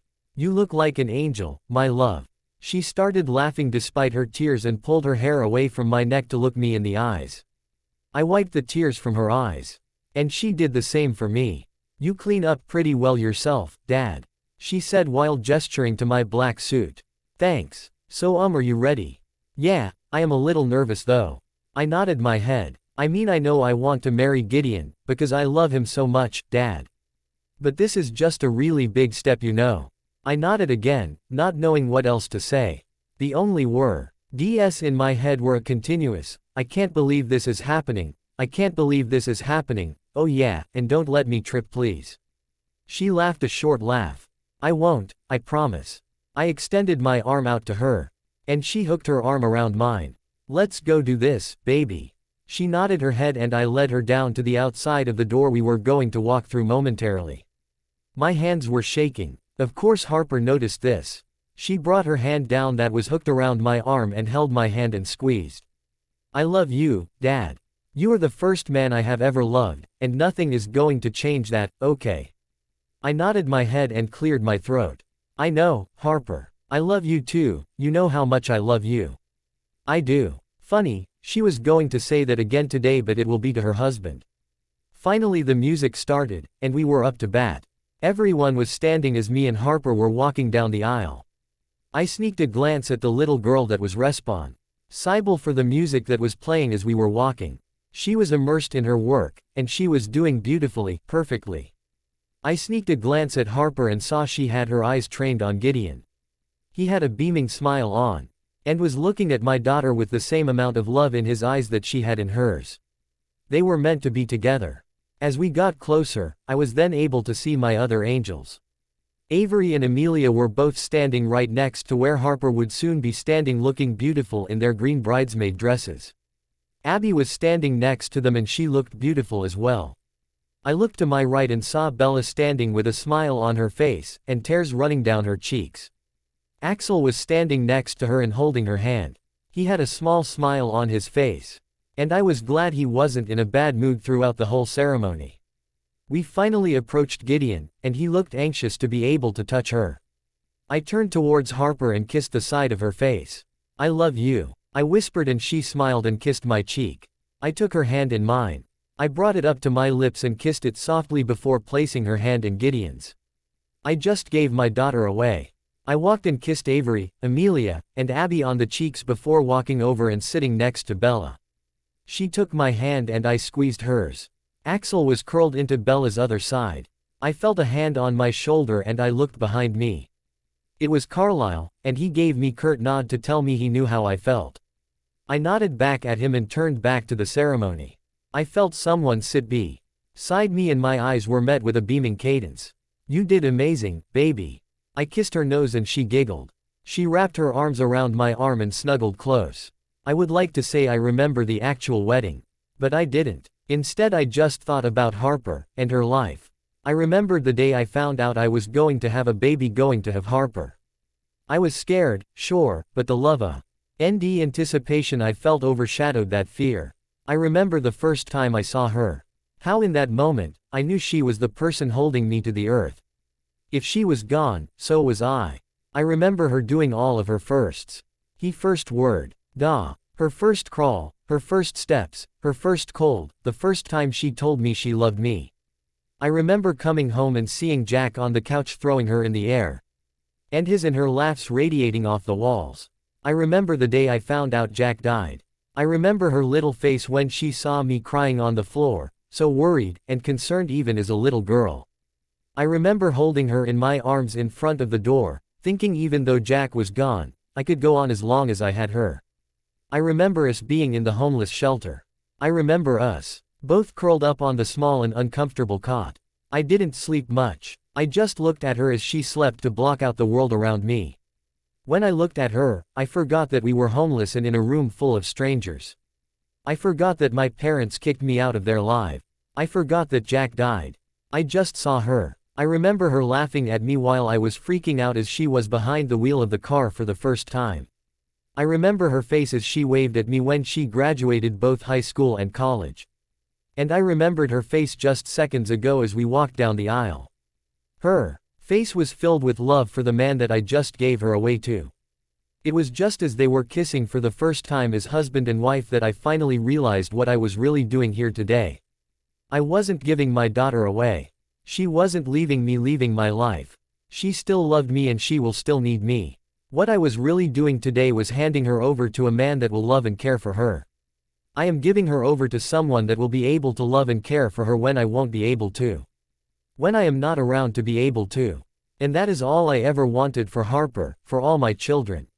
I want my children to know that every single second of their lives, they have been loved and adored. That is all I want. And I am assuring that for Harper today. Blank. So how do you feel, babe? Bella asked from her seat beside me. Everyone was dancing on the dance floor. Me and Bella were dancing before, but yeah, we are old, so we had to stop early and take a breather. I had my arm around her while she was leaning into my chest. We were both watching the guests dance, paying special attention to our kids. I feel good, you know it was hard, but I am happy for her. Gideon is good for her. He is. Next we have Avery and Spencer's wedding. I looked over at Avery and Spencer on the dance floor. Those two were in their own little world, dancing like a pair of maniacs. They didn't seem to mind though because they were laughing and kissing as they danced. Yeah, I know. That is all you have to say. I was expecting you to say. Yeah, don't remind me, Bella.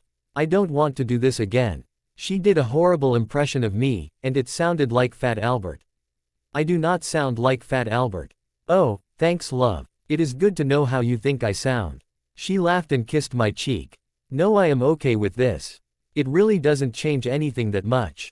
That is true. I took a sip of my water and then felt Bella poke me in the side. I looked at her, and she pointed to the dance floor.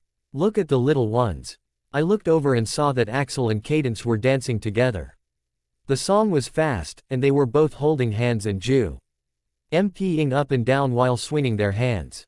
Cadence was always our shyest child, and she was never one for making a scene in public. Axel was the total opposite. So it was really beautiful, to me at least, to see the two of them come together and have the bond they have. Cadence would do anything for Axel, even dance crazy in a room filled with people, and he would do the same for her. Whenever she cries, he cries. Whenever she is mad, so is he. We sat watching Axel and Cadence before I felt someone sit next to me. I looked over and smiled when I saw Amelia. Hey you guys, you are not going to dance anymore. Maybe later. Bella said from my side. I put my other arm around Amelia, my younger version of Bella. Are you having fun, honey? Yeah, it has been great, and it is good to be with everyone you know. I feel like I never see everyone anymore. Yeah, that is true. I was going to say more, but then the DJ made an announcement that called my attention. All right, ladies and gentlemen. I am going to ask that you clear the dance floor so the bride can share a special dance with her father. I was waiting for this moment. I haven't really gotten to talk to Harper since the wedding. She came over to us when the reception first started, but she was all over the place trying to greet her guests.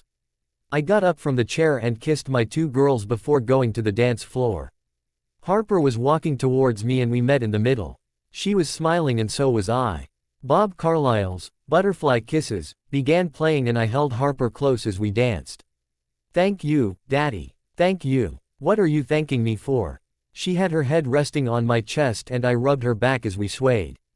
Everything, I guess. I wouldn't be where I am today if it wasn't for you. Nah, I think you would have been fine. You are a smart, strong girl. Yeah, but only because of you, because you raised me. So thank you, Dad. Well, you are very welcome, honey. It was my pleasure. I was still kind of confused as to why she was thanking me. We were silent again for a couple of seconds before she started talking again. Do you want to know something? What, baby? I said softly. There is Saint. Ill no other place in the world that feels as safe as where I am right now, in your arms. I felt my eyes sting, and I closed them to push the tears back. I held on tighter to Harper. I'm glad. You know they are always open to you, baby. Anytime. I am here for you. My voice cracked, but I was able to keep the tears back. I love you so much. I whispered. There were more fathers and daughters dancing on the floor now. I love you, too, she whispered back and lifted her head to look at me. I looked down at my beautiful daughter, and turned when I felt a tap on my shoulder. I looked to see Avery, Amelia, and Cadence all smiling at us. Stop hogging our daddy, Avery said playfully as she moved one of Harper's hands off of my side. We all laughed, and I put my right arm around Harper, and the other around Avery. Don't worry, there is enough of me to go around. Come on girls. I motioned for Amelia and Cadence to join us. Harper wrapped her other arm around Cadence, and Avery did the same for Amelia. Amelia and Cadence put their free arms around each other, and we formed our own little circle. Just me and my daughters. My angels. We all just kind of walked in a slow circle and talked and laughed with each other. Soon I felt another hand on my shoulder, this time it was Bella holding Axel's hand. Do you think we could join? Avery let go of me, and motioned for Bella to go in between us. I wrapped my arm around my beautiful wife, and kissed the side of her head.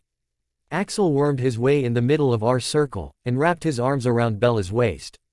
And so we stood like that for one more song. Just all of us in our own little circle. The love that was felt in that circle was overwhelming, but in a good way. It was perfect. The only thing that could make this better as if I looked over to one of the tables and saw Jack looking on with a smile on his face. I really wish he could be here. I know he would have been happy to see me like this, to see us like this. 5 years later. AVPOV. Chloe, don't put that in your mouth. I ran up to her, and took the remote out of her hands. Why do 3-year-olds think it's cool to put stuff in their mouth? She dropped to the ND on her butt and started screaming and crying. Sorry kid, but you can't eat my remote. What is going on in here? Spencer asked as he walked into the room. I smiled when I saw his sleepy figure. Him and the baby were taking a nap together. His hair was all messed up on the right side, and his right cheek was all red. Chloe is mad because I won't let her eat the remote. Why don't you try and calm her down since you are her favorite man in the world? He smiled and walked up to me and gave me a kiss. I think that title goes to your father. I nodded my head because I knew he was right. Loe and Dad were like peanut butter and jelly. He gave me one more kiss before walking up to Chloe and picking her up in his arms. She continued crying, so he started cooing soothing words to her and rubbing her back.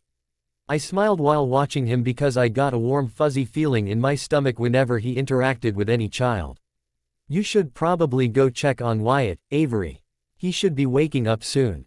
I nodded my head and jogged up the stairs to mine and Spencer's room to where our son was still sleeping.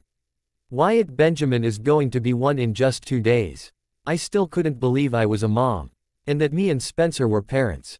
Spencer was finally finished with his tours for the Navy. He stopped when he was shot on his 6th tour. I try not to think of those days. It was just a 3 years ago that I got the phone call that my boyfriend, now husband, was coming home, but he was in critical condition. He was shot in the shoulder, and he had 3 months of rehab to regain movement in his right arm. He was fine now though, but I still try not to think about those days where I almost lost him. We got married as soon as he was healed and I couldn't be happier. Wyatt was actually awake when I walked in. But he was just lying on the bed, playing with his hands. Wyatt was the most laid-back baby I think I will ever meet. He was so much like Spencer, it was scary. He had my hair. A reddish-brown color with Spencer's big brown eyes. He was just a cute little chubby baby that I loved more than anything in the world. I crawled onto the bed next to him, and he gave me a little two-tooth smile. Hey baby boy, mama, he yelled. I laughed and he clapped his chubby dimpled hands together. I lifted him off the bed and got up with him. Wyatt was a total and complete mama's boy and I loved it. I loved rubbing it in Spencer's face, because while I was pregnant he used to always say our children will like him better because he was cooler. Well, we all know now who the cooler one was. I jogged down the stairs with Wyatt, and he laughed because of the bouncing along the way. When we got downstairs, I saw that Spencer was putting Chloe's shoes on. Are you going home, Chloe? Yup, Gamp is picking me up, she said with a big smile. Her meltdown from before was completely forgotten. Oh, why not your mom? She is running a little late in her classes, but they were going over your parents' house for dinner anyway, so your dad called and said he will just pick up Chloe for her. I felt bad for Amelia. We were all surprised when Amelia got pregnant at 19. Mom and Dad were disappointed, but they were still supportive of Amelia. I was surprised that they took it so well, and when I asked Mom about it, she just said that what happened, happened, and they were going to make the most of it and get excited for their next grandchild. Amelia got pregnant by her first serious boyfriend, Jimmy. They were together for 7 months before she found out she was pregnant. He was a blonde pretty boy, he was 21. And we all thought he was an alright guy. That was until we found out that he had another girlfriend, and left when he found out Amelia was pregnant. He had no other reason except he didn't want kids. She was heartbroken and so lost when he left, because she truly thought he loved her, and would stay for the baby at least. He didn't, and my dad was pissed. No, he was livid, angry, enraged, outraged. There really were no words to describe how my father felt about what Jimmy did to Amelia and Chloe. Me, Harper, Cadence, and Axel all had to talk Dad down. We were all there when he found out. And he was ready to go out and kill the guy. Amelia was broken up about it, but she kept her head held high. She didn't mean to get pregnant, she was on birth control, and used a condom, but shit happens. She put a hold on school, and got a job at a restaurant before her 6th month of pregnancy. She was determined to do it on her own, and she just accepted baby C. TTING offers from everyone in the family. I was in the room when she gave birth to little Chloe Isabella Cullen. She was a teeny tiny bald beauty. Mom cried when she found out Chloe's middle name, and just like that, Chloe was a welcomed and appreciated addition to the family. She was very active, and was a little troublemaker, but we loved her all the same. She got Amelia's brown eyes, and light brown hair. Amelia was truly an amazing mother. She got all of her skills from Mom, and I looked up to her, Harper, and Mom when I became a parent to Wyatt. Amelia and Chloe were close, but Chloe had a special part in her heart that belonged to just my dad. He was the one who babysat Chloe the most, and he was the one constant male figure in Chloe's life. I set Wyatt down in his high chair and started getting out some of his food. Spencer waited with Chloe, who was standing on the couch to see out the window. I opened a jar of Wyatt's food, and then heard the sound of a car pulling into the driveway. Chloe squealed and jumped off the couch. I heard my dad come in and laugh when Chloe launched herself at him. He walked up to Spencer with Chloe in his arms, and shook hands with him. I was Saint finishing up feeding Wyatt when he walked in. "Hey, baby," he said with a big smile. "Hey Dad." I walked up to him and gave him a kiss on his cheek. Chloe had a death grip around his neck. He turned to Wyatt, who was yelling in his seat. "Pa, pa, pa. Hey, big boy, how's my grandson this afternoon?" He ruffled the little bit of hair that Wyatt had on his head. Wyatt laughed and talked in his own freakish baby language. My dad pretended to understand and actually answered his questions. Wyatt grabbed my dad's finger and started waving it around. Dad looked up at me. "Do you three want to come over for dinner?" I gestured to my pajama-clad self. "Does it look like I should be walking out of the house right now?" "No, those pants are hideous," he teased, talking about my frog pajama bottoms that Axel bought me for my birthday as a joke. They were neon green with different neon-colored frogs all over them. And the frogs weren't even cute, they were fucking ugly. "Your pants are hideous," I shot back, even though I didn't mean it. He was just wearing a pair of jeans. He rolled his eyes. "Well, how about this? Wyatt is already dressed, so why don't I take him with me, and then you and Spencer can get ready and meet us there in an hour." I looked over at Spencer and he had his hands clasped together in front of him and giving me his puppy dog eyes and mouthing please over and over again. I laughed at his weirdness. "Okay, that sounds good. I'll go hook up the car seat," Spencer said loudly and went out the door. I started taking Wyatt out of his high chair. I gave his chubby cheek a kiss when I lifted him out. Is Harper going? He shook his head and hiked Chloe higher in his arms.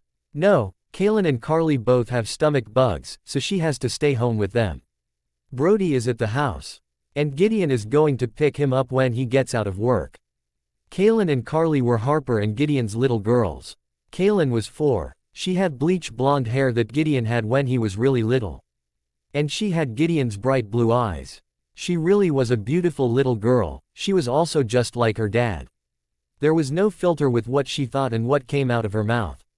I brought her with me to the park one day with Chloe, and she said hi to every single person we walked by.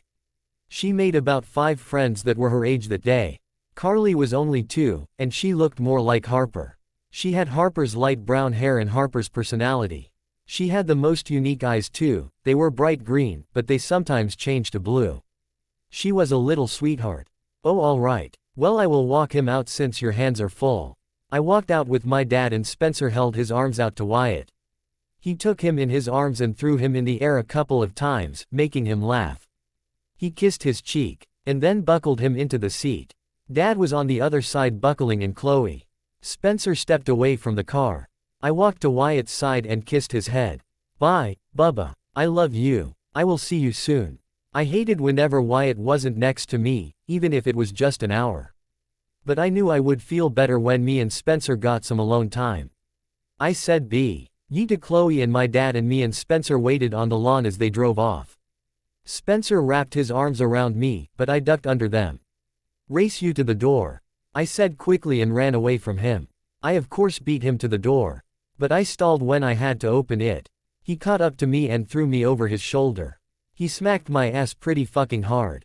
Ow, you asshole, I said while laughing. That is what you get for cheating, he said as he put me back on the ground when we walked into the house. I laughed and wrapped my arms around his neck. You are just jealous because I am faster than you. He smiled and I kissed his lips. He sighed against mine and kissed me back deliciously. I held on tighter to his neck and jumped to wrap my legs around his waist. He held my up, and we continued making out. He tasted like heaven and I never wanted to stop. But we would have time for that later. We have some last-minute things to get ready for Wyatt's first birthday party. I pulled away, but Spencer kept coming back for more. I laughed at his insatiable self. Spencer, we have shit to do. He groaned. But I don't want to. He whined and pouted his lip. I knew he was just joking with the dramatics. But it was still pretty fucking cute when he pouted. I unlatched my legs from around him. Come on you big baby, let's go make some party bags. I went to the closet and took out the big box filled with the stuff that were going in the favor bags, and the small bags themselves. Spencer sat down in front of the coffee table and I sat down next to him. I put the box on the coffee table and we got to work. We worked in silence, only stealing a couple of glances and smiles. Spencer grabbed the remote from the stereo, and turned it on for some background sounds. I jumped and dropped the candy that was in my hand on the ground when I heard a loud horn go off. I screamed and covered my ears. I looked over to my husband, and scowled when I saw he was cracking up laughing while holding a party blower in his hand. Oh, so now it is cool to blow loud objects right near my ear. I jumped on top of him and pinned him to the ground. He continued laughing at my expense. You bastard, you could have blown my eardrums out. I straddled his waist and hit him on the chest continuously. He just kept laughing. Stop laughing. My statement couldn't be taken seriously because I started laughing with him. You should have seen your face, he said in between laughs. You looked so funny. Okay, now he was flat out making fun of me. I got off of him and sat down next to him. I crossed my arms, and feigned hurt. I wasn't really hurt, but that doesn't mean I can't mess with him a little. I hate you. He stopped laughing to pull me to his chest. He kissed the top of my head. You don't hate me, you love me. No, I hate you. I tried squirming out of his arms but he held on tighter and gave me more of those beautiful stupid kisses. Well, we have a problem then because I love you so much. I tried not to smile like I always do when he tells me he loves me. No, he surprised me when he pinned me down, like I did to him just moments earlier. Yes, he kissed me on the lips, but I didn't kiss him back. I was pretty fucking proud of myself for it too, because Spencer kisses were addicting and almost impossible to resist. He is just too adorable and sexy for his own good. Kiss me, damn it. He yelled and kissed me again. No. I pushed his face away with both of my hands. If you don't kiss me, I will never dance with you again. Oh, how will I ever go on? I said dramatic. Ally and put the back of my hand to my forehead. He growled before getting off of me. That cute pout was back on his face and I finally gave in. How could I say no to that face? That face I loved so damn much. The face of my best friend and love of my life. I grabbed his face with both of my hands and kissed him hard. We made out on the floor of our living room for a long-ass time. I caught a PSE of the clock in the middle of our makeout session, and groaned. We have to go, don't we? He asked from under me. Yup. I kissed him one more time before getting up off of him. I went to the stereo and turned it off. I turned around and walked right into Spencer's arms, who was standing right behind me. I instantly wrapped my arms around his middle. He wrapped his arms around my shoulders. He rested his head atop mine. I really fucking love you, Avery. I smiled and nuzzled myself closer to his chest, because a swearing Spencer was a sexy Spencer, and it had me wishing we spent our time alone doing something more satisfying than filling up favor bags and making out like teenagers on the floor. I love you, too. I held onto him tighter, and just basked in the happiness I felt in this moment. Just being alone with my husband. I almost lost him. I pulled away to kiss him. Let's go see our baby, and our family. Sounds good to me. Blank. 2 days later, Wyatt's birthday party. Avery. Your little ankle biter was messing with my shit again. Axel said when he walked into the kitchen. He was holding Wyatt like a football, and Wyatt thought it was funny. Axel Mabius Cullen. Watch your mouth. Mom chastised him. Whoops. Sorry mom, didn't know you were in here. He lifted a red-faced Wyatt up and sat him on his shoulders. Wyatt was laughing, having fun with his uncle. Mom and I were getting a salad together for the party, while the guys and Cadence were out getting the grill ready. Cadence was practicing her grill cooking skills. She was an amazing cook. And I was glad she volunteered to help man the grill for the party. We were having the party at my parents' house because their house was bigger. We had my family and Spencer's family over, so it was a full house. Well, be more careful with the swearing, honey. It is not respectable to say those things in front of people older than you. So I can say it to them if they are younger than me. He took Wyatt off his shoulders and looked him in the eye. Hey Wyatt, you want to know a new word? Can you say foo-ow? My mom shut him up by hitting him on the back of his head. I was just kidding, he said while rubbing his head with the hand that wasn't holding Wyatt. Such a smart ass, just like your father. Who is a smart ass like me? Dad asked as he walked into the kitchen. He walked up to Mom and kissed her. Your son, she said before walking to the sink to rinse the lettuce. Axel, don't be a smart ass. Dad said with no enthusiasm. He was just saying it because he knew it was what my mom wanted to hear. I saw Mom roll her eyes. Here, old man, take your grandson. Axel said. He handed Wyatt over to my dad. I am not old. Dad has been telling himself this for a while now. Aunt Avery. I turned around and saw Kaylin running toward me. I bent down to hug her tightly. I haven't seen her in over a week, and I missed her. I missed all of them, Harper, Carly, Brody, and Gideon. Hey my little Kaylin, how are you today? I am good, but I don't really want to talk right now.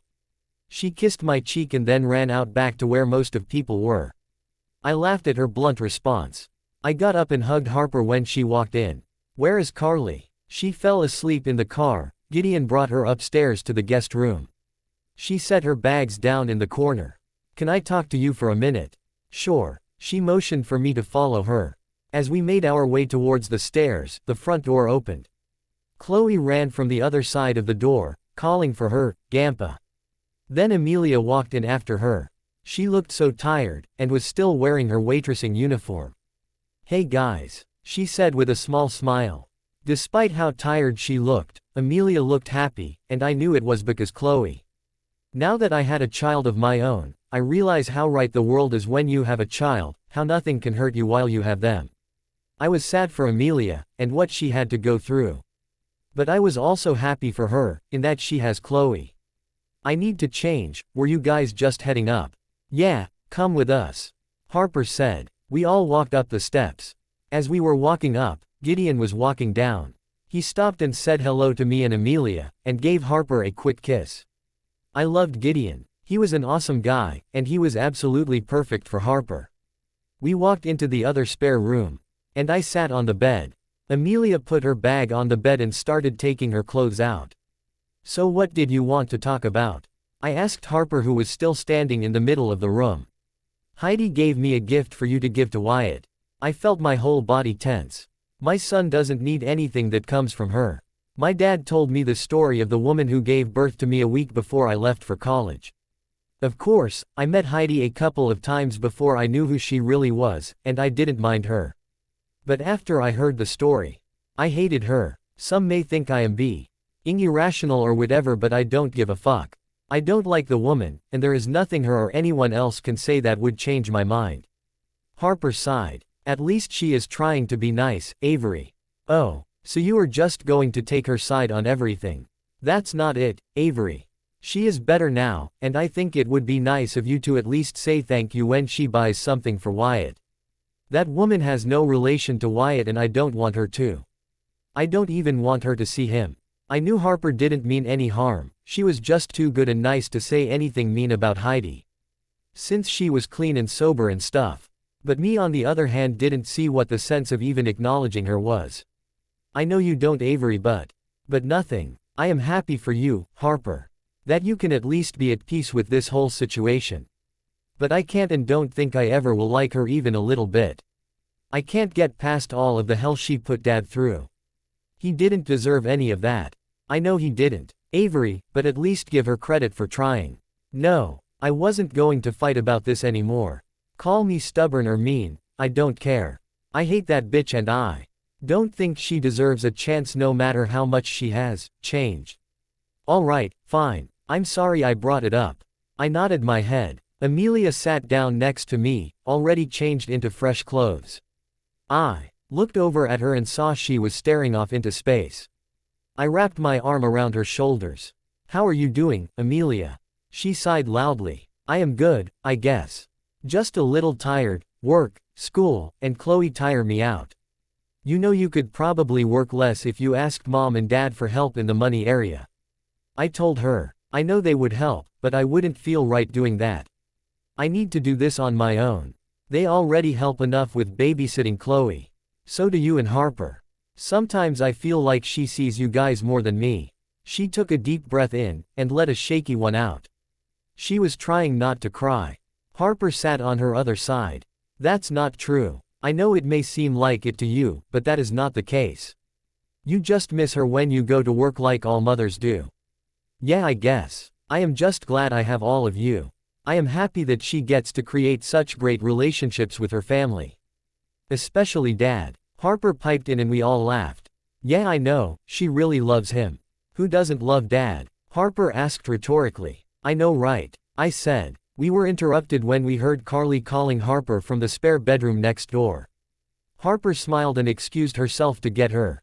I turned to Amelia. So that is enough moping for today. It's my son's birthday, and I don't want my sister sad. Smile. She laughed at me. I felt better now that she did. Harper came back in the room holding beautiful little Carly.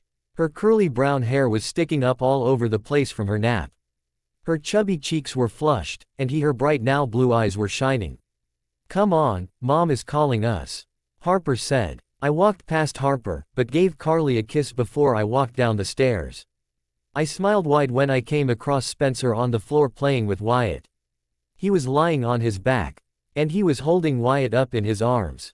Wyatt was laughing because Spencer kept bringing him up and down. He did that a couple of times before his arms became tired. Then he just brought him down on his chest and kissed his face, which also made him giggle. That giggle made me so happy. I walked over and sat down next to Spencer. How are my boys? I asked with my attention on Wyatt, who was now reaching for me. He is a mama's boy, what can I say?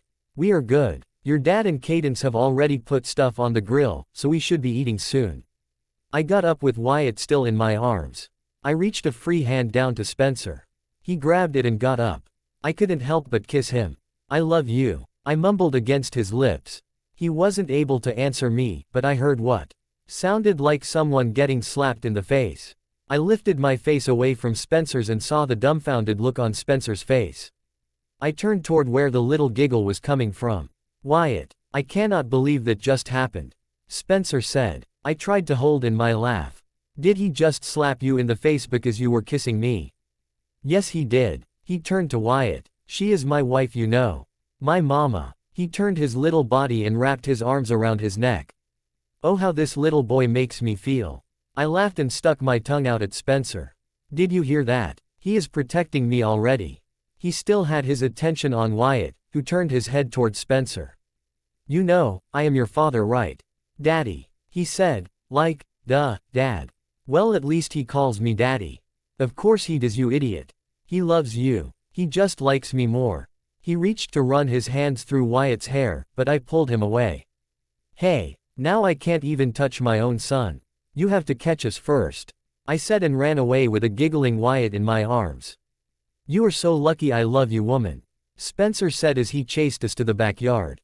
I know how lucky I am, and I will never take this luck and happiness for granted. I have an amazing husband, and a beautiful son that is my whole world. I think luck isn't a strong enough word. AX-POV. Allison Williams. Here. Haley Johnson. Here. Kyle Marshall. Here. George Washington. Giggles and whispers erupted in the classroom. The substitute passed around a paper for all of us to write our names on for attendance, and I decided to have a little fun. The teacher was so oblivious. Here, I said. He kept going. This could get interesting. Britney Spears. Here, I said in a girly voice. Good thing Cadence wasn't in this class with me. She would be giving me the death glare of a lifetime. The sub was looking confused at all the laughing going on. He cleared his throat. Tess Steckel. Genius. Here, I said in another girly voice.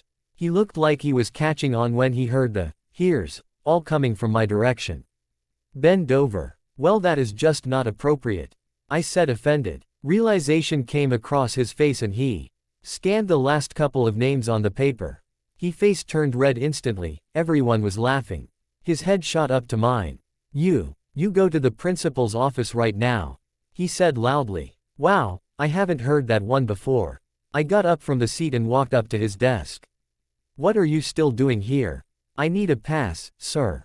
I said in my most polite and charming voice. He grumbled and got a pink slip out of the desk.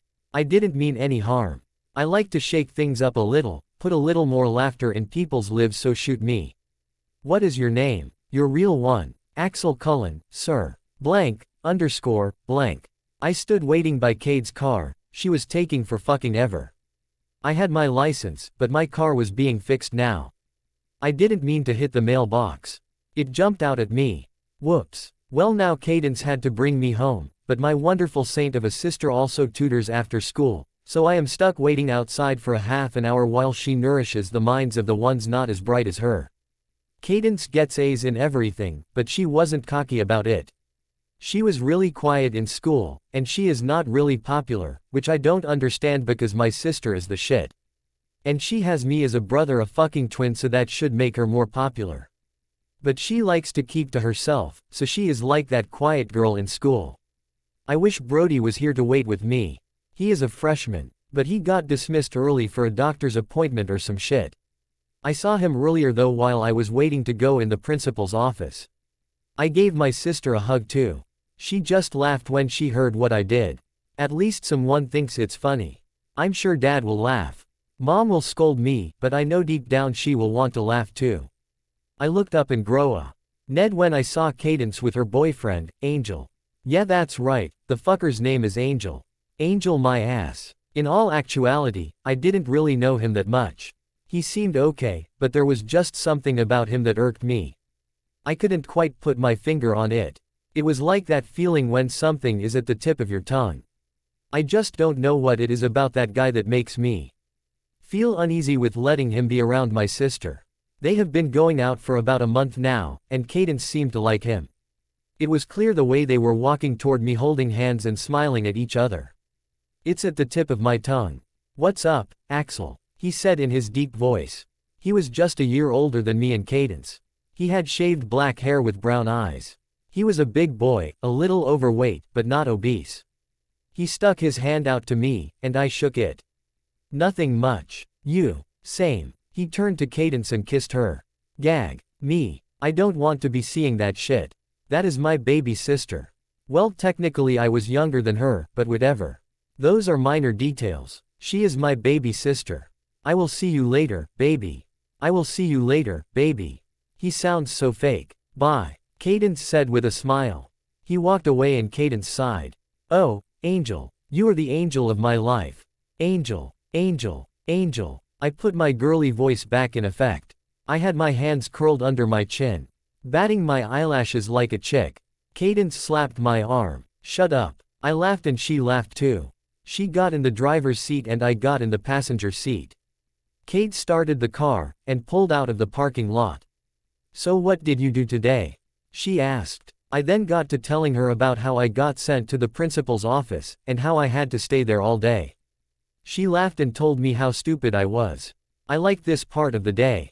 Whereas most siblings can't stand the sight of the other sometimes, I fucking love my sister.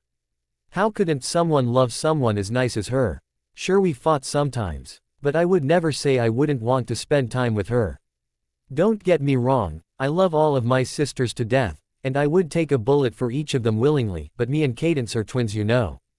There has not been a day in my life that I haven't seen her. We got home in no time to the smell of chocolate chip cookies baking. Did I mention my mom is also the shit?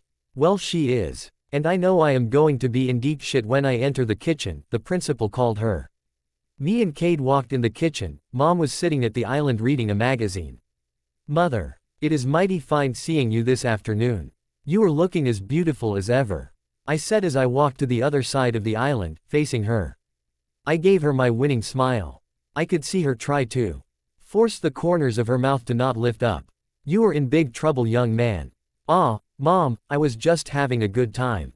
Axel, I love you to death, and I love that you are a happy kid and want to make people laugh.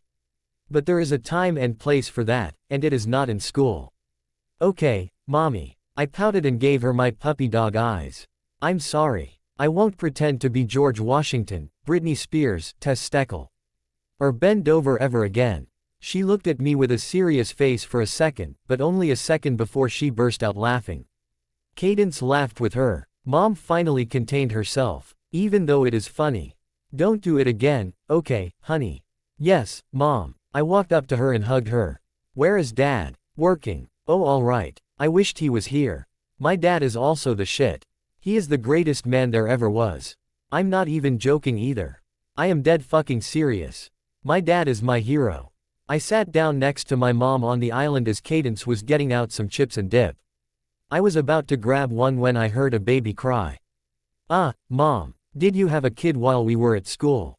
She laughed. No, that is your nephew. Why don't you go up and get him for me?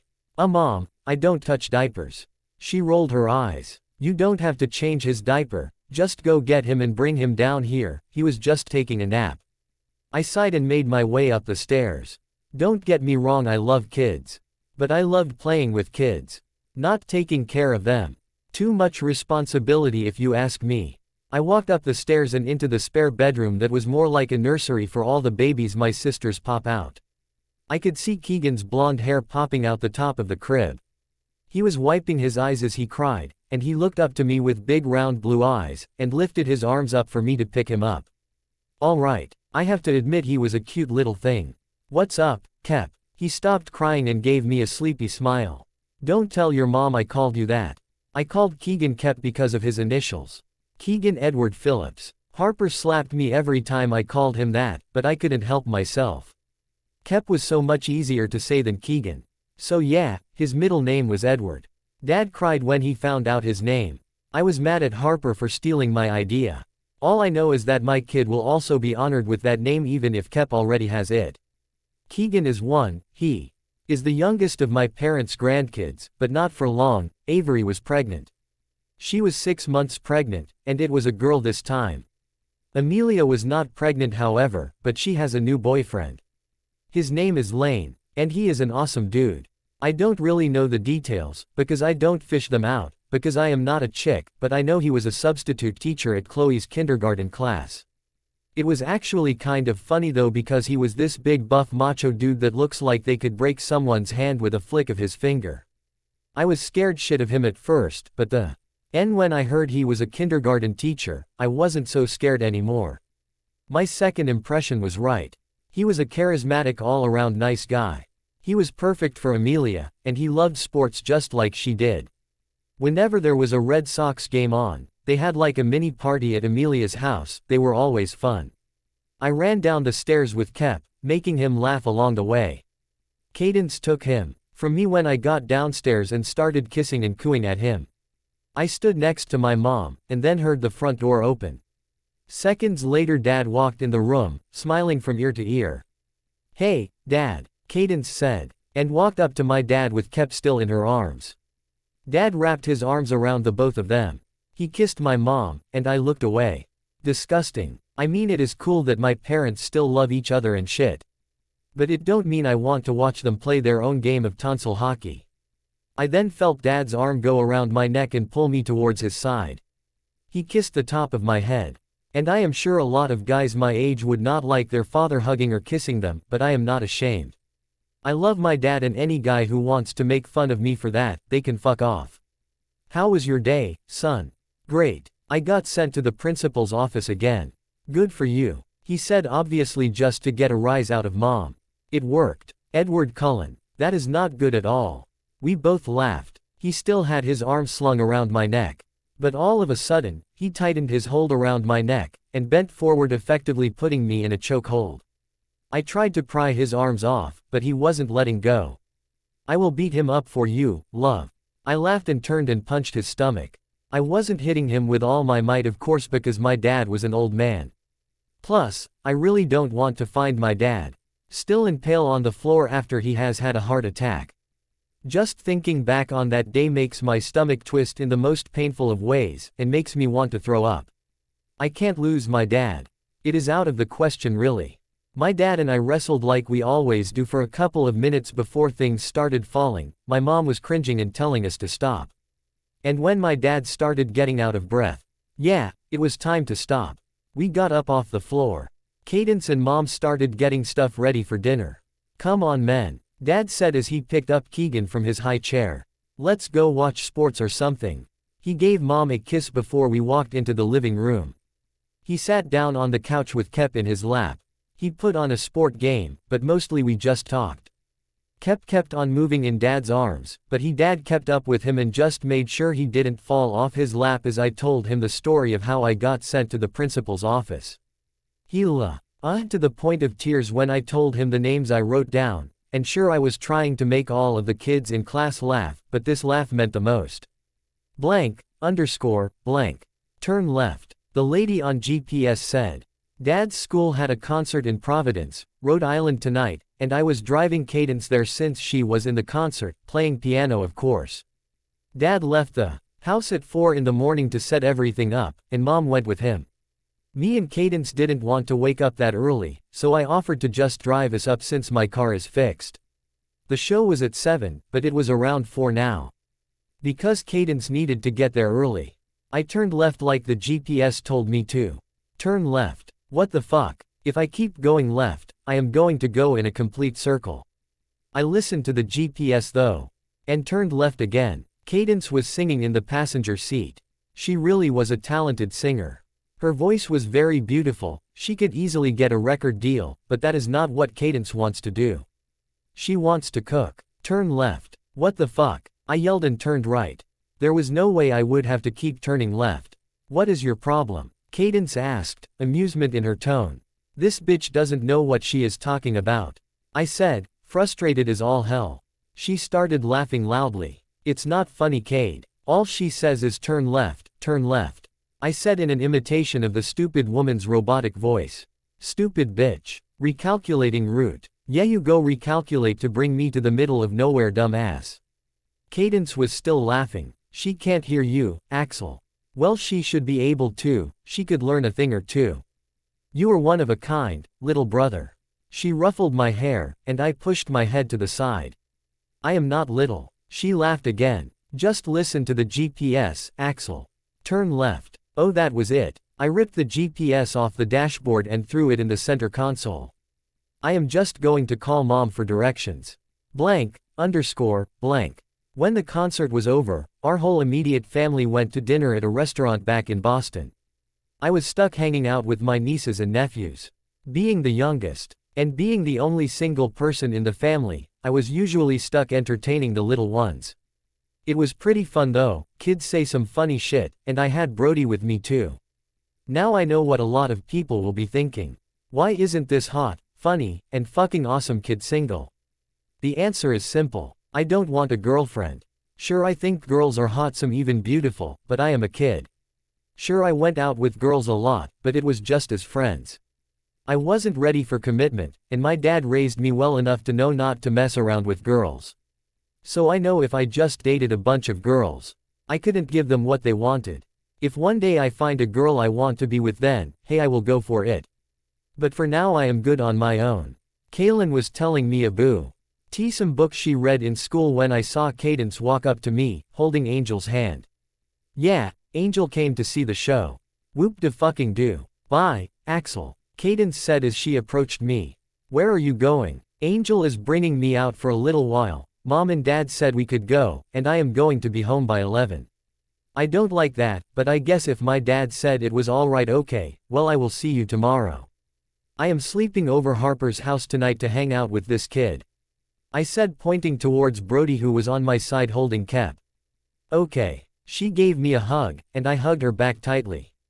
I looked over my shoulder to Angel, giving him a look that told him silently that he better take care of my sister tonight.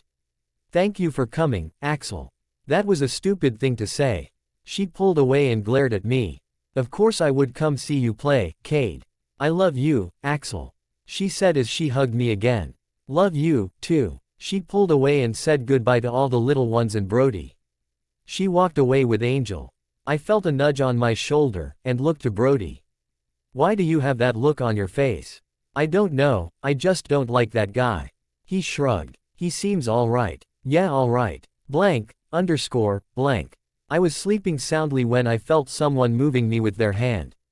I groaned and rolled over. Axel, you need to wake up, kid. It was Gideon. What the hell was he doing?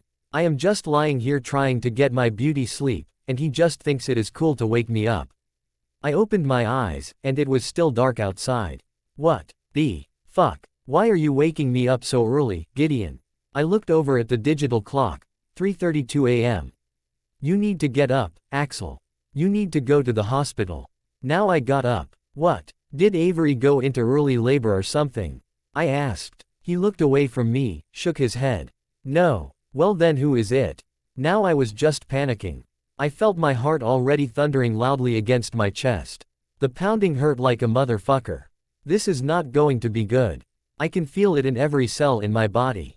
It was Cadence, I knew, I just fucking knew, my twin.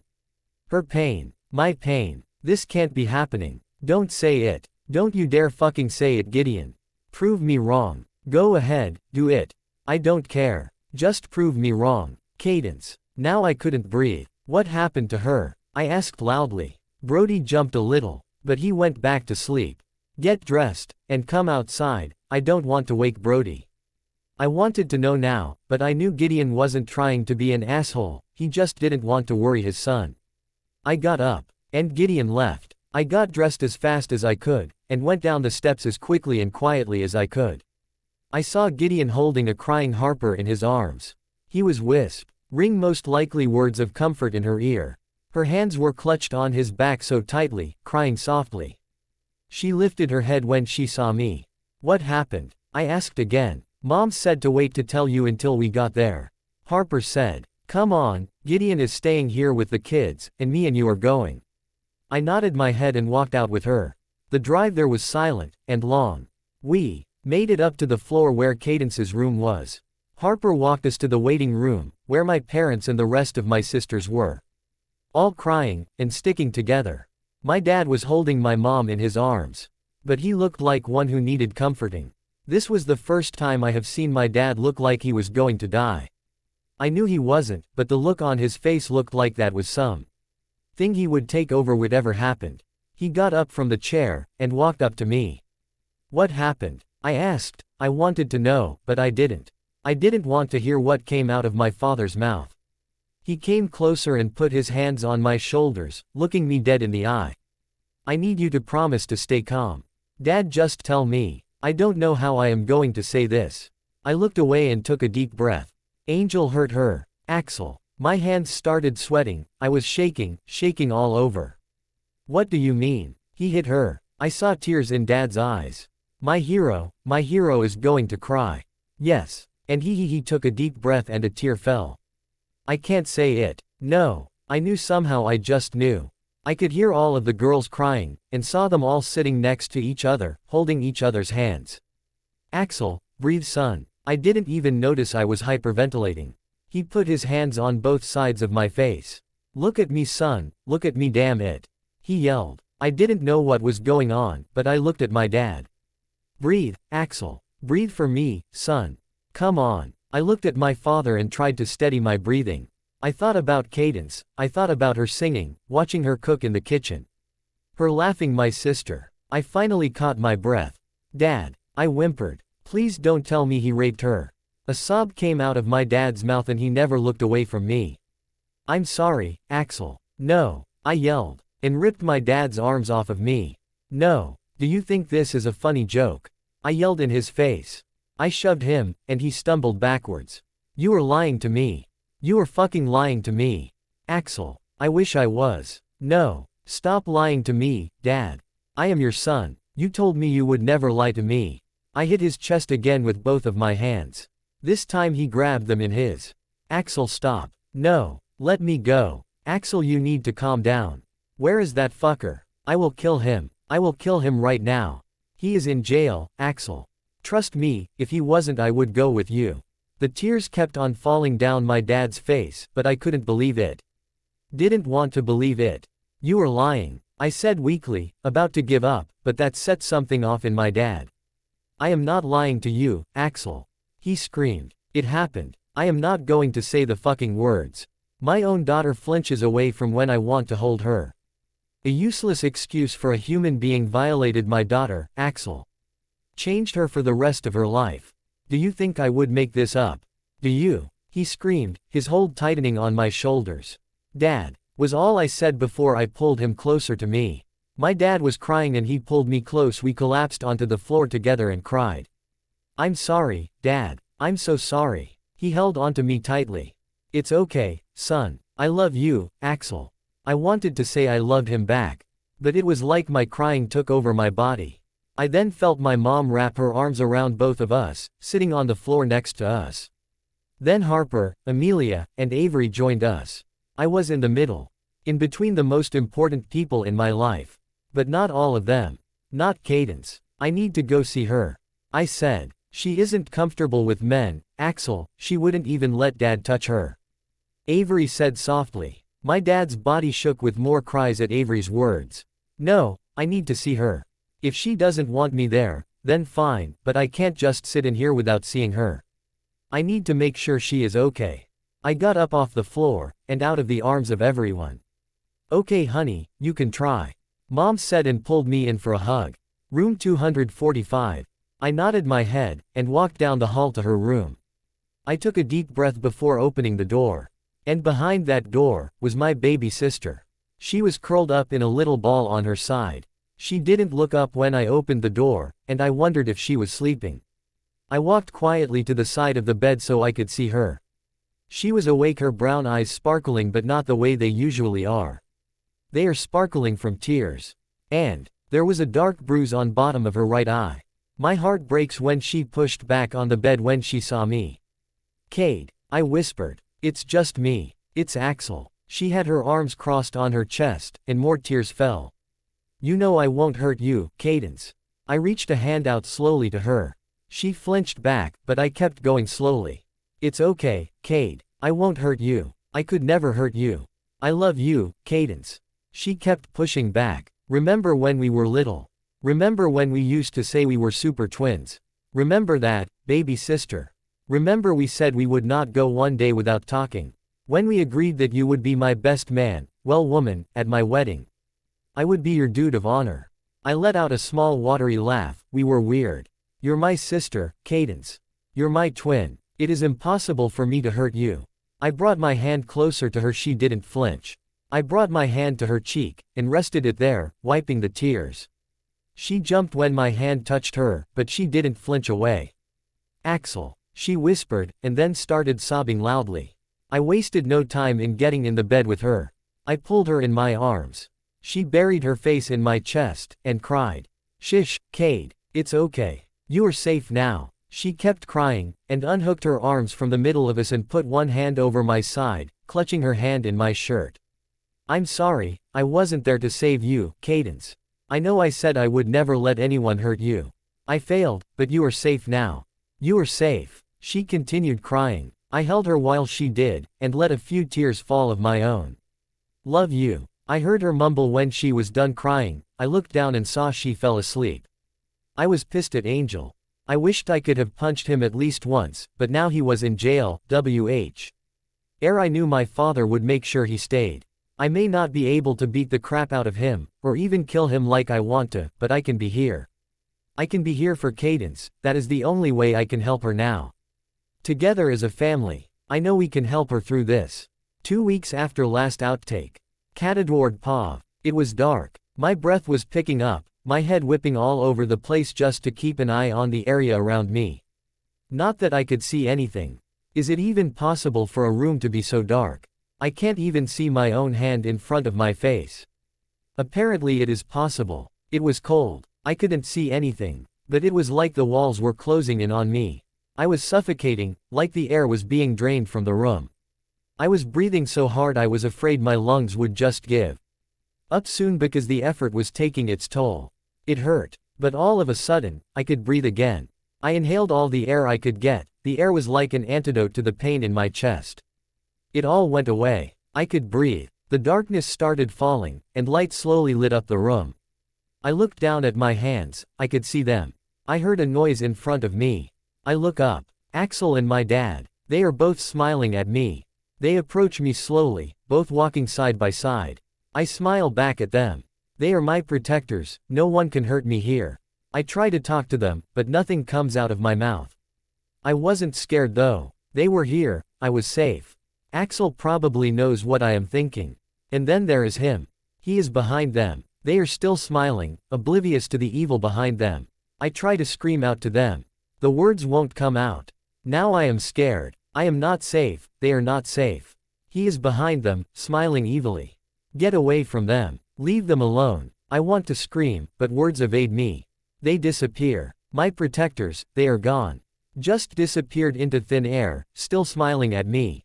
It is only him. Me and him. I want to scream. No sound. I want to run. No movement. I can't do anything. I am stuck as he approaches at me. He is smiling, but not like my brother and my dad were. He wants to hurt me. Stop being a prude, Cadence. I will get what I want. He is coming closer. Each step he took towards me causes the air to once again leave my lungs. I want to die. Just get me away from him. I don't care how it is done. I can't go through this again. He is so close. I can feel his breath on my face. He is still smiling. Stop smiling. Go away. Stop. Just stop. Stop screaming. It doesn't hurt, you baby. Stop screaming or I will punch you in the face, you bitch. This is your fault, you know. You should have listened. This is your fault. Your fault. : I woke with a start. I shot up from my lying position. I looked around, and I was in my room. I am safe. It was just a dream. It was just a dream. It was just a dream. But it really wasn't. Tears were in my eyes, and I struggled to catch my breath. I prayed to God I wasn't having another panic attack. Those usually wake up everyone. I hate seeing the look of worry on all three of their faces. My mom always ends up crying. My dad gets close but he always tries to stay strong. And Axel feels my pain. I hate doing that to them. They don't deserve it. It is my fault. I look at the empty air mattress near my bed. Tonight is the first night Axel isn't sleeping in my room since I got home from the hospital. It made me and him feel better when he was in here. But I for some reason felt like I could do it alone tonight. I was trying. I just wanted to be normal again. I wish I could erase that night from my head. I just want it gone. Every single thing that I do brings me back to that night, and it feels horrible. I get off the bed, and quietly walk to the door. I want to go in Axel's room. I just don't want to be alone, really.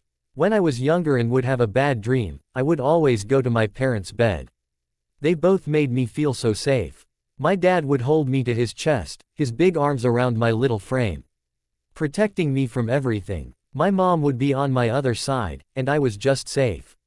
But now I wouldn't go to their room, because my dad was in there.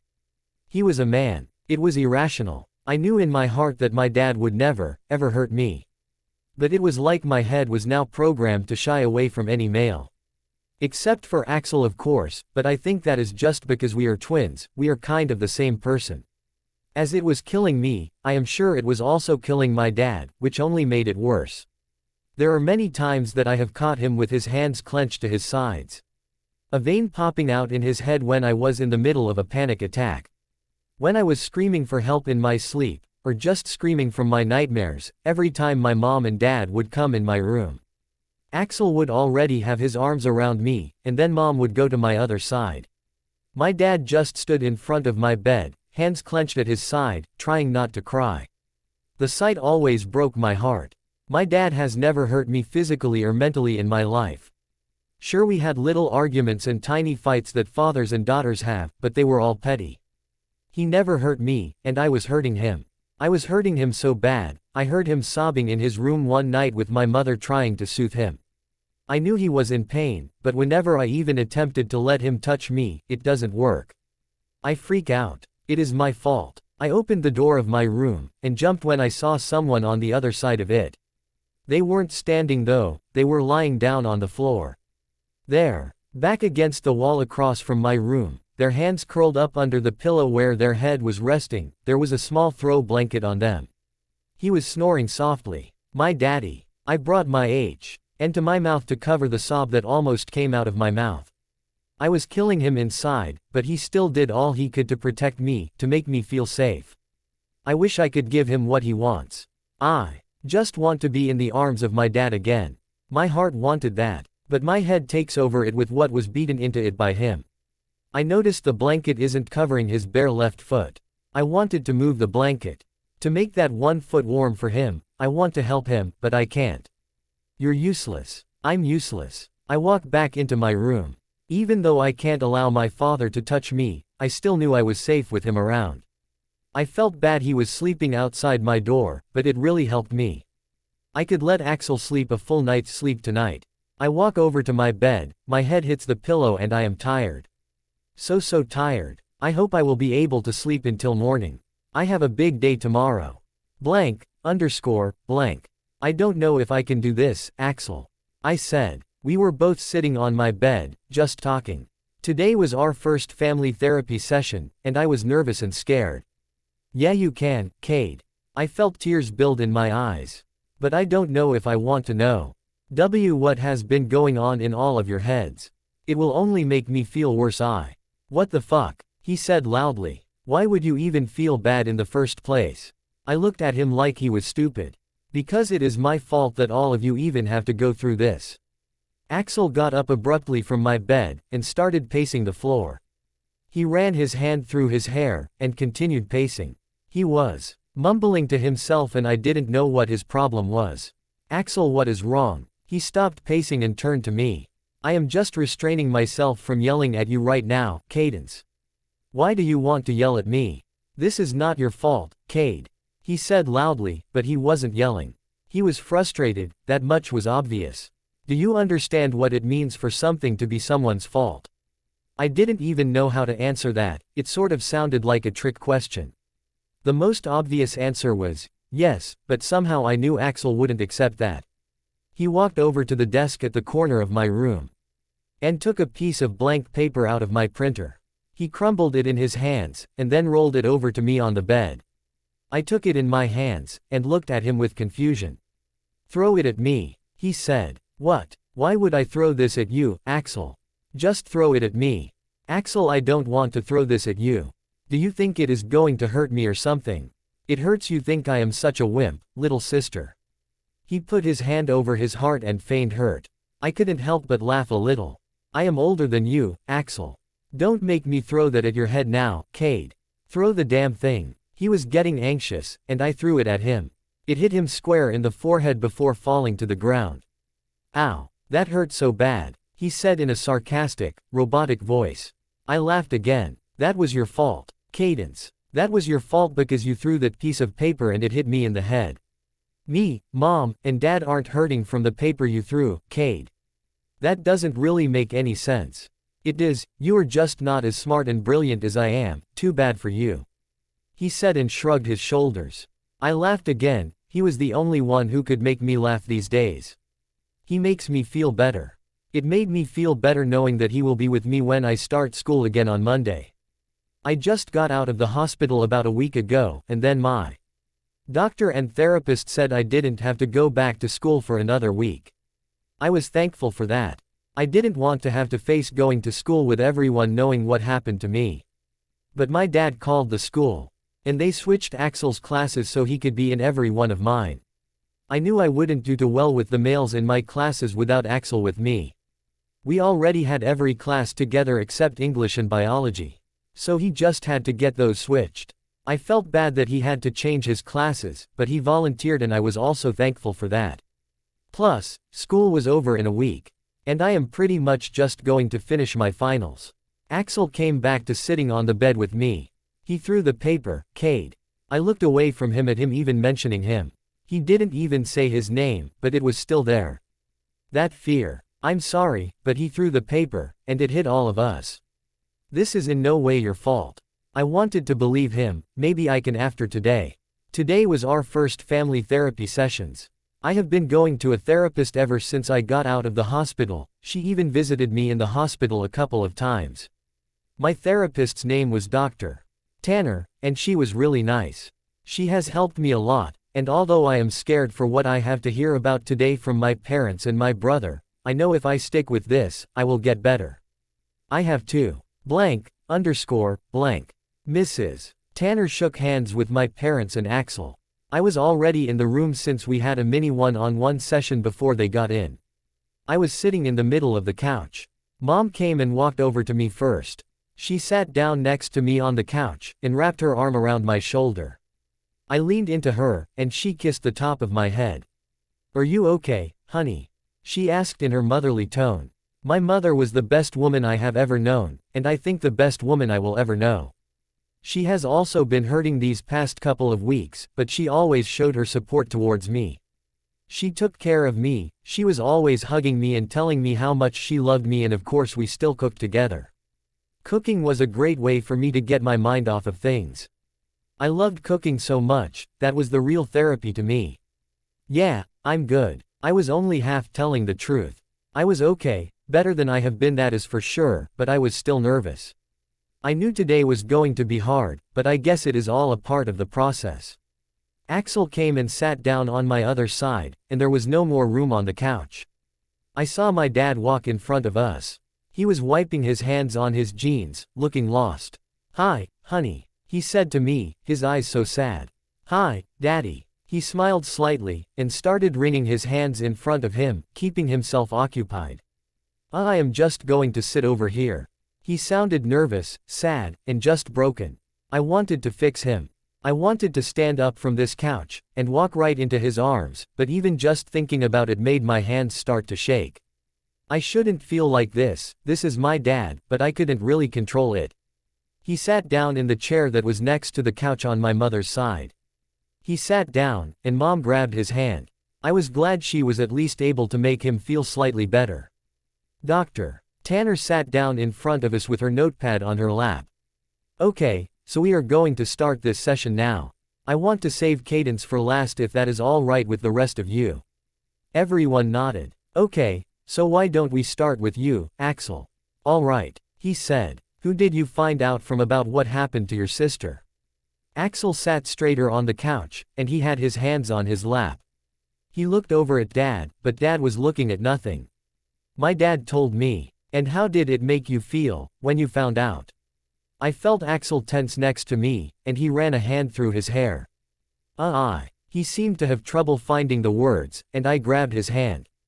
It's okay, Axel. Take your time, Dr. Tanner said understandingly. Axel looked over at my hand holding his, and then looked in my eyes. I tried to tell him with my eyes that it was okay. It seemed to work, because he started to talk. I felt like it wasn't real at first. I just kept thinking it couldn't have happened to her. But then I was mad. Not at you, Cadence, but at him. I wanted to kill him. I wanted to kill him with my bare hands. His hold on my hand got tighter, and tears already started falling down my cheeks, and I saw them also fall down his. I felt like I failed as a brother to her. I felt like I should have done something to protect her. He was talking the whole time while looking at his hands, but on the next part he looked up to Dr. Tanner. We are twins, you know. It may sound stupid, or cliché or whatever. I don't know what the fuck everyone else thinks, sorry, but we are twins, and when she hurts, I hurt. Whatever she feels, I feel. It has always been like that. And when I found out what that bastard did to her, I just hurt. I still do. I should have done something. He used the hand that I wasn't holding to wipe the tears from his eyes. Thank you, Axel. Dr. Tanner said, and then she turned to me. Now that you know this, Cadence, is there anything you would like to say to your brother? I nodded my head, and turned to Axel. Don't feel like this is your fault, Axel. It is not your fault at all. There was nothing you could have done, there was no way you could have known. I don't blame you, so you shouldn't blame yourself. You know, it goes both ways, Cade. I knew what he meant, but I wasn't ready at that point yet. I didn't throw the paper. I usually believe everything Axel tells me, so why is this so hard for me to believe? I could say it out loud as much as I wanted. I could say, it was not my fault. I could say it until I was blue in the face, but it wouldn't mean anything if I didn't believe it myself. You can lie to everyone but yourself. Okay, so let's move on. Dr. Tanner said, and then turned to my mother. Bella, how did you find out what happened to your daughter? Mom already had tears coming down her face from when Axel was talking, so they only continued falling. I held her hand with the one that wasn't holding Axel's, and her other one was in Dad's hand. I found out from the doctor, me and my husband did. She looked up to Dad, but Dad was still looking off in the distance. And how did you feel? Dr. Tanner asked softly. I felt like my world came crashing down around me. She is my baby, you know. And to know that someone did that to her, I know it is not my fault. I know this. But it doesn't stop me from thinking that it is. I am her mom, I want to be able to protect her. I love her so much, she is such a kind and amazing person. She didn't deserve it. No one deserves it. But it especially hurts when it is your child. I felt like I failed as a mother. No, Mom, I said frantically. Dr. Tanner didn't even have to ask me if I had something to say to her. Because she needed to know this. You did not fail as a mother, there was no way for you to know. I looked over at Axel, and my dad, but again he was staring off in space, his eyes glimmering with unshed tears. It is none of your faults. What happened, happened, and no one could control it. I looked at my mom, and pleaded with her with my eyes. Mom, I love you. This is in no way your fault. Why do you guys think that way? I was crying now even harder. I was scared to hear what they had to say, but I didn't think they would blame themselves. It wasn't their fault, it was his. Cadence, is there anything else you want to say? Dr. Tanner asked. She was smiling knowingly, and I think she knew what I just realized in my head. Don't ask me how she did, but she did. It wasn't anyone's fault but his, it was Angel's fault. His name burned my throat, but then the pain went away right after I said it. He threw the paper. I mumbled. Everyone around me looked confused except for Axel, of course. But he was right. This wasn't my fault. All of these horrible emotions I have been feeling were because of Angel. There was no way of me knowing he was going to do that to me that night. I fought against him. God knows I fought him, but that wasn't enough. He only beat me harder, and took away my innocence and virginity. He was the monster. He was the reason me and my whole family was hurting right now. That is right, Cadence. What Cadence said was exactly right. I know you all feel some sort of responsibility for what happened, but the truth is, you have nothing to do with it. Dr. Tanner looked around at all of us. It does none of you any good dwelling on the past, and thinking about what should have happened. Now is the time for you all to think about the future, and what you want to happen. We all nodded our heads, except for my dad. I was wondering if he was even listening. And now we go to you, Edward. My dad finally looked up at his name being called. He looked at Drive, Tanner, and his eyes were filled with tears. How did you find out about what happened to your daughter? He cleared his throat, and gave us all a quick look before looking back at Drive. Tanner, my wife already said it. We found out from the doctor. His voice cracked on the last word, and he cleared it once again. And how did you feel? There are no words to describe how I felt about it. He said slowly. Do you think you could try? Getting it out is the only way to help. Dad used his free hand to run through his hair. I felt like I wanted to die. He completely broke on the last word. And the tears started falling from his eyes. Mom let go of my hand, and sat in Dad's lap. She wrapped her arms around his neck, and pulled him down to her chest. Dad was sobbing, and the guilt all of a sudden started crashing back on me. Mom was shushing him, and I ended up sobbing too. I hated seeing my dad cry. I hated it so much. Axel pulled me to his chest as I cried. Doctor. Tanner just sat silently, letting us get it out. Dad was still crying, but he calmed down a little bit. Doctor. Tanner continued. Edward, I understand there is another issue that is bothering you. I understand that Cadence still will not allow you to let you touch her. Dad shut his eyes tightly, looking like he just took a blow to the stomach. Yes, but I don't want to push her. Sure, it hurts like hell. But it will hurt more if I do anything more to hurt her. He finally turned to me. I would never push you, baby. I love you so much. I love you too, Daddy. I squeaked out, still looking in his eyes. Now Cadence, is there anything you want to say to your father? I lifted myself out of Axel's arms and faced my father. He was looking at me with so much love in his eyes. I hoped I was able to show him that much love through mine, just so he knew that me not touching him had anything to do with him personally. That would just be crazy. I want to try and hug you. His eyes bugged out of his head. Honey, you don't have to do that. I only want you to do that when you are ready. Are you sure you are ready? I don't know, but I won't know until I try. Dad looked over at Drive. Tanner, almost asking her for permission.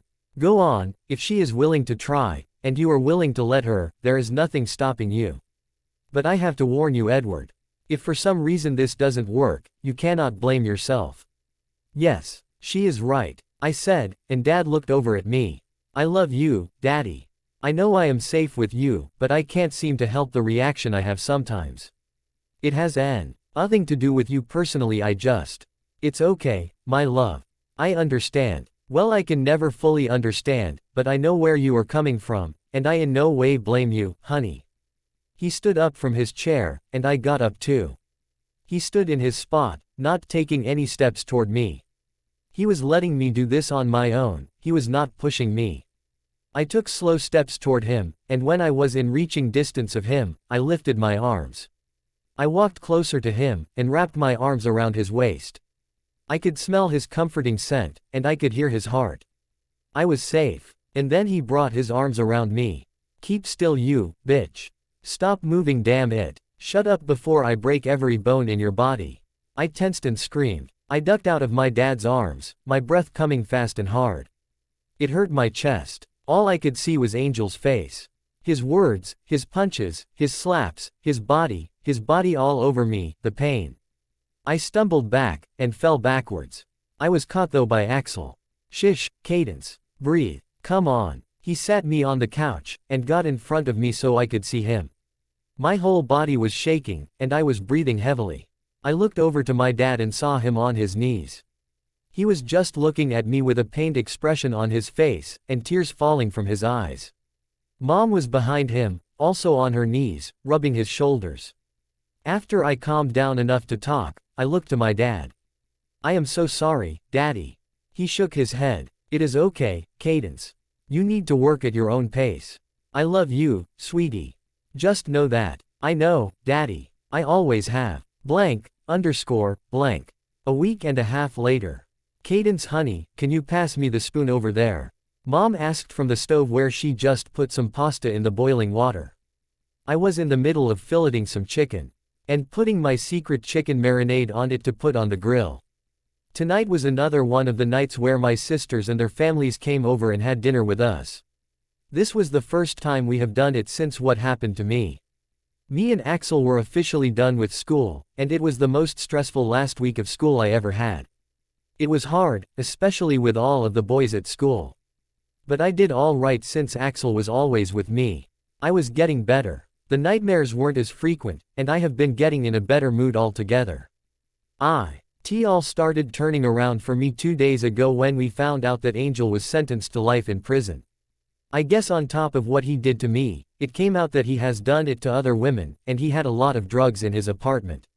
I cried so much when I found out, and since then I have been better. I still remember what happened, that will never fully leave, but I was now able to get past it, and live my life. I handed my mom the spoon, and continued working on the chicken. Oh my God, Mom. I feel like I am going to pop, Avery said when she walked into the kitchen. She was getting bigger by the day, and I couldn't wait for my new niece to come. I laughed and she smiled at me. Mom laughed too. I assure you, you will not pop, honey. Where is my Wyatt though? She asked. Being the little terror that he is, I made Spencer chase him around. The guys were all in the living room. Even though I was getting better, I was still not that good around men, even my dad still. Harper came in with Keegan on her hip. Mom, can you tell your son to stop calling my son, Kep? She huffed. Mom and I laughed. I will tell him, honey, but that kid has a mind of his own. Amelia walked in next with a flushed, smiling face. What has you all chipper looking? Avery asked. Amelia sighed. I just really have the most amazing boyfriend. Oh gag me, Avery said, but she was only kidding. That didn't stop Amelia from hitting her in the head though. Harper just looked over at me and rolled her eyes. They could be really immature sometimes. But that is why I love them.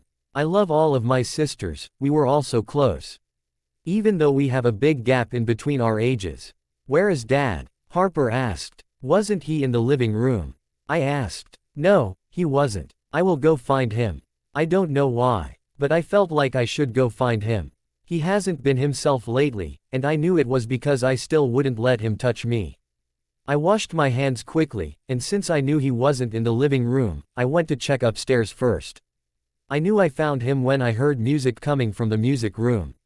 The piano, he was playing the piano. But it was the same notes he kept on playing over and over again, and I recognized it right away. It was one of me and my dad's favorite songs to play when I was younger. It was an old song though, that I am sure not many kids my age know. It was at least 30 years old now. The song was Fix You, originally by the band Coldplay. I walked closer to the door, and I could hear him sing the beginning words to the song. When you try your best but you don't succeed. He stopped singing for some reason, and cleared his throat. He had a really nice voice. It was very deep, but it was also smooth. He started the whole song over again. He was flawless in playing it. I remember it took me so long to do this song, but when I did, I was so happy, and made my dad play and sing it with me every night. When you try, his voice cracked this time, and he sounded like he was crying. And that is when I knew I could do this. I was getting better now. Angel was in jail, he was the only man that would hurt me. My dad never would. I walked into the room, my dad had his head down. I walked over to the piano, and sat on the bench next to him. He jumped when noticed someone sitting next to him, but he smiled when he saw me, tears in his eyes. Should I start off singing? I said. His small smile grew, and he smiled the smile I was used to my dad having on his face. You were always better at starting it off than I was. He positioned his hands on the keys and began playing, and I started singing. When you try your best, but you don't succeed. When you get what you want, but not what you need. When you feel so tired, but you can't sleep. Stuck in reverse. Dad continued playing flawlessly, and then took over the singing. His eyes on me, and tears falling from his eyes. And the tears come streaming down your face. When you lose something you can't replace. When you love someone but it goes to waste. Could it be worse? Those words struck a chord in me, and the tears then started falling down my cheeks. I kept looking at my dad though, listening to him singing to me. This was comfortable. This was something I always used to do with my dad, and it was nice to be doing something normal again. We sang the chorus together. Lights will guide you home. And ignite your bones. And I will try to fix you. Our voices were quieter than usual, our voices cracking every now and then because of the tears, but it was still perfect.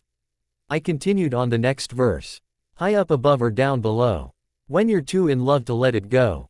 But if you never try you'll never know. Just what you're worth. Dad smiled at the notes I was hitting, and we continued on with the chorus together. My high voice and his deep one meshing together to make a perfect sound. Lights will guide you home. And ignite your bones. And I will try to fix you. Now Dad played the fast part of the song. His hands moving and bouncing on the keys fast. This was always the part one had trouble with, and here he was, playing it with no mistakes, and keeping his eyes on me. We both started singing during the build-up of the song. Dad still playing, his hands moving smoothly and quickly along the keys. Tears stream down your face.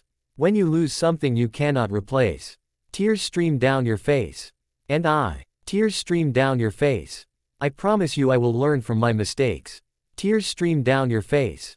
And the music finally started slowing down for the closing. I was crying so much now, so happy that I was finally able to be in the same room alone with my dad again, and I was sitting so close to him without freaking out, without hurting him. He must have noticed how I would not be able to finish, so he did it for me. His voice softer now. Lights will guide you home. And ignite your bones. And I will try to fix you.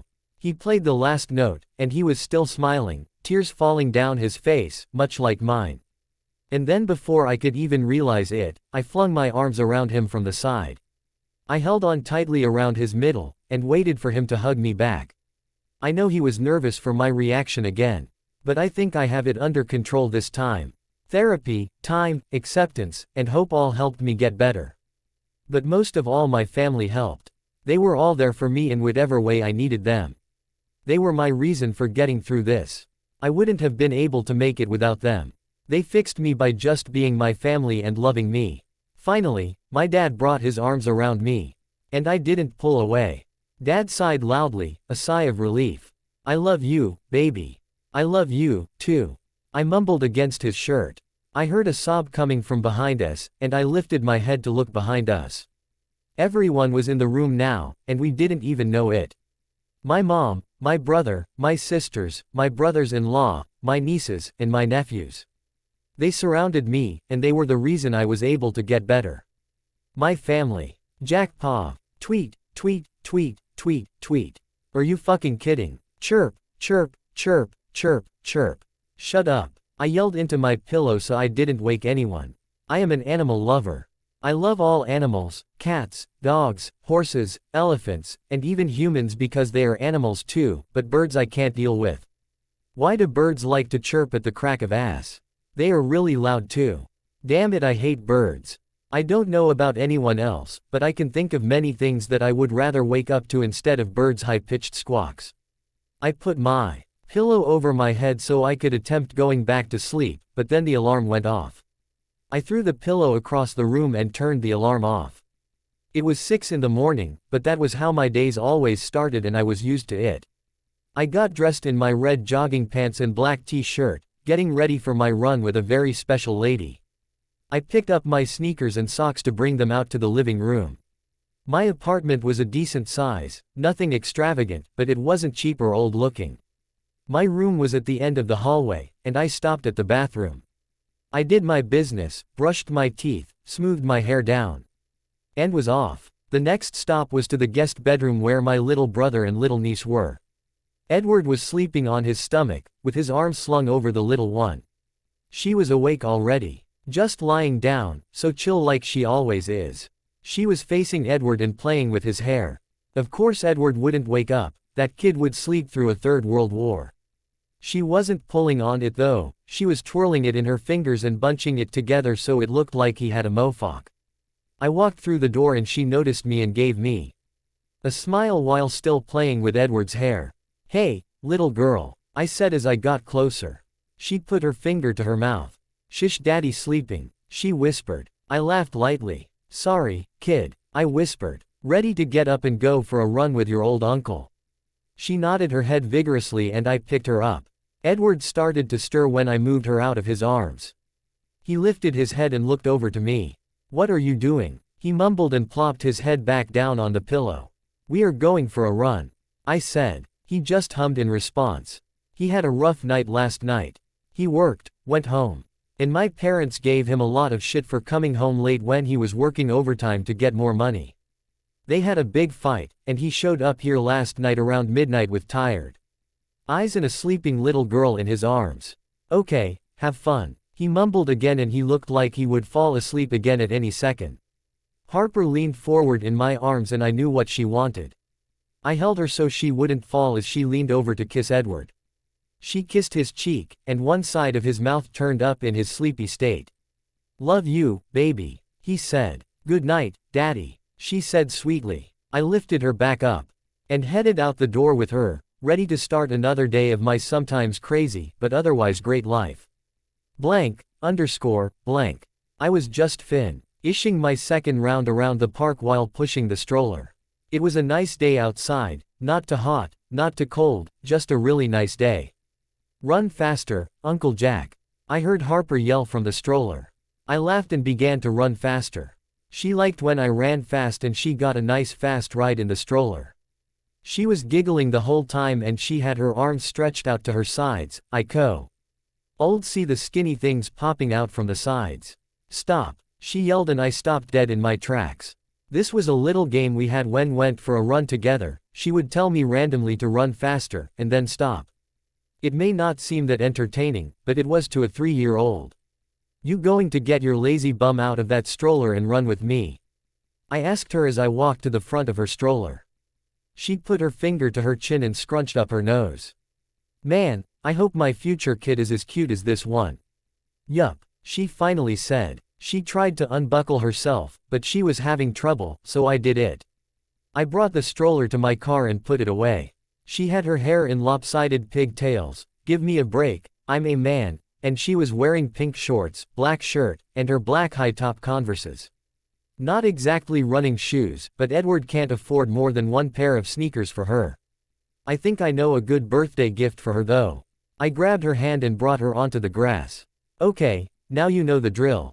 You have to stretch," I said and got my feet shoulder width apart, and she did the same thing. I started doing the basic stretching moves, and she copied every one of them. I caught a couple of people, mainly girls and older people, pointing and saying how cute we were. "Okay, I think I'm ready," she said. "Okay, let's go," I said and went onto the running trail of the park. I brought my arms up in jogging position and she did the same. I jogged to keep pace with her. She was actually moving pretty fast for a little girl as small as her, but I wasn't breaking a sweat. I noticed her breathing heavier. "You want to take a break, short stuff." She gulped in a breath and her face was determined. "No, keep going." She was a stubborn little thing, but I don't need her passing out on me. She was doing a lot of running for a little girl. I didn't want to damage her ego though, so I decided to take a different approach. I started breathing heavy, and going slower. "I think I need to stop." "Harper," I said. She looked over at me. "Really?" she asked. I gulped in a large amount of air that I didn't necessarily need. "Yeah." Another deep breath. "You run too fast." I stopped and braced my hands on my knees taking deep breaths. She walked over to me and put her hand on my shoulder. "Are you okay, Uncle Jack?" she asked worriedly. I looked over at her, amazed by her compassion at such a young age. Any other kid would have loved to rub it in someone's face that they beat them, but not Harper apparently. I knew she had to have got that from Edward. I knew everything about her came from Edward though, because she was good through and through. Sure, she had her bratty moments, because if she didn't she wouldn't be normal, but they were bearable and any bad moments she had were soon forgotten when she gave you that crooked smile and opened her sweet mouth. She was a special little girl. I straightened up so she wouldn't worry so much. "I am fine, Harper." I scooped her up in my arms and placed her on my shoulders. She giggled, and I brought my hands up to hold hers on my shoulders so she wouldn't fall. I walked around the park with her like that for a little while. We talked together. I tried to get her to talk about anything really, and she really only talked about Edward, which made sense. She really didn't have much interaction with anyone besides me, my parents. And of course Edward. Edward couldn't afford daycare, and my parents refused to help him with the expenses for one. I would have pitched in, but Edward refused to accept anything I gave him besides babysitting every once in a while. "Hello, Jack," I heard someone's voice say other than the little girl on my shoulders. I looked up and saw Stacy, a nurse at the hospital, that I had the biggest crush on. Heck, I think I love her. She was short, maybe 5'1" or something, she has dirty blonde hair, and these crazy blue-green eyes. She wasn't fat, but she wasn't skinny either, she was just perfect to me. Oh, and she likes dogs. We have spent a lot of time together, since we worked together, and she started off being my temp. We have lunch together every day, and yeah, I am really into this girl. It all sounds so great, right? Not. She has a fiancé. Just my luck, huh? I have dated here and there, but the one girl I actually want is not available, and she is always right in front of me. It was the worst kind of cliché, but sometimes clichés hit it right on the head. You know, it sucks having to see her every day and talk with her and fall deeper in my feelings, but I am okay with it on a level. I can wait. I have this philosophy that everything does indeed happen for a reason. If I was meant to be with Stacy, it would happen. I was not going to try and court her or anything. I do have respect for other males. I have never met him before, but she has talked about him. His name is Evan, and he seems like a good guy from the way she describes him, so why show? I fault him for being in love with such an amazing girl. I can't, so I will just let life take its course and wait. I personally think we are perfect for each other, but maybe I am biased. Hey, Stacy, I said with a smile. She looked up past my head at Harper. Oh, is this your niece you are forever talking about? She asked, still looking at Harper. Yes, it is. I picked her up off of my shoulders and brought her around so I was holding her in my arms. She put her head on my shoulder and was hiding her face. Harper, why don't you say hi? This is my friend Stacy. Hi, she said but was holding onto my neck. Hey Harper, you are very pretty, your uncle told me a lot about you. She said, and moved the leash she had in her hand to the other side since her German shepherd was walking around her. Thank you. You're pretty too, Harper said shyly. Stacy smiled fondly at her and then looked up at me again. So you took today off too? She asked. Yeah, I know I usually work on Sundays, but I need a break. I said. Well good. You need one, you work more than anyone I know. I laughed. I personally thought Edward worked harder than me, but I didn't really want to get into that. So what is your dog's name again? I asked, motioning to the dog that was now sitting at her feet. Oh, this is Cornelius. I tried to hold in my laugh, but it kind of came out as a snort. I thought your dog's name was Lucky. She laughed. It is. That is my other dog though, I just got this guy yesterday. And now she has 2 dogs, could she be more perfect? So you thought naming him Corneli. Us would be fitting for a strong German shepherd. Hey, don't judge, Cornelius is very sensitive. She said, obviously joking, and I laughed. He's a great dog, I said as I looked down at the dog. Yeah, I think so. So I actually really have to go, but it was nice seeing you, Jack. She said and then put a hand on Harper's back. I hope to see you again soon, cutie. She said. Bye, bye, Harper said, and I said goodbye to her too. And she walked away with Cornelius. I sighed loudly, wishing our exchange lasted more than just minutes. She was nice, Harper said. Yeah, she is. I stood there for a second, trying to remind myself of the philosophy I was living by. Everything happens for a reason, Jack, just let things play out, I told myself. I needed something to get things off of my mind. And I was reminded of something that I needed to get done today. So you ready to go see your dad? I asked Harper, and her face lit up and she nodded her head. Blank. We walked in the door. And Harper immediately went to run to the guest bedroom. I got there right behind her, and I saw that Edward was still sleeping. Man, I felt bad waking him up, but I needed to do this so I can get it off my chest and maybe spend the rest of the day with my little brother and niece with no worries. Edward, I called as I walked into the room. Harper tried to climb onto the bed, but she was too short. So I picked her up and put her on it. She crawled over to Edward and started rubbing his back. Wake up, Daddy, she said, and Edward started to get up. He rolled over on his back and looked over at Harper. He smiled and pulled her down on his chest and she giggled. She snuggled up to his chest as he rubbed her back. Edward looked up at me. What's up? He said. Nothing, we just went for a run didn't we? Little thing. I asked Harper. Yup. she said excitedly, but didn't even bother picking up her head from his chest. But you are back on daddy duty, little brother. I have to go out. He yawned. Where are you going? Just some stuff for work. I lied, but I know if I told him where I was going, he would protest instantly. All right, well you don't mind if we inhabit your apartment while you are gone, right? He asked. Well actually I do mind. I don't want you two in this house anymore, you both stink. I said. Edward gasped in mock insult. Did you hear that, baby? Uncle Jack thinks we stink. He said. Me and Daddy don't stink. She said with a smile. Even at a young age, she already understood mine and Edward's sense of humor. She knew I was obviously joking. And it was great she was playing along. Yes you do. I said like a stubborn child and stuck out my tongue. It got me a giggle, so I was happy. I'm just kidding, but it hurts that you would have to ask, Edward. I said only half serious. Well I am not just going to take over your apartment and life. Oh shut up you big baby. I said joking around, but Harper didn't pick up on that one. And she went into instant daddy protection mode. My daddy is not a baby. She said and gave me a very dirty look. Edward kissed her head. He was only joking, baby. Yeah, chill little one, but I really have to go. Bye, Uncle Jack, Harper said sweetly, and I blew her a kiss before I left. Blank. I didn't even bother knocking and just opened the front door. She came running from the living room with at first a pissed off look, and then her face softened when she saw me.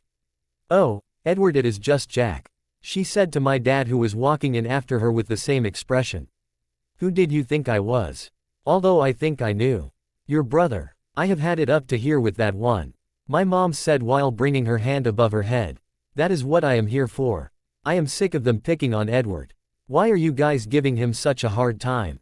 I asked. They were both standing in front of me, and I never really stood up to them that much. The only times I ever do is for Edward though. It was hard being his brother sometimes. Not because he is an annoying little shit, because he wasn't. I love my brother a whole lot, and the hardest thing is how my parents treat him compared to how they treat me. I don't really get why they do that. Sure I am a lot older than Edward, but that doesn't mean shit. Edward is definitely a better person, a stronger person I think. But unfortunately that is because of the way my parents treat him. I wish there was a way I can change that. God knows I have tried time and time again, like I am right now. Why are we giving him a hard time? My dad asked rhetorically. He is irresponsible, that's why. That is a crock of shit, I said bluntly, and they both looked at me in shock from my swearing. Excuse me, my dad asked. You heard me. You guys need a serious reality check if you don't see just how responsible Edward is.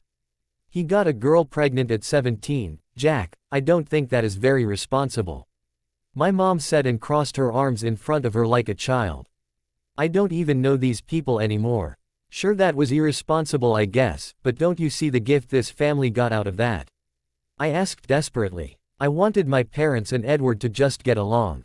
Edward really only has me and Harper right now, and I want him to have more people on his side no matter what. I just can't belly. I have to try and convince his own parents to treat him like their son that they love for once. Well, we don't have to raise Harper. My dad said. This is really getting old, no matter how much I try. They are both too stubborn for their own good. No you don't, because she is already being raised by her father and her father alone. Oh so why were we stuck babysitting until 10:30 last night? He was working overtime. My dad scoffed. Yeah, overtime. More like partying. Now I was even more pissed. You obviously don't know your own son. We know our son, Jack. My mom said. No you don't. You know. I am really sick and tired of the way you guys have been treating him. Why are you doing this to him? I figured just coming out and asking could get me somewhere at least.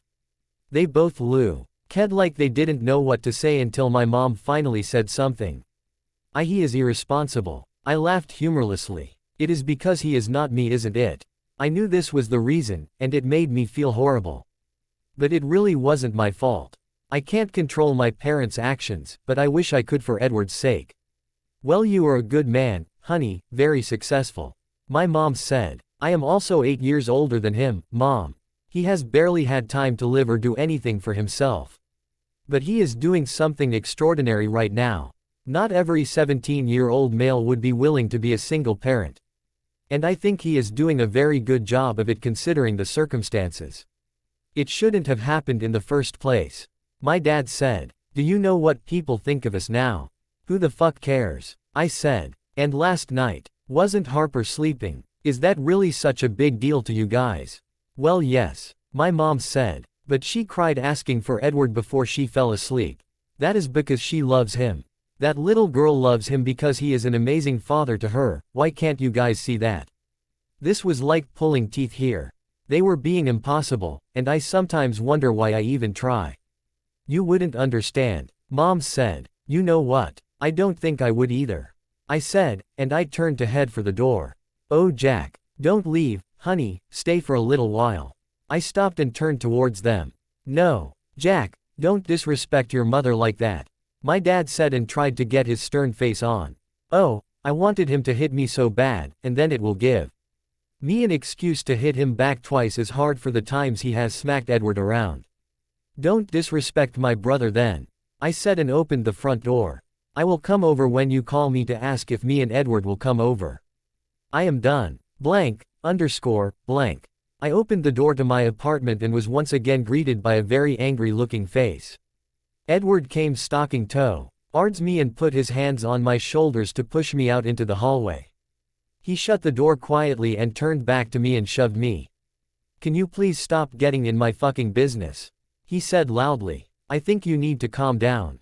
"Dude," I said and put my hands on his shoulders, but I wasn't going to push him. "Why did you go to them, Jack?" he asked, and he looked like he may start to cry. And I knew that the stress was really weighing him down. "How did you know?" Dad called me of course and asked me why I wasn't man enough to go over there and fight my own battles. He ran his hand through his hair. "Look, I'm sorry Edward, do you know what that's like?" he asked, but looking at the floor. "No matter how hard I try I can't get them to just fucking accept me." I walked closer to him. "I wish I did know what it was like, Edward. I wish I could take your place, but I can't. I went to Mom and Dad today to try and talk some sense into them. I didn't want to start more trouble between you and them." His shoulders slumped and he rubbed his hands over his face. He took a deep breath. "I know." He finally looked up at me. "I know, I'm sorry for flipping out and pushing you and shit." "Well, you were pretty weak." So in a true Edward fashion, he lifted both his hands to flip me off. I laughed and pulled him in for a manly hug. I slapped his back a couple of times and he hit mine too. "Things will get better, Edward. Just give them time. Uncle Jack, you eat a lot of pizza," Harper said as Edward was cleaning off her greasy face. I ordered some pizzas for the three of us to have. Edward was going to stay here again tonight, so we were just having dinner. "I like pizza," I said, and Edward continued wiping her hands and face with a smile on his. "Me too. But I can only have one until my tummy is full." "Well, my tummy is bigger than yours, so I eat a lot more." "Oh," she said and shrugged her shoulders. "And as usual Edward and I laughed because every little thing she does is too cute. Edward picked her up off the chair and held her in his arms. "You want me to read you a story, honey?" he asked. She shook her head. "Nope, I read one myself." He smiled, kissed her cheek, and put her back on the ground. She ran out of the kitchen and into the living room. I could see her sitting on the couch with her book in her lap from where I was sitting. Edward sat back down and took another piece of pizza. "So you got a special lady in your life?" I asked Edward randomly just to start conversation. Yeah," he said, and I really wasn't expecting him to have a girlfriend, so I was really interested. "She is almost 3 feet tall, she has eyes just like mine, and hair like mine, only a little darker. Beautiful, beautiful girl. Oh, and she calls me daddy." I slapped him in the head. He laughed. "You know what I meant." "I know, and that is the truth. Harper is the only girl in my life right now. Any possibilities? Ely wanted my brother to get a girlfriend. He really hasn't had any, and I think he would deserve one, and Harper deserves a mother. But I would have to approve, of course. I don't need girls that are going to hurt my brother be with him. He has had enough hurt in his life." "No, not at all," he said and took another bite of pizza. "What about you? Still got the hots for that Stacy chick?" I smiled at her name. "Yeah, but she is still taken," I said wistfully. Why don't you tell her how you feel? He asked. I shrugged. I don't know, I don't want to make things awkward between us. You know everything. Happens for a reason, I know. He finished for me. But don't you think you should at least try to tweak fate a little bit? I shook my head. I have all the time in the world to wait, Edward. You're nuts. He said. I think you should just at least tell her how you feel. I shrugged. Maybe one day in the near future. Daddy. Uncle Jack. We heard Harper yell. Both of our IRS screeched against the hardwood floor, and we were out. Edward was ahead of me even though I was closer to where she was. What is it? Edward asked in a panic, and Harper jumped right in his arms. Kill it. Kill the big bad bug, Daddy. She blubbered into his shoulder. I saw Edward instantly relax at her words. I could practically hear his heart beating against his chest. Where is it, Harper? I asked, looking at the couch and the floor in front of her, but saw nothing. She lifted her head and pointed. Over there. On the coffee table. Get it, Uncle Jack. She said, and I laughed. Edward wasn't laughing though. He had a tight grip on her. Sure enough, there was a little ant crawling on the coffee table. Well, we don't want to kill it. I said. I put my finger in front of the ant, and it crawled on. I brought my finger up to her and showed her. See, he doesn't hurt anyone. I will bring him outside. I told her. She nodded her head and I opened the window and flicked it out. Ants land on their feet right. I walked back over to them and she reached for me. I took her from Edward's arms, and she kissed me on the cheek. Thank you, Uncle Jack. You are the bestest. She started to squirm to get down. And went back to her book. Edward was still standing in his place looking at Harper with a relieved, but scared look on his face. I walked over to him. You alright, dude? I asked, and he nodded his head. Yeah, you don't look it, I said. He took a deep breath. It just scares me sometimes when I realize how much my life relies on hers. It's called being a father. I was going to say that everyone feels it when they have a kid, but unfortunately that is not true. I don't think my father has those feelings for Edward, and it kills me a little inside to know that. I just don't want Edward to be alone in this world. I think it is impossible to not love this kid, and it is sad that his own parents can't see that. It is a crazy feeling. I mean, just hearing her scream that I thought my heart was going to stop beating. I mean, what would I ever do if I lost her? You won't lose her, I said, but he was still in his train of thought and continued on. I would die. Fuck, I would die. He was breathing heavier again and I put my hands on his shoulders to ground him and get him to calm down. You are not going to lose her, Edward. Stop thinking like that or you are only going to drive yourself crazy. I promise you that no matter what happens, you will have that little girl. I know our parents are douches to you, but all of that doesn't matter because you have her. So instead of being afraid of it, embrace it. He nodded his head. I do embrace it. Then you will be fine. You know, Jack, I think you should go get yourself a kid. He said and I laughed. Oh sure, I will go buy one right now. I said. I turned and picked up Harper.